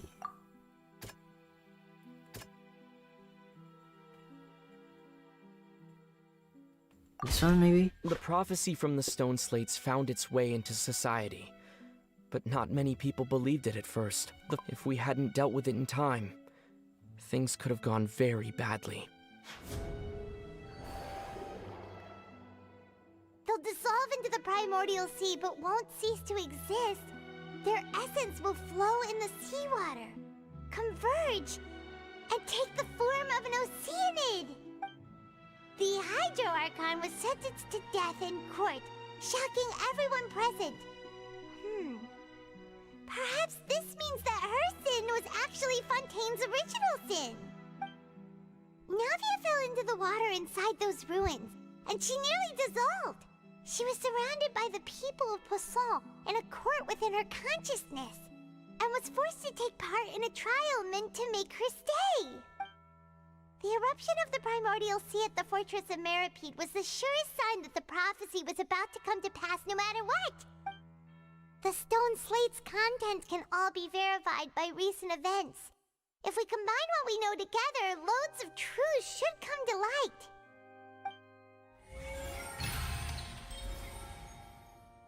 Verification complete.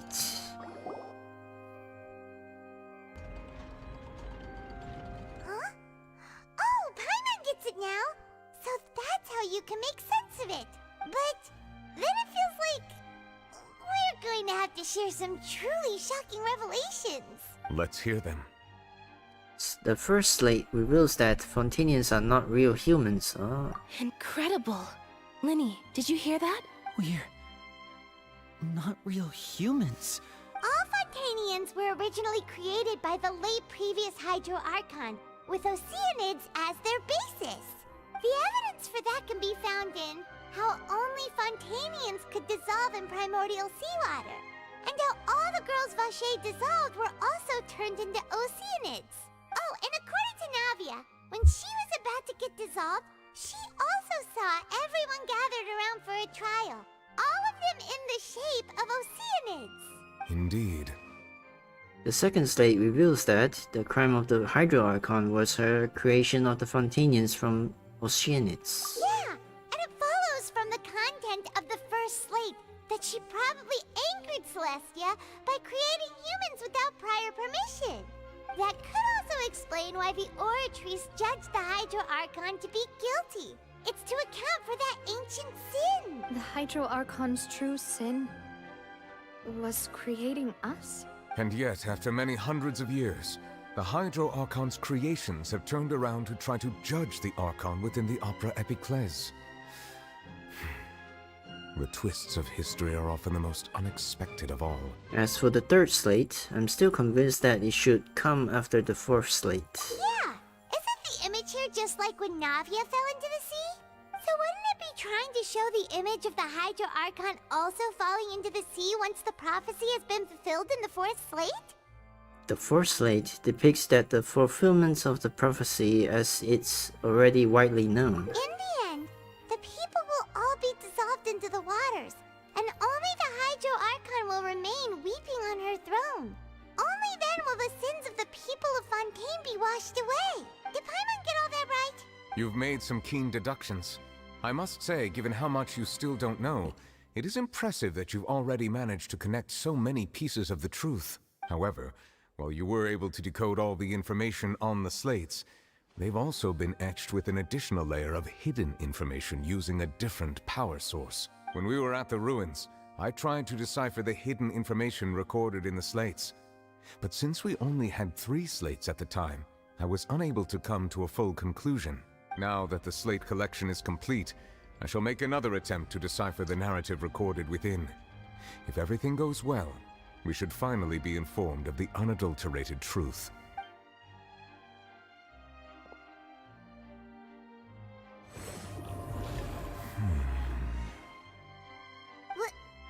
Well?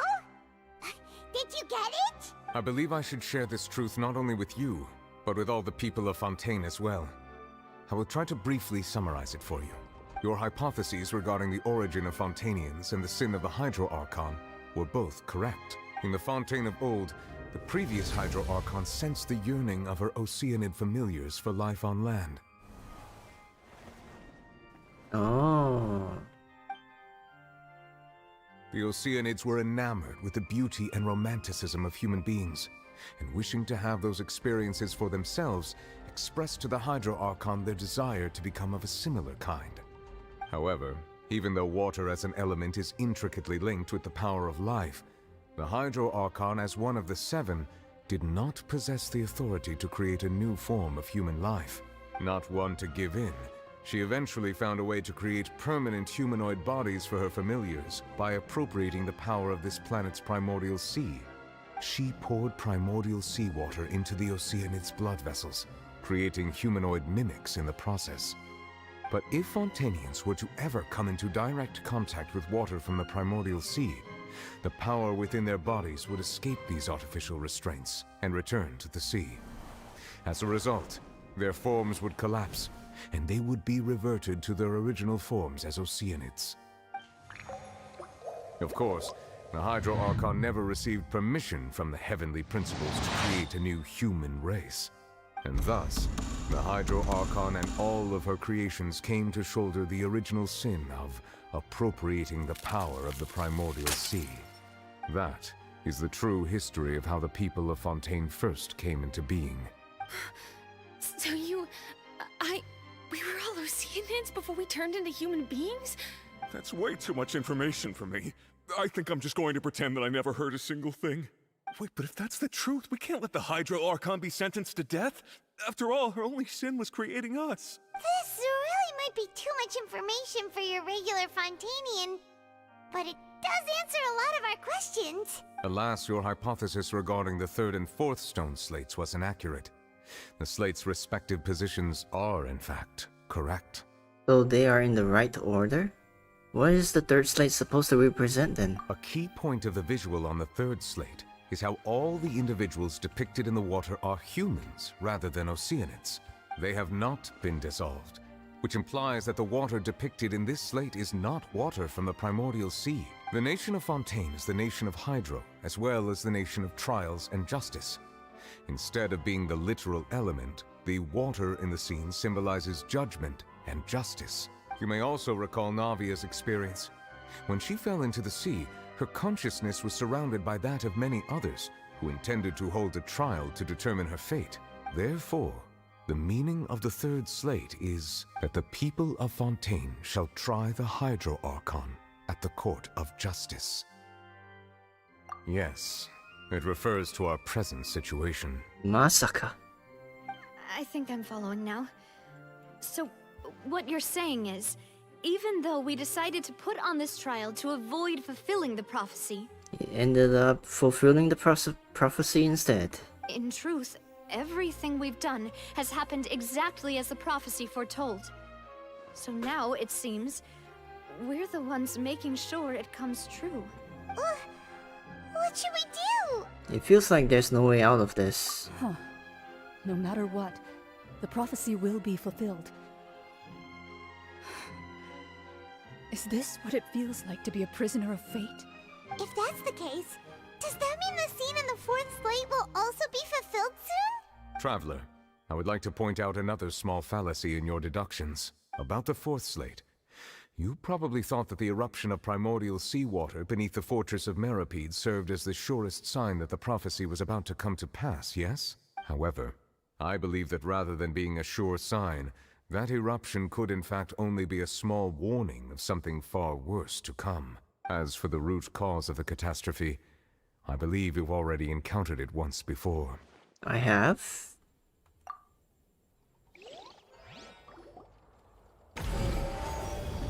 The ultimate proof. Just what is the true source? This eruption was just a small warning of the things to come.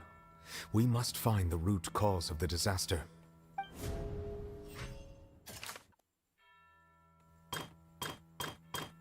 Verify the truth. The massive whale, maybe? It was both dream and reality. If we're talking about a true culprit, that could only be that thing inside the primordial sea, right? The truth, the original sin, the trial, and the root cause of the disaster. The big whale?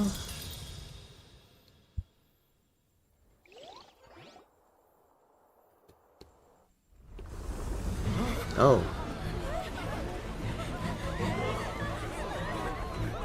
What's happening?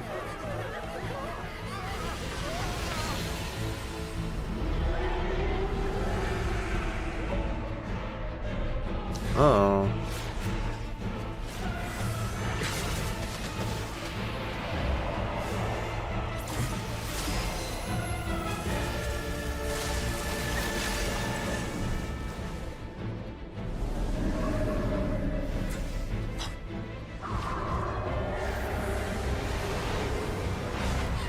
Oh, it's gonna eat everyone. Oh, hey, child.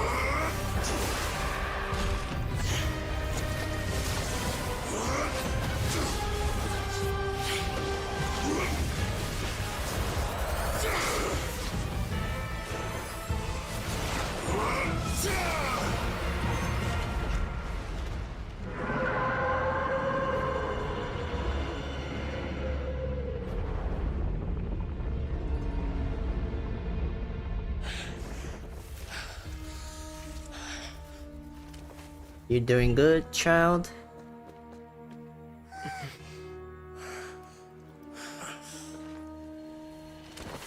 Oh. He fell down.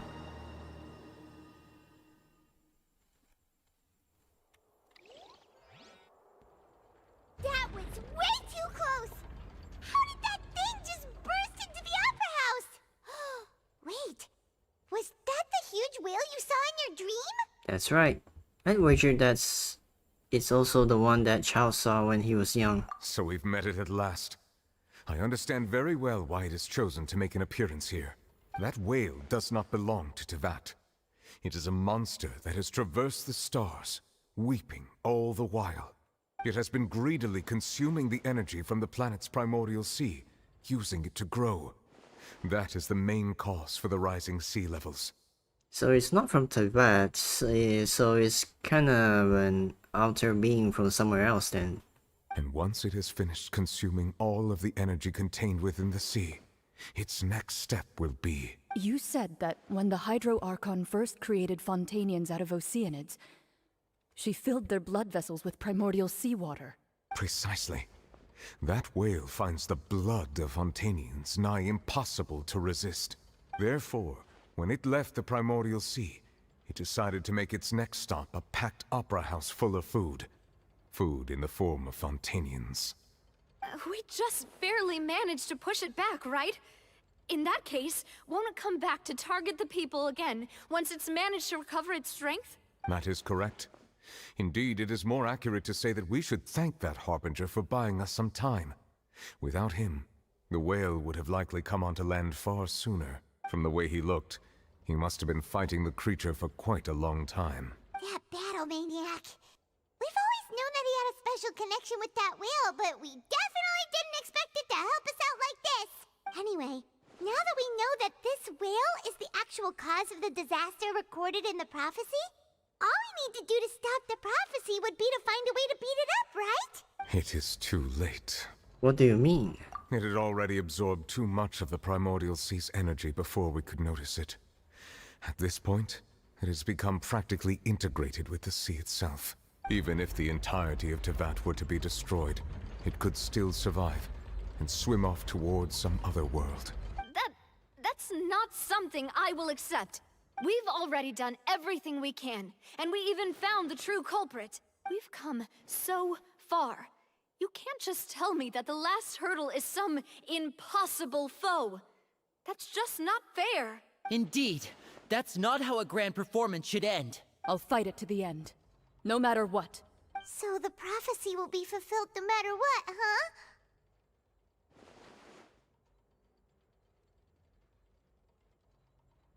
The prophecy. Yes, what has been prophesied will be fulfilled. You may view such things as the history of the future. After everything, it still turned out like this. We couldn't fight against fate. Wait, but if this is all about fate... Just as prophecies are usually only the future as seen from the perspectives of the gods, could things be happening in hidden corners where the gods' gaze does not fall? Ultimately, fate shall serve as your only guide, no matter what will happen in Teyvat's future. All you need to do is to play your part. Could it be that even if the prophecy will be fulfilled, there will still be a way to save everyone? Did I miss something? Wait, I forgot about Farina. What was it that she wanted to say to me at that last moment in the giant magic box? What is her real secret?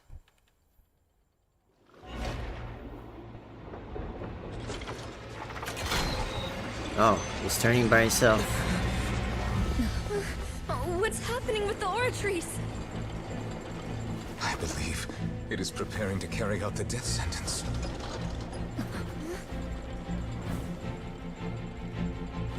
Farina! Oh no. No, I still need answers.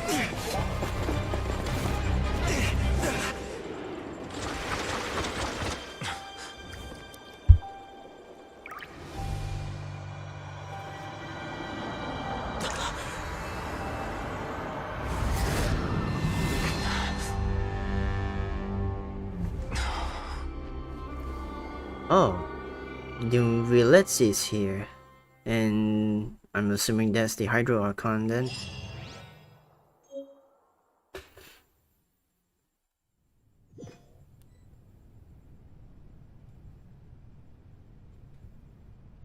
Hello, hello. Feet. And you look like Farina.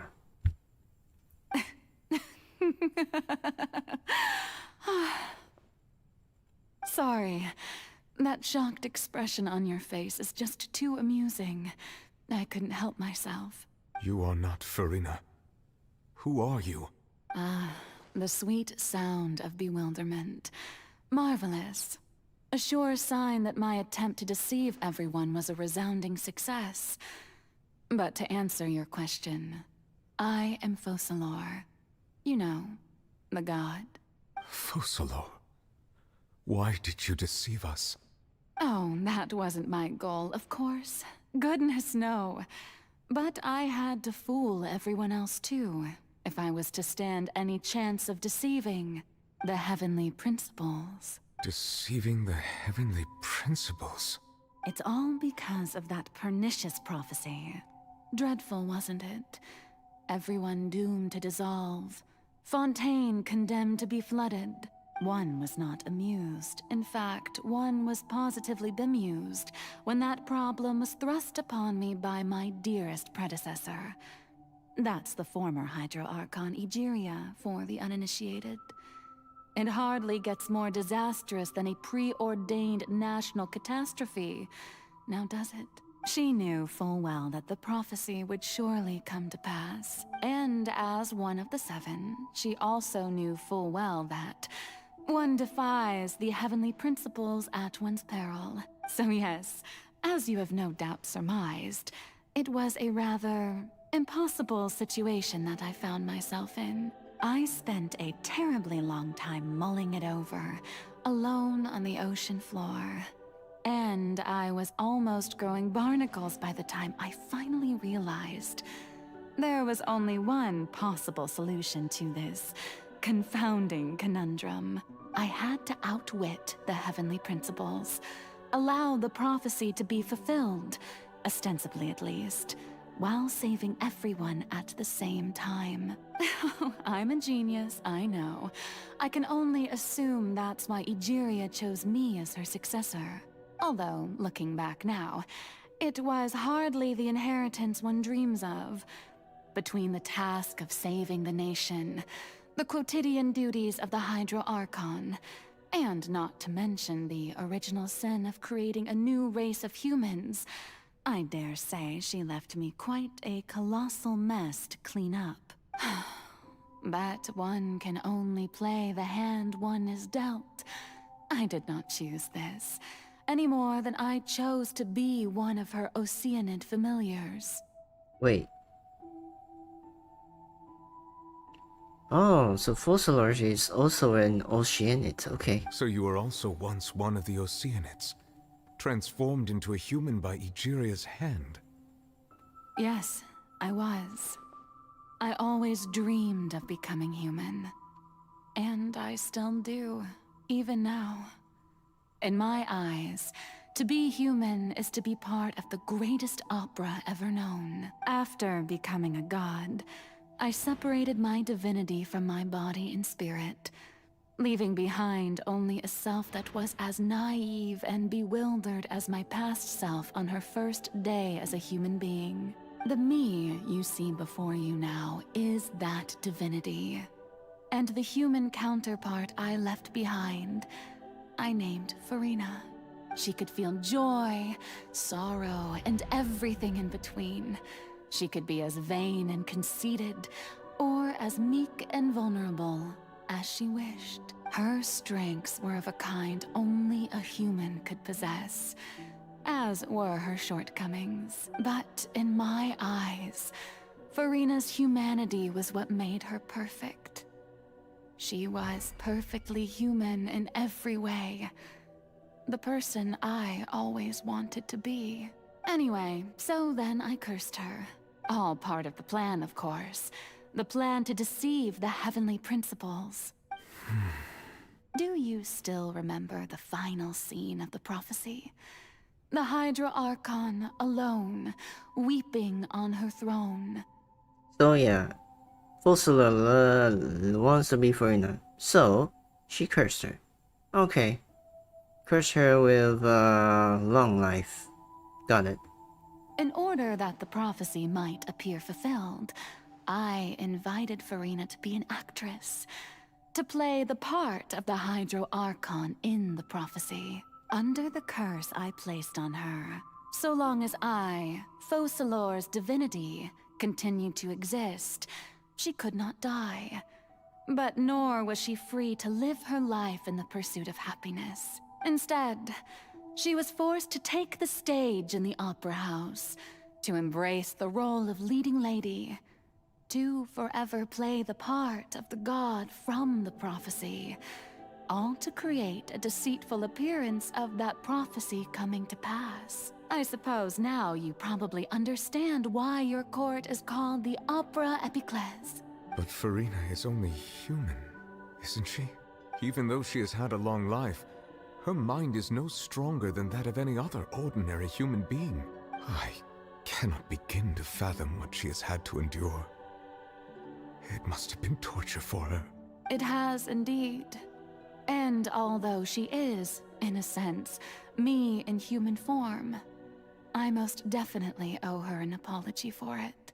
It's been 500 years, and all along, she's been playing her part in the most unimaginably long, unbearably lonely, and agonizingly painful opera of all time. Damn.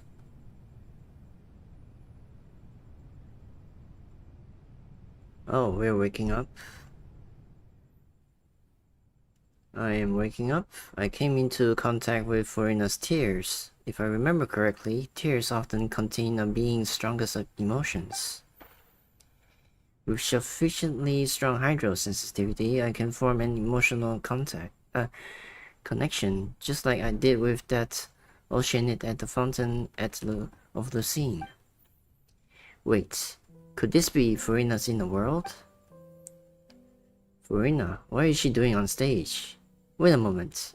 That probably isn't Farina. That's likely a reflection of her inner self. If I can directly speak to that self, I might be able to easily get what I wanted to know. I came here for answers. Either way, this opportunity is not to be missed. Let me try talking to her. Dr. Farina. Wait, how do I get up? Quit following me. Squall and fury.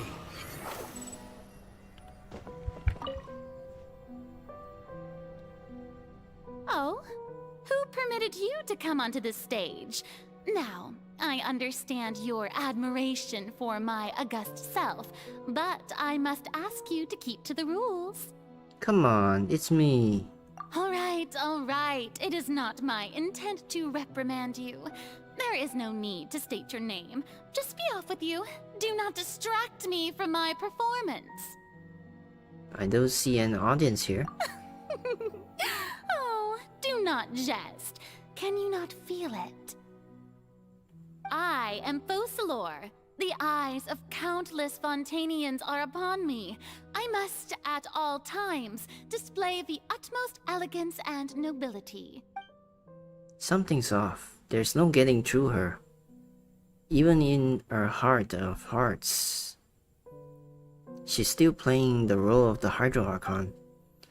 What sort of result must she have that even her inner self and subconscious would have such an impenetrable defense?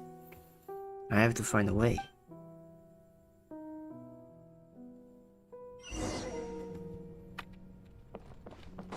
Turn off all the spotlights. Dear audience, the performance is experiencing a technical difficulty, but worry not. The guards shall resolve it soon enough. Try without an echo. Hey, what gives? The audience is still watching me, you know. Guards? Wait, where are the guards? Guards! I'm turning off all the lights. That's all the spotlights turned off in Farina's heart. They must have symbolized the eyes of the people on her. Speaking of which, I think I just received some sort of signal. Was that her true voice? A ticket. When did that end up here? A golden ticket. Oh. I need to be a spectator then. Either way, it looks like the show is about to begin. In that case, show me how you truly feel, Furina. Scene 1. Before a mirror. Furina.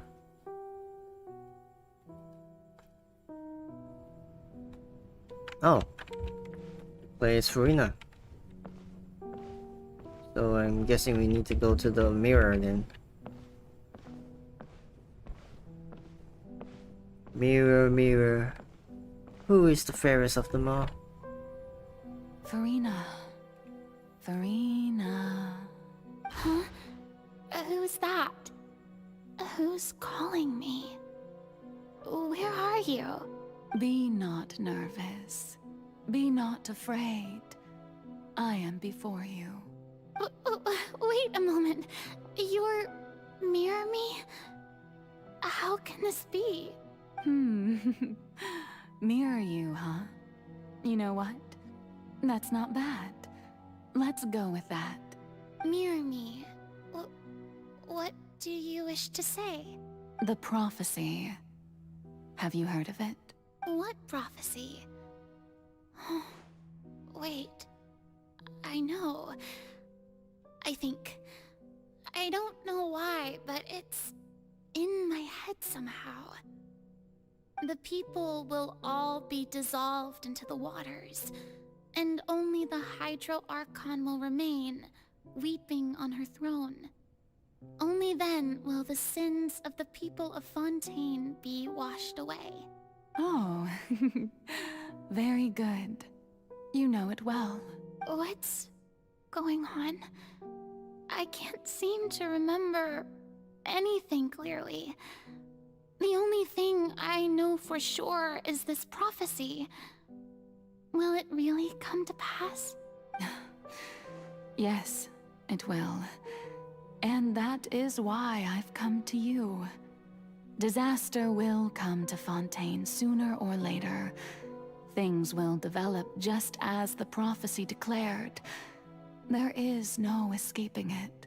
But doesn't that mean everyone will die? I'm a Fontainian just like them. Will I dissolve too? Oh, don't worry. Magical meetings exist in this world precisely to give people a chance to turn things around. It is the reason why you met me today. I will tell you how to save everyone, but you may have to suffer somewhat.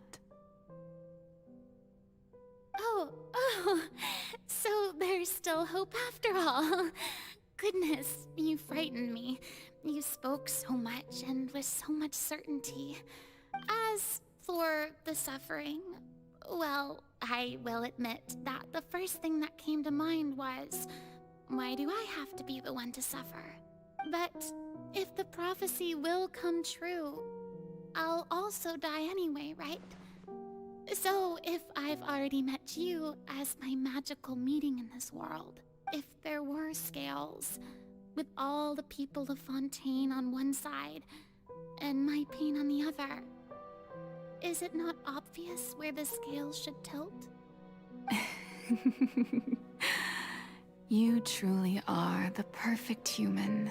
My ideal. I suppose this would also be the justice that belongs to you. Huh?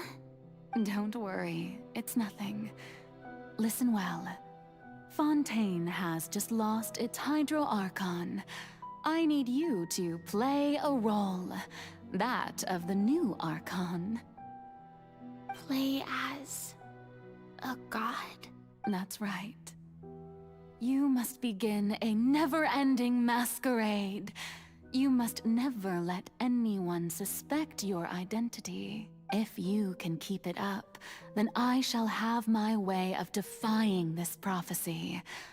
But should your identity be revealed, then all hope will be lost. But how will I do this? A human assuming the role of a god without being exposed. Don't worry. What you must do is not to turn yourself into a real god. You simply need to play the role of a god as humans imagine them to be. Being a human yourself, I'm sure you already know what such an entity would be like. Remember, your true challenge will not be pursuing divinity, but contending against humanity. I'm still not sure I understand, but I'll try. I'll try to do this. So, how long am I going to have to play this role? To accomplish this mission, you will have to stay on the stage for many, many years. You will endure and not grow old until your task ends. But I promise you, all will eventually end in a magnificent and dramatic trial, and everyone will be saved. A trial, huh? How exciting. I'll be looking forward to it. Scene 2. A session speech. Furina.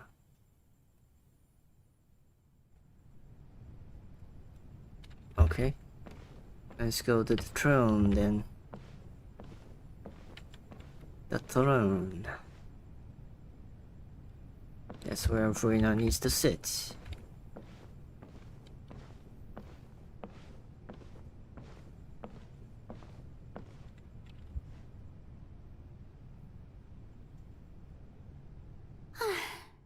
The Maison Cardinalise has announced my accession, but this is my first time facing the people. What should I say to most appear like a god? To be honest, I still don't know. Perhaps I should first try to act natural. Summon courage.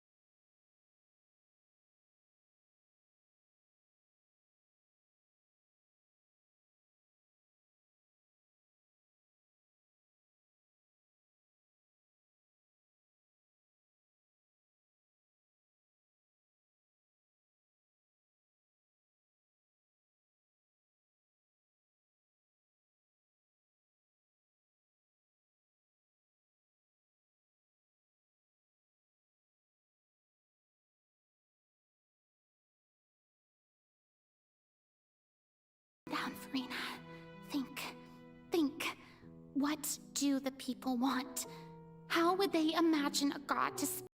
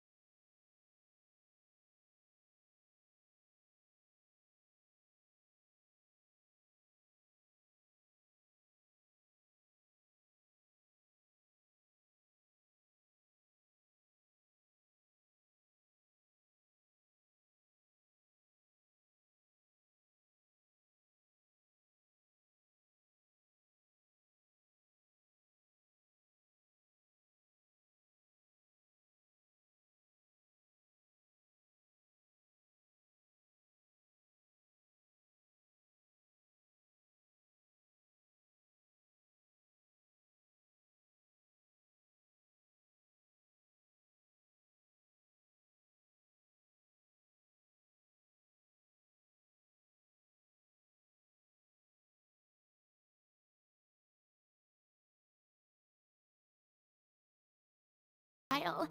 A trial to end all.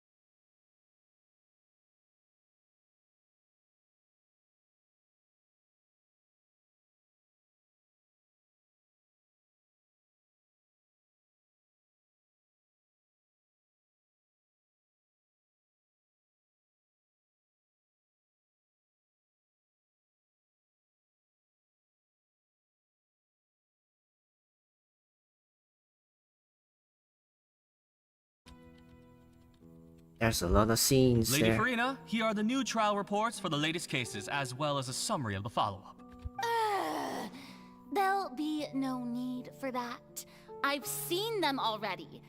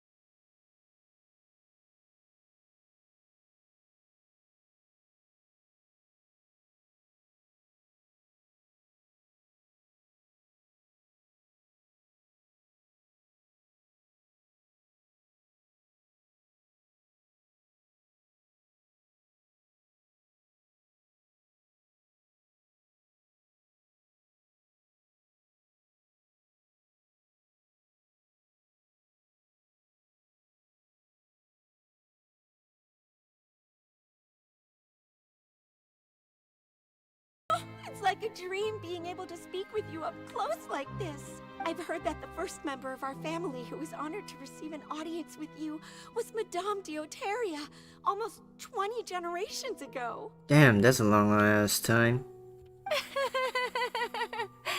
And what a fine family yours is indeed. It brings me great joy to meet such a faithful believer. A descendant of a line most ardent. Surely you exaggerate, Lady Farina. My lady? Farina, you sound kinda... What is it, good citizen? Are you crying? Uh-huh. Oh, really now?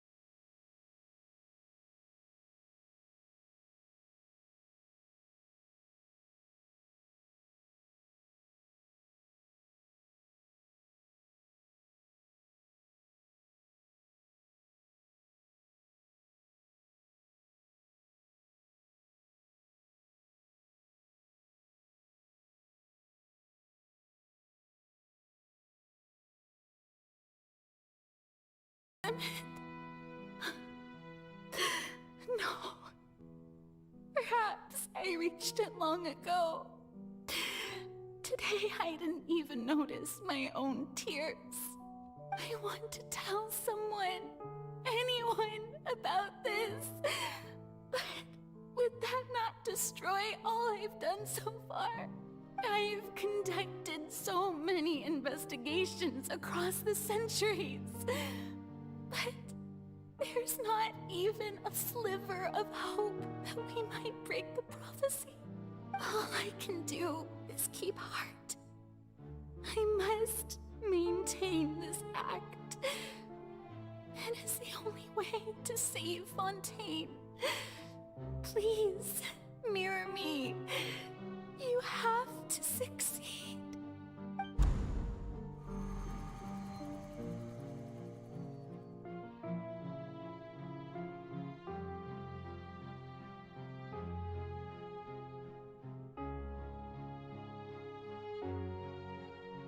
Farina, you don't have to shoulder this burden alone.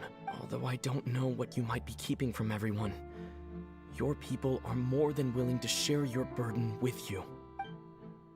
That's my voice. Is this scene from where we were within the giant magic box? This is great. I didn't think that this scene would replay in her inner world. Surely, I'll find out what she wanted to tell me this time. Share my burden. That's impossible. It was fated right from the start that this would be my duty alone. But even if your burden doesn't need to be shared, you can still choose to confide in someone. Just share it with me. I'm what you'd call a witness. A witness? Yes. I've heard that you came to Tevat from beyond the stars, yes. In other words, you never belonged here.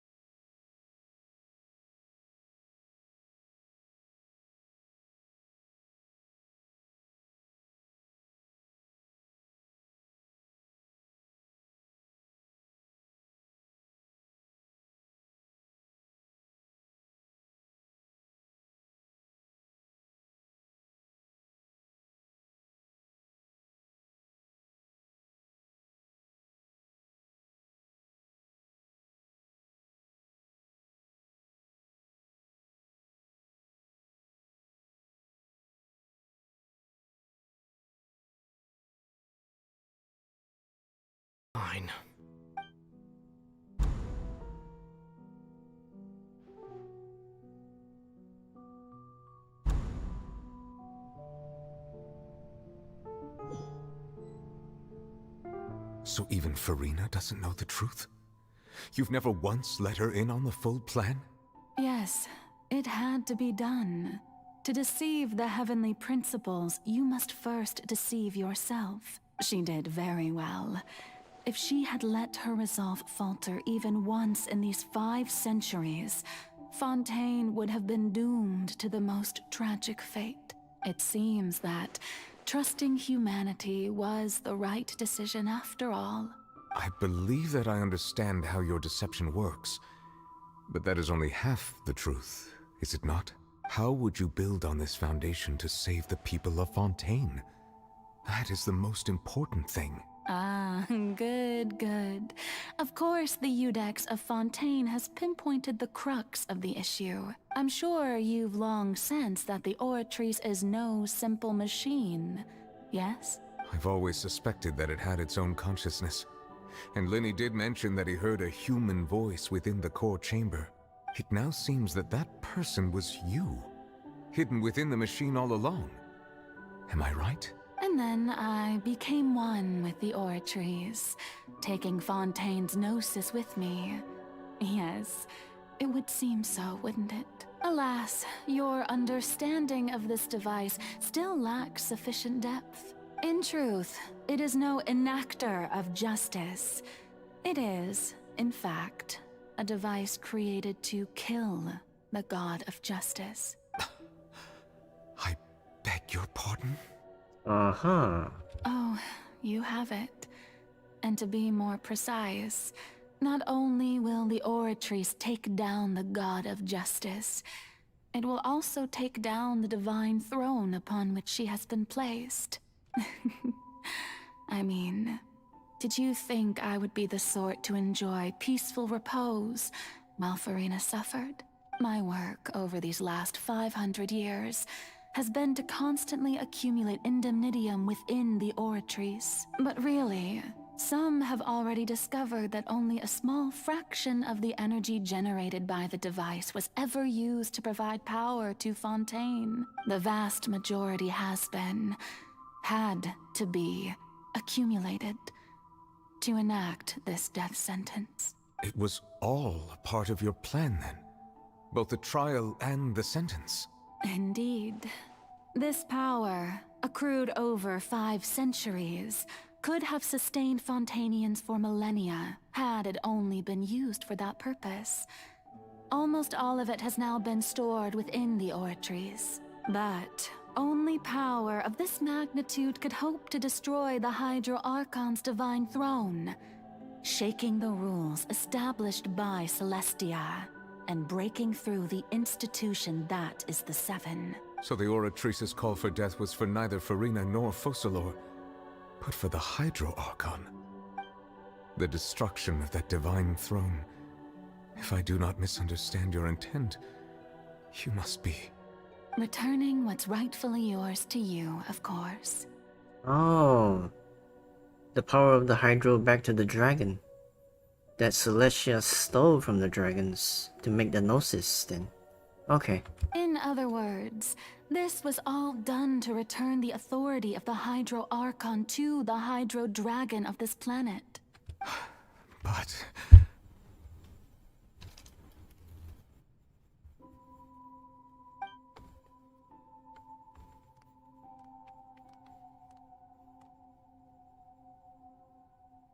Oh, what? Getting sad again, are we? The authority of the ancient dragons shall soon be yours once more, O Hydro Dragon Sovereign. And this is the face you make. all you've done throughout the years is just so you can sacrifice yourself at the very end. I've never quite seen it that way, you know. Even now, I'm quite pleased at how well my deception worked.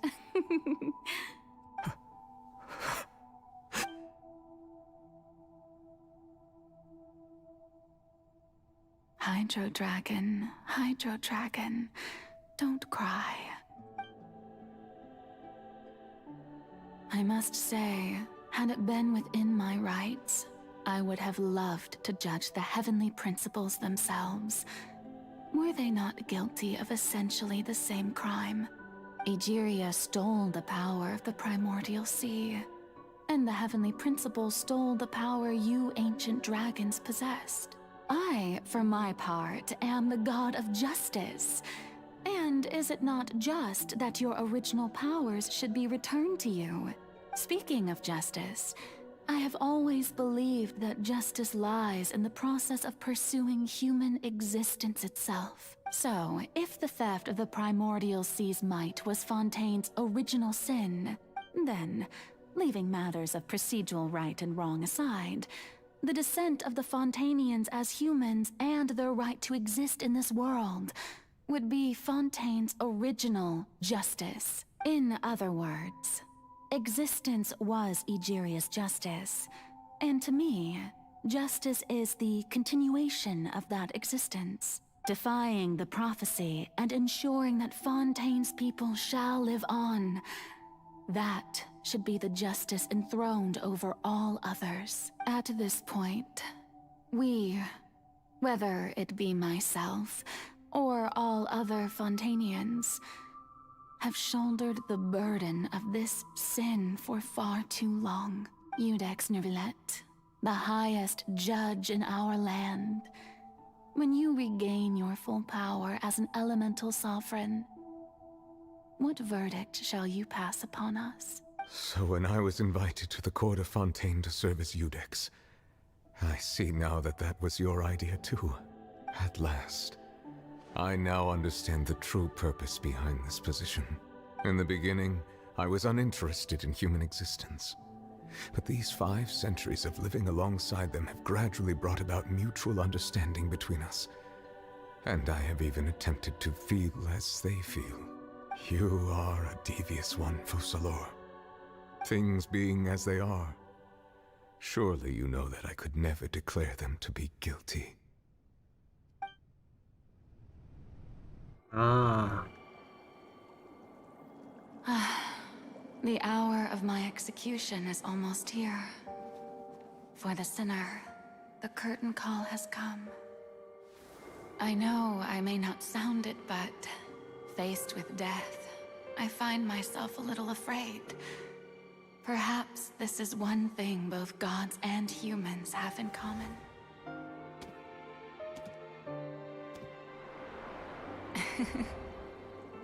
Farewell, Neuvillette. I hope you've enjoyed the part you played these 500 years.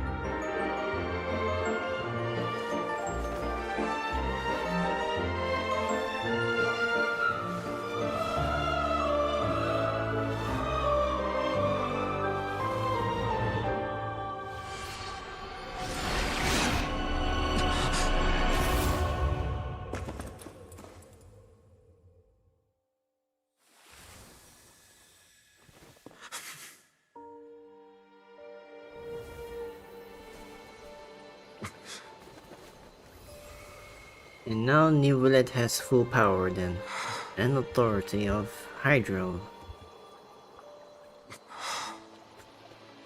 While the Hydro Archon's throne is now gone.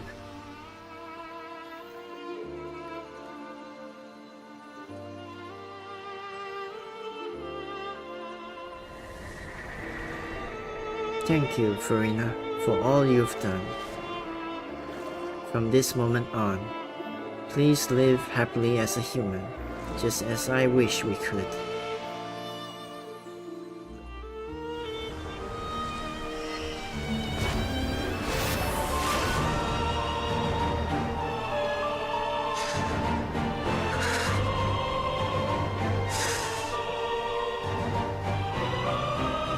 I, Iudex Neuvillette, hereby declare,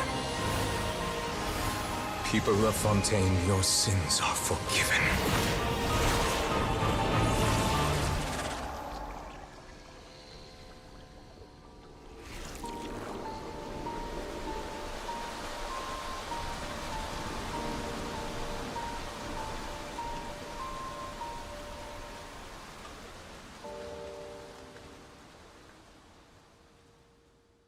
Interesting. You think I...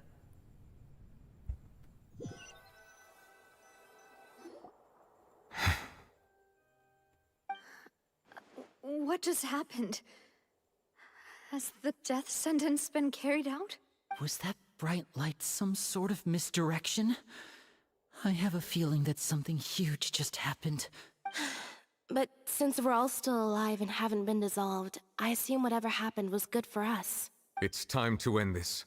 We must mete out punishment to that beast. Didn't you say just a moment ago that it can't be defeated? I have gained the strength sufficient to deal with it. Through certain means, I now have the ability to separate the power of the Primordial Sea from that creature. We should seize the opportunity to pursue our quarry. You obtained power? Just now? Traveler, now that the oratories can no longer function, I require an executor to help me mete out justice. You mean me? The root of the calamities befalling Fontaine. The beast that enacts the prophecy. Its name is the all-devouring narwhal. Come with me, traveler. The hour of execution has come. Alright. Let's go. That's a big narwhal. I fought it a lot of times already. I know how to deal with it.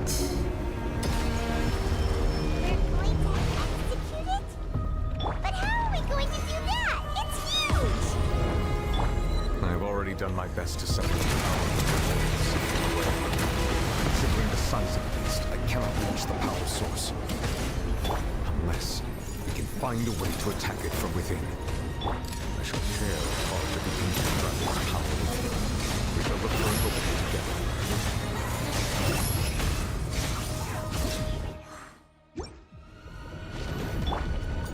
I can't hear anything. Move it.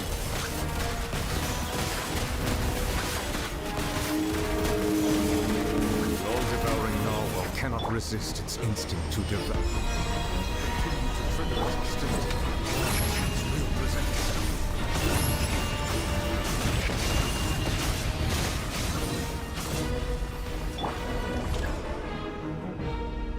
Watch out! Hiya! Wait, what?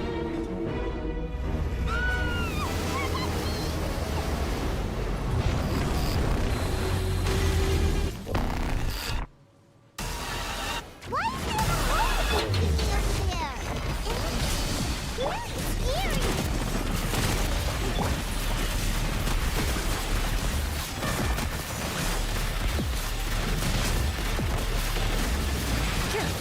scary! Stabilize! I have granted you my protection. Do not fear. Seize the moment and use my power to suppress its roots from within. Bam, bam, bam. There we go.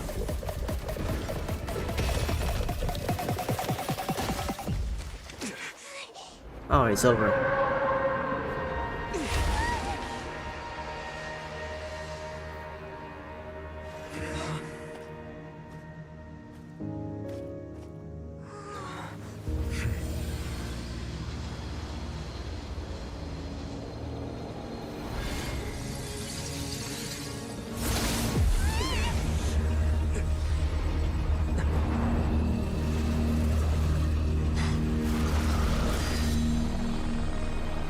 Oh, who are you?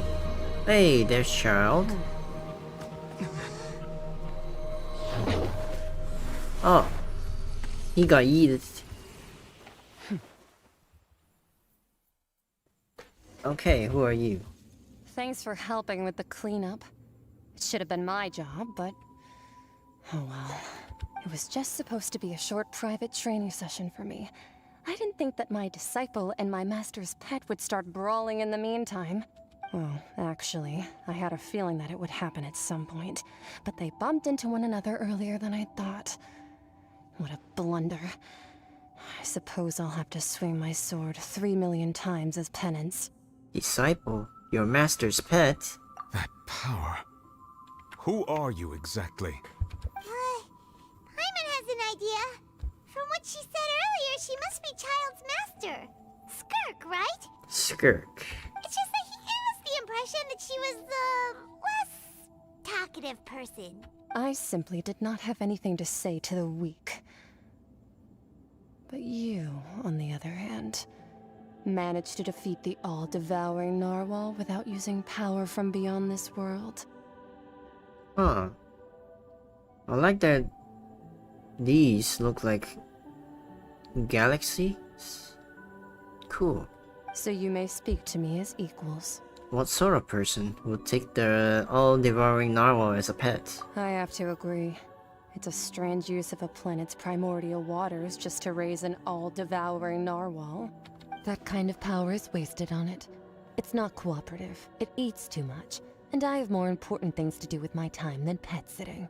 The only thing that creature has going for it is its looks. All in all, it fails as a pet.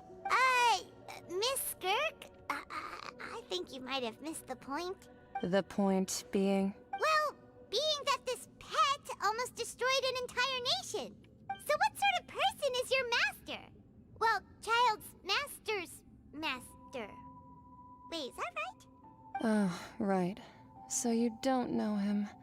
Sorry, I assumed you did. His name is Sertologi. Who? I am unfamiliar with that name. Huh. So Master isn't sufficiently famous. How should I describe him then? Have you heard of the name The Fowl? Oh. The Fowl? Still nothing? Well, how about the Visionary? Vetterfulnir then? Or Gold Rhindaughter? Oh, that name. Ooh, that one we've heard. Rhindaughter's part of the Hexen Circle. She's Albedo's mom, right? Oh, so you do know that name. To be honest, I also heard all of those names and titles from my master. I don't actually know them either. But I suppose you understand now, yes? My master is likely a similar sort to Rhindaughter. They are both pursuing some form of perfection. Wait, didn't you also mention a visionary person? Paimon didn't quite catch their name. Actually, never mind that. I believe it expedient to inform you that the all-devouring narwhal used up nearly all its strength fighting you. Such roiling hydro energies will prove difficult for the planet's deep seas to digest.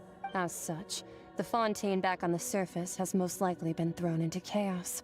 In other words, the prophecy that you've been fretting over should now be in full swing. What?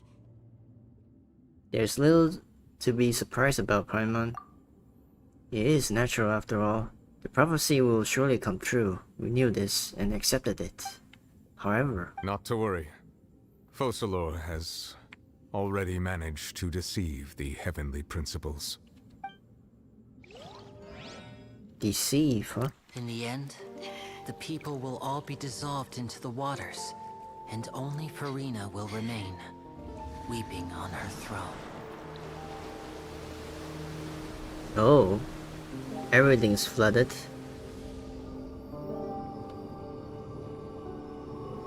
Only then will the sins of the people of Fontaine be washed away.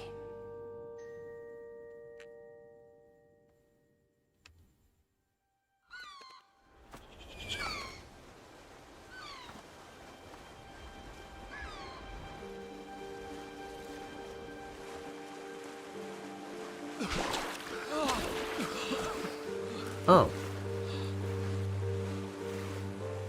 Hey! Help! Over here! They didn't get dissolved.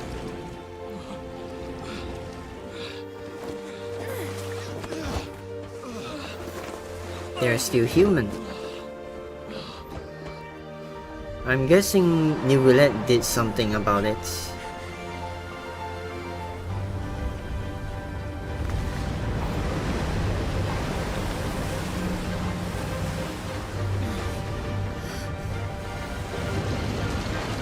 Hey, it's that ship underwater. All hands, initiate emergency rescue!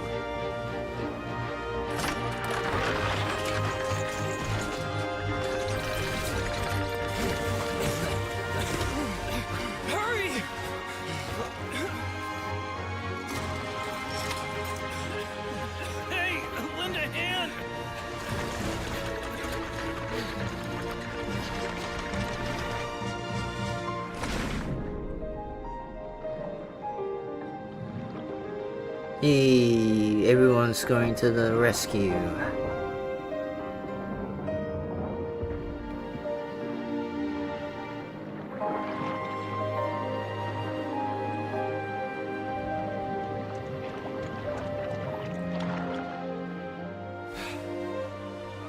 Look!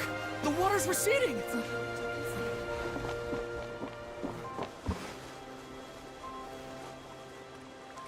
Huh.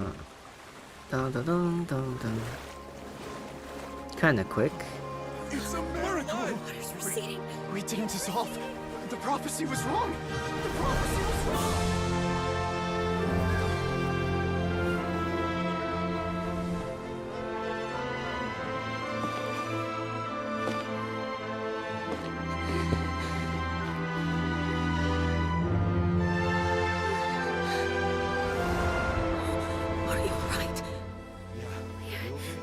Or they turn into actual humans and no longer oceanids.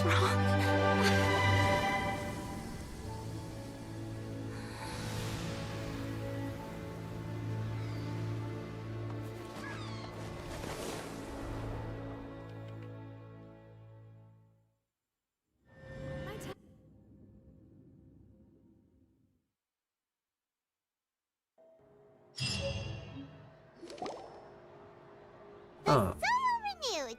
The Spina attacks post-disaster rebuilding. I recently visited Poisson to meet with Miss Navia, spokesperson of the Spina and we spoke about Poisson's present and future. Old soil can still give birth to new bloom, Miss Navia stated. Hope is like seeing a small cookie when you're starving late at night. You just need a little of it. Skyship Winglet, lunar brain of the Fontaine Research Institute. The various disputes that have arisen on account of Mr. Edwin have suddenly become a shield over the Institute, with Jurier turning out to be a once overlooked hidden gem. People always call the first researcher mad, but few know what to call the second. And should that latter person achieve a miracle, they would find it all the harder to find a word with which to classify him and his team. Wow! Paimon barely recognizes the people in the reports. Are those really Jurier and Navia? They sound like real big shots. They might have been real big shots from the start. We just didn't meet them in that capacity. What do you think? Pretty enthralling, huh? The Steambird's idea was pretty simple. With the disaster just having passed, we would print a free edition packed to the margins with good news to calm people down. The value for these big scoops lies in their inevitable follow-ups. We'll publish further reports and go into the stories behind those people. Edwin's assistant, Jurier, created a true flying ship, while Navia is leading people in the reconstruction of their home. I'm sure that these stories could draw even your well-traveled eye. The articles do make me curious about how things will play out. Paimon's curious too!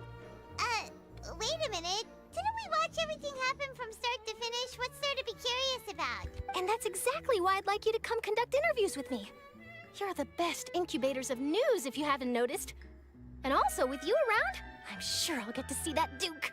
Are you sure? Hasn't he turned you down several times already? Oh, this time will be different. Come on! Let's head to Poisson first, and then make a trip to the fortress. There are some things you'll only know when you get there. Okay. Finale. Go to Poisson.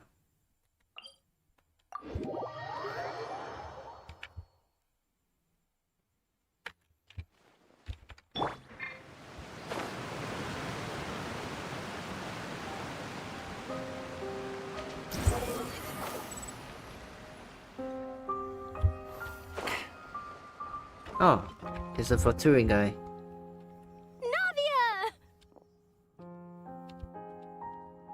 Oh, it's you.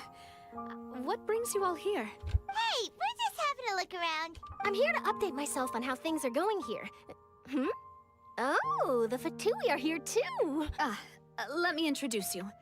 This is Mr. Garunt Snežević. He represented the Knave in sending us a large amount of supplies, and is helping with our work. Our residents are hard at work as well. Thanks to everyone, work is progressing nicely. We've lost a lot of people, but we're moving forward. That will have to be enough. Hello, Miss Charlotte. I'm a big fan of yours. I especially like that article you wrote last year about Fontaine's stray cats. But if you don't mind, could you not emphasize our role too much in your report? It's not charity we're doing here. We just happen to share the same interests as the Spina. I get where you're coming from. I'll keep it as simple as possible. Or would you be willing to feature as friendly neighbors? That would be fine. Thanks. Oh, you're back too. How are things? We finished laying down the construction materials. It'll be another hour before the workers are able to go over there. Huh? You're here too, Clarence? Well, her reputation's greatly risen after that whole duel business with Miss Farina. So she's here in Poisson to wait out the heat. All right. She really came here to help me out. There's too much to consider in the reconstruction of Poisson. The Spina has need of more decision-makers. And, well, I do already happen to be connected to Mr. Callis. Oh, wait just a moment. Do you mind me asking a few questions? You know, about how you felt before the duel, about what it was like facing down a god. There's lots of exciting material there, I bet. Forget it. I'm sure you can find a better theme than that, Miss Charlotte. I see you're the same as always. Couldn't you do me a favor, for Navia's sake? Well, if we're talking about doing things for my sake, you might as well just take a few more photos of me. Or of the Traveler. It's better than wasting time persuading Chlorand at any rate. Of course I will. I'm not gonna let him off that easy. All right, then everyone who wants to be in the photo, gather up. And smile.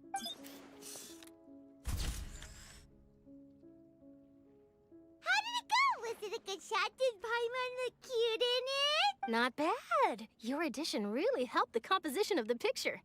All right, hang on a moment. Let me snap a few more shots. Connor takes more pictures of Poisson. All right, that should do it. I'll be back here later anyway, so let's call it a day.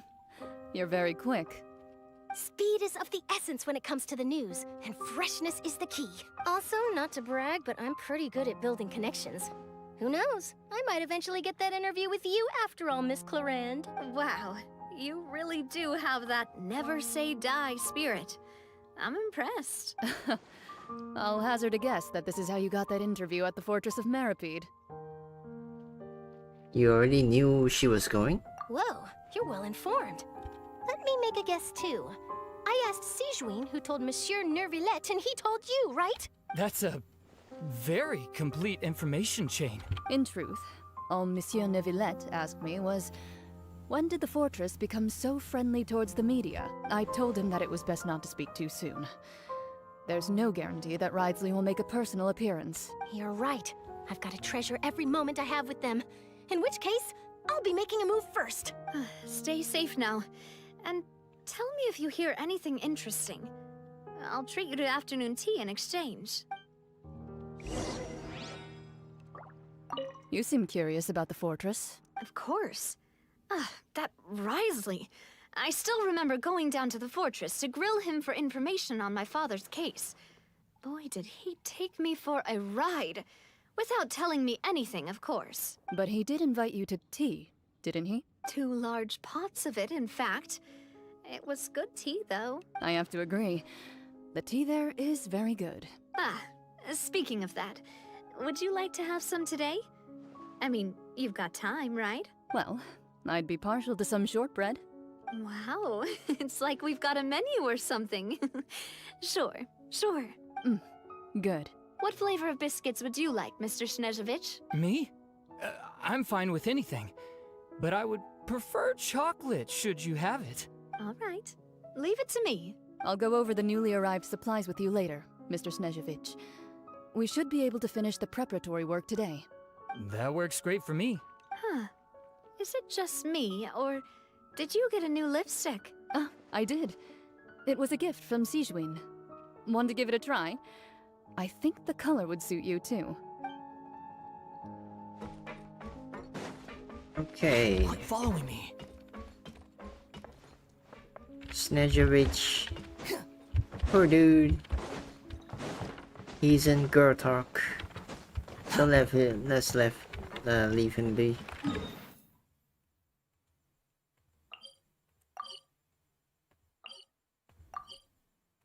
Wait, where is this?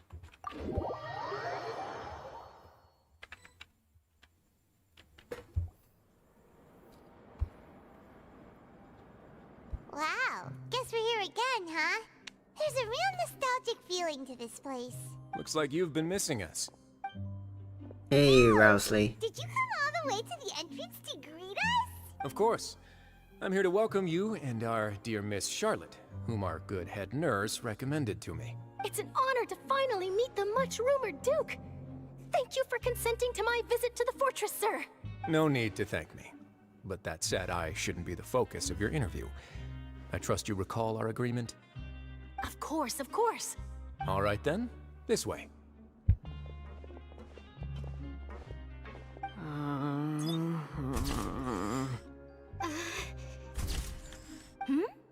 Hey, no need to be so nervous. I've already taken all the photos we need.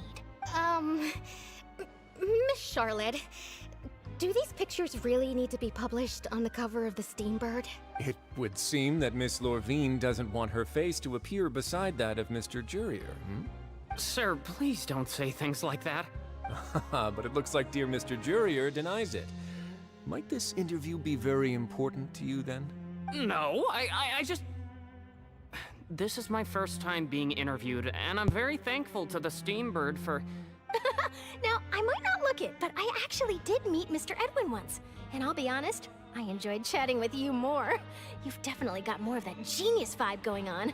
The boat that brought about a miracle, the ark that saved the people. Why, you recreated a myth back there, like an emissary of legend. Still, if I might ask, where's that flying ship now? Huh! Looks like Charlotte's trying to get herself another exclusive scoop. I have to apologize, but that ship is presently in the bowels of our factory. I'm afraid it won't be easy for you to get a shot of it. Really? Well then in that case, could I have an interview with you to make up for that loss? She really doesn't know how to... She really does know how to squeeze opportunities for all they are worth. You already know my answer, I'm afraid. Best you interview our head nurse instead. Or perhaps you'd like to take another photo of this couple of researchers? Did you really have to use the word couple? Well then, 2 solo photos will do. Is my hair messed up? Please, someone help me have a look. Things sure are getting pretty lively here. We've seen this kind of thing before. Oh, seems like everyone's here. Would any of you like to try this new drink I came up with? Ah, Siegeween. Hey, Miss Charlotte.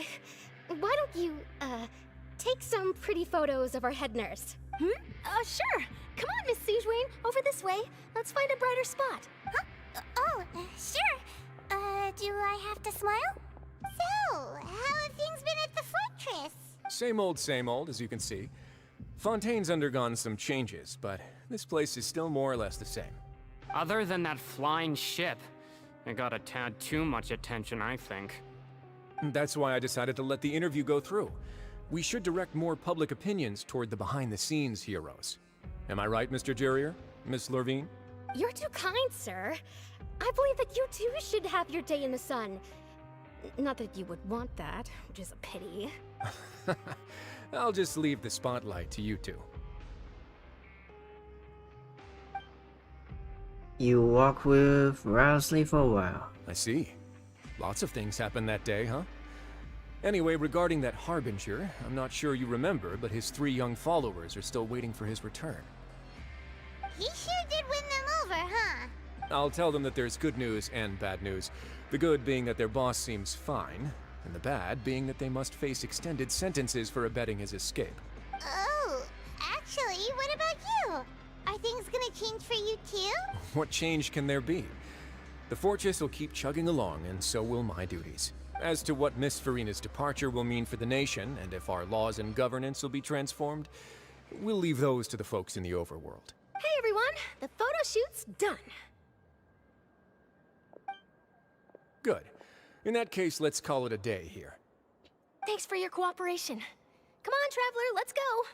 Till next time, everyone. There'll be a next time? Maybe. Who knows? I might write a story about the underwater factory next time. Until then. All right, last stop, the docks. Damn, there's a lot.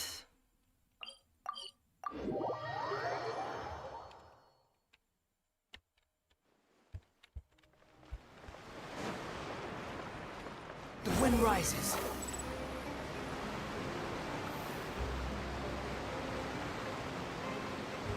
And we're falling. Oh, there's Linny. And Lynette. And Fremine. They really are here! How did you know? Navia mentioned that she stayed in touch with Linny and the others after working together. Apparently, they've been at the docks distributing these strange pockets the whole time since. Traveler, Paimon. Ah, and Miss Charlotte, too. Would you like a magic pocket? What sort of gadget is it? It's a wondrous bag that can be used to carry many things. The water level has returned to normal, but if you see any of your things floating around, you can use this to carry them. Or you could trick a friend into doing it for you. Trick a friend? I wonder which of my friends would fall for that. Hey, we ain't that naive. You could just make a friend like Fremine here. Isn't that right, Fremine? Is this what you meant by, I'll help you make some more friends? To be honest, that sounds pretty sweet. Could I have your contact, please? Sure. Please, write down my address. You don't have a phone? Lynette sure is working hard to help Fremine socialize. He was the one who proposed doing this. He even wants to assist in our magic shows. Sounds like that will suit him. Yes, I was planning to first introduce Pear as an assistant, and later Fremine himself. In the future, I think we can leave underwater escape magic to him too. That said, would anyone want to see a diver escape underwater? Oh, it'll work out. Every journey begins with the first step. He'll become a part of our show eventually. Lynette, could you come over? Miss Charlotte says she wants to take a picture of us. Got it. My, that Charlotte is rather perceptive. She got rid of everyone the moment she realized I had something to say to you. So, how have things been, Traveler? I'm doing alright. Father says that you did a great deal during the latest events. She's very grateful for your contributions to Fontaine. That's alright. We were more than happy to help. So, what's she doing now? Oh, I guess you haven't heard. Well, after Lady Farina left, Father and Monsieur Neuvillette opened negotiations, during which he gave Fontaine's gnosis to her as a diplomatic gift. A diplomatic gift? A gnosis? Yes, I was quite surprised at first myself. But when I thought it over, there were actually a number of things going for it. It could have been done as an apology for the incident with Lord Child, or as thanks for his help in tying the all-devouring narwhal down. Furthermore, Father did also lend significant aid to Fontaine and Poisson. Well, that's true, but this is a gnosis we're talking about. Doesn't this seem a bit irresponsible? I would agree, but I've also heard that it seems that Monsieur Neuvillette has had a significant change of heart regarding the matter. So there's some reason for this that only Neuvillette knows about? I suspect you'll have to ask him about that yourself. Ah, yes, speaking of which, I did see him strolling around the entrance to the Fortress of Meripede a while back. Isn't he real busy and stuff? Paimon didn't think he'd have the time for that. But back to the topic. The gnosis was given to the knave, right? What about Child? They say that he's returned to Snezhnaya to recover from his wounds. I hear that the recent disaster really did a number on his health. Well, I guess I can now call him one of my war buddies. That's true. When you think about it, we've had loads of run-ins with the Fatui. To think we'd be allied with them this time. So shocked by such a simple switching of sides? Oh, Alakina. Father! Well, what do you know? Come to the docks to see how my children are doing and meet the Traveler by chance. Please do not pay my accomplishments in Fontaine too much mind. I would have done them regardless. Are you going to take the Gnosis back to Snezhnaya? That is our duty as Harbingers, yes. Don't be too preoccupied with sides. The goal of the Fatui concerns not a single place or person, but the entire world. With such a grand goal in mind, it is inevitable that we must wear many masks. Switching my masks is something I've always done. Will you keep to your position? Well, that depends on many things. No one truly knows what the future holds. What good is honesty if you can't rely on it forever? As for you, I very much look forward to our next collaboration. Good things cannot be achieved alone, and you've proved yourselves to be great partners. Actually, I just remembered something. Please help us deliver this. A vision? All right. I'll remember to return it.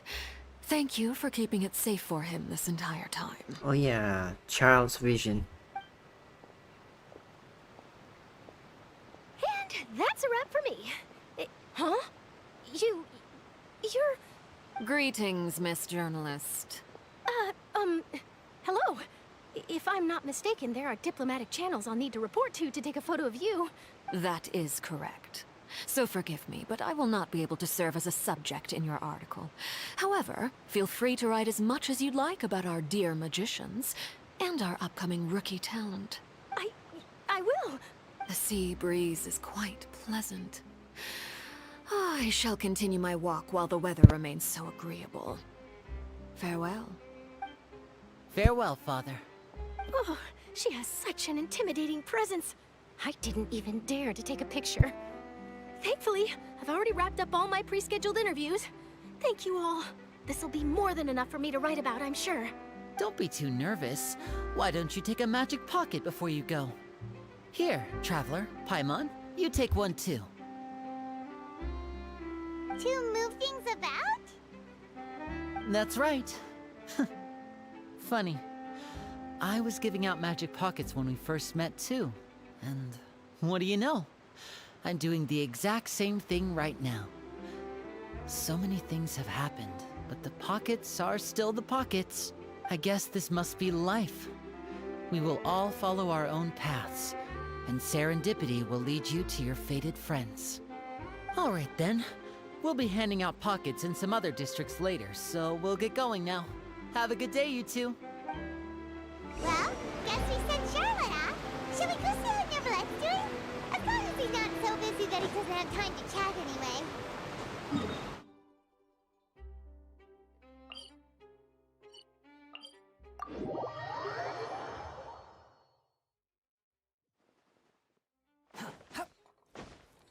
Behold!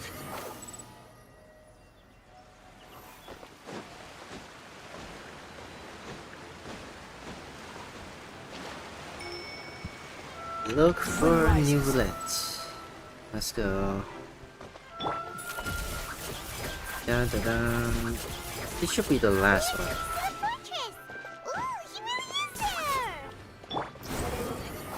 Hopefully this is the last one. I only have 6 minutes to go.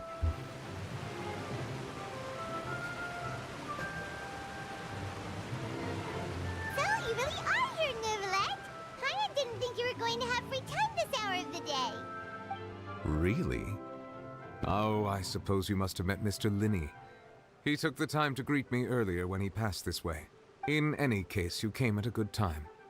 I was just considering reaching out to you to set up a meeting, so I may explain some things that I haven't had the time to before. Aw, Paimon's glad that you remembered. Thank you for keeping us on your mind, what with you being busy and all. Alright, let's have it then. How was Fontaine actually saved? The whole business is still quite the mystery to us. It is strange how words can often leave a bitter taste in the mouth when it finally comes time to say them out loud. Sorry, I can't accept your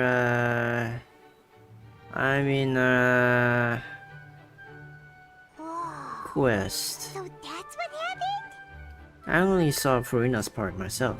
Fossilor destroyed the divine throne of the Hydro Archon and restored restored your power to you, transforming you into a fully fledged elemental dragon sovereign. But Paimon still doesn't quite get what you did to save the Fontainians from dissolving.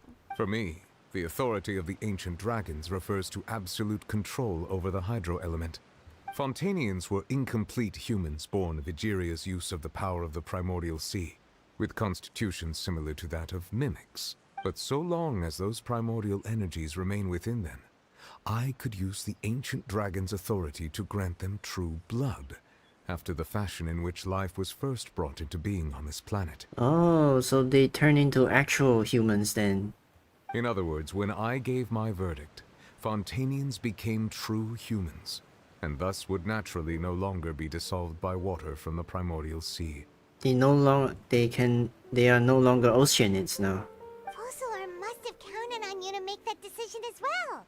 Your verdict was the key to making the prophecy appear to have come true while saving everyone. You could say that it was at that moment that the Fontainians were finally truly born. Yeah, and in a manner of speaking, Fossilor finally managed to fulfill the original Hydro Archon's wish to turn Oceanids into real people too. It seems from your expressions that you still have more things you wish to ask. Ask away. I will tell you the truth as I know it. Okay, about the initial verdict that was passed on Child. I have investigated his case along many avenues, and I have learned that he once fell into an unknown chasm when he was young.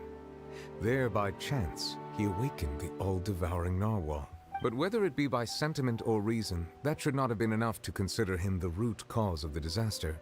At most, he would have had tangential liability. As for the judgment passed by the oratrice during the trial, whether it was due to that liability by association or Fossilor deliberately using him to buy time for us on the assumption that he would be able to hold the creature off, I cannot say.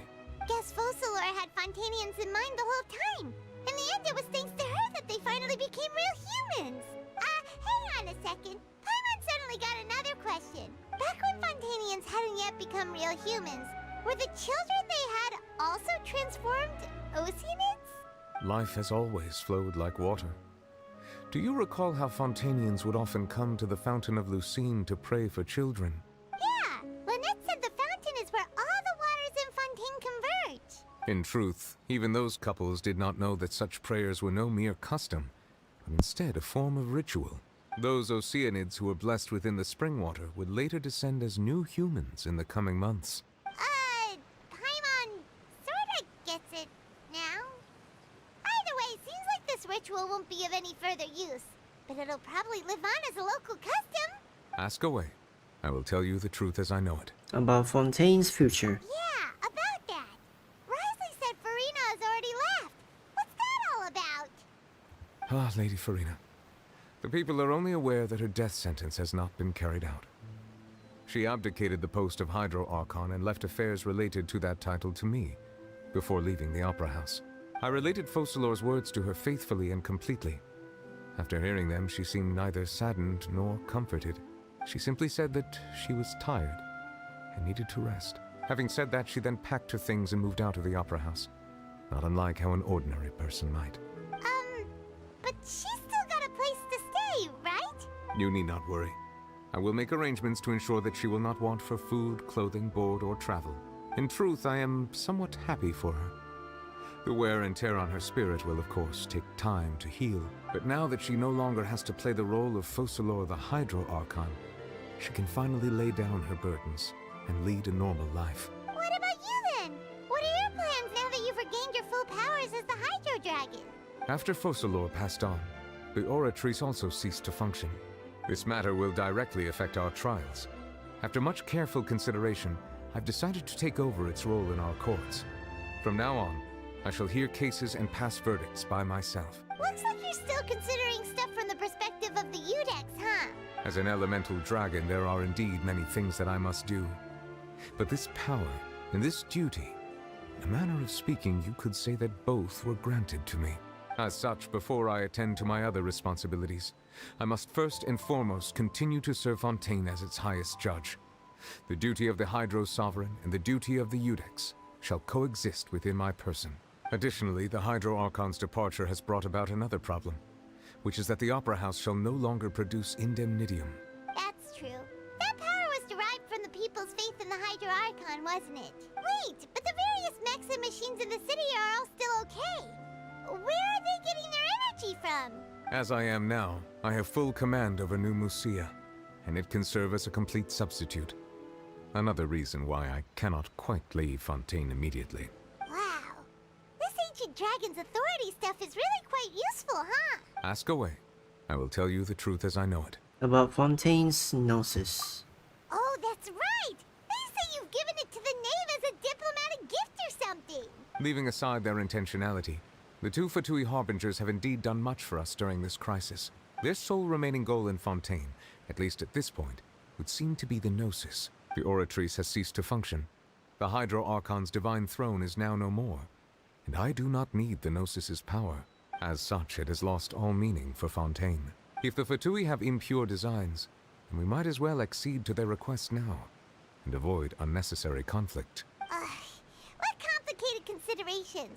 Paimon thought you were just giving it to them out of gratitude to the knave and as an apology to Child. Ask away. I will tell you the truth as I know it. About the next stop on my journey. You will soon be heading to Natlan, I presume. I'm afraid that I have little talent as a travel guide, so all I can do is tell you what I know about that land. As far as I'm aware, Natlan can be said to be a nation of dragons. A nation of dragons? You mean like you? No, I suspect that I would not find myself welcome there. Unlike ancient dragons such as myself, the dragons of Natlan have undergone long years of development and evolution. Large numbers of them have entered a form of coexistence with humanity. Natlan is also the nation of war. War ravages those lands like an undying flame. There is one other piece of information I got incidentally from my negotiations with the knave that I believe may be useful to you. The harbinger known as the Captain has thrown his hat into the endless ring of war. The Captain. Sounds like a real tough customer. Seriously, everywhere you look, there's a Fatui Harbinger doing their thing. Capitano. I suggest that you fully prepare yourself before going to Natlan. In the meantime, Fontaine's doors will always be open to you. Ask away. Alright. So we're restarting. Alright, that's all.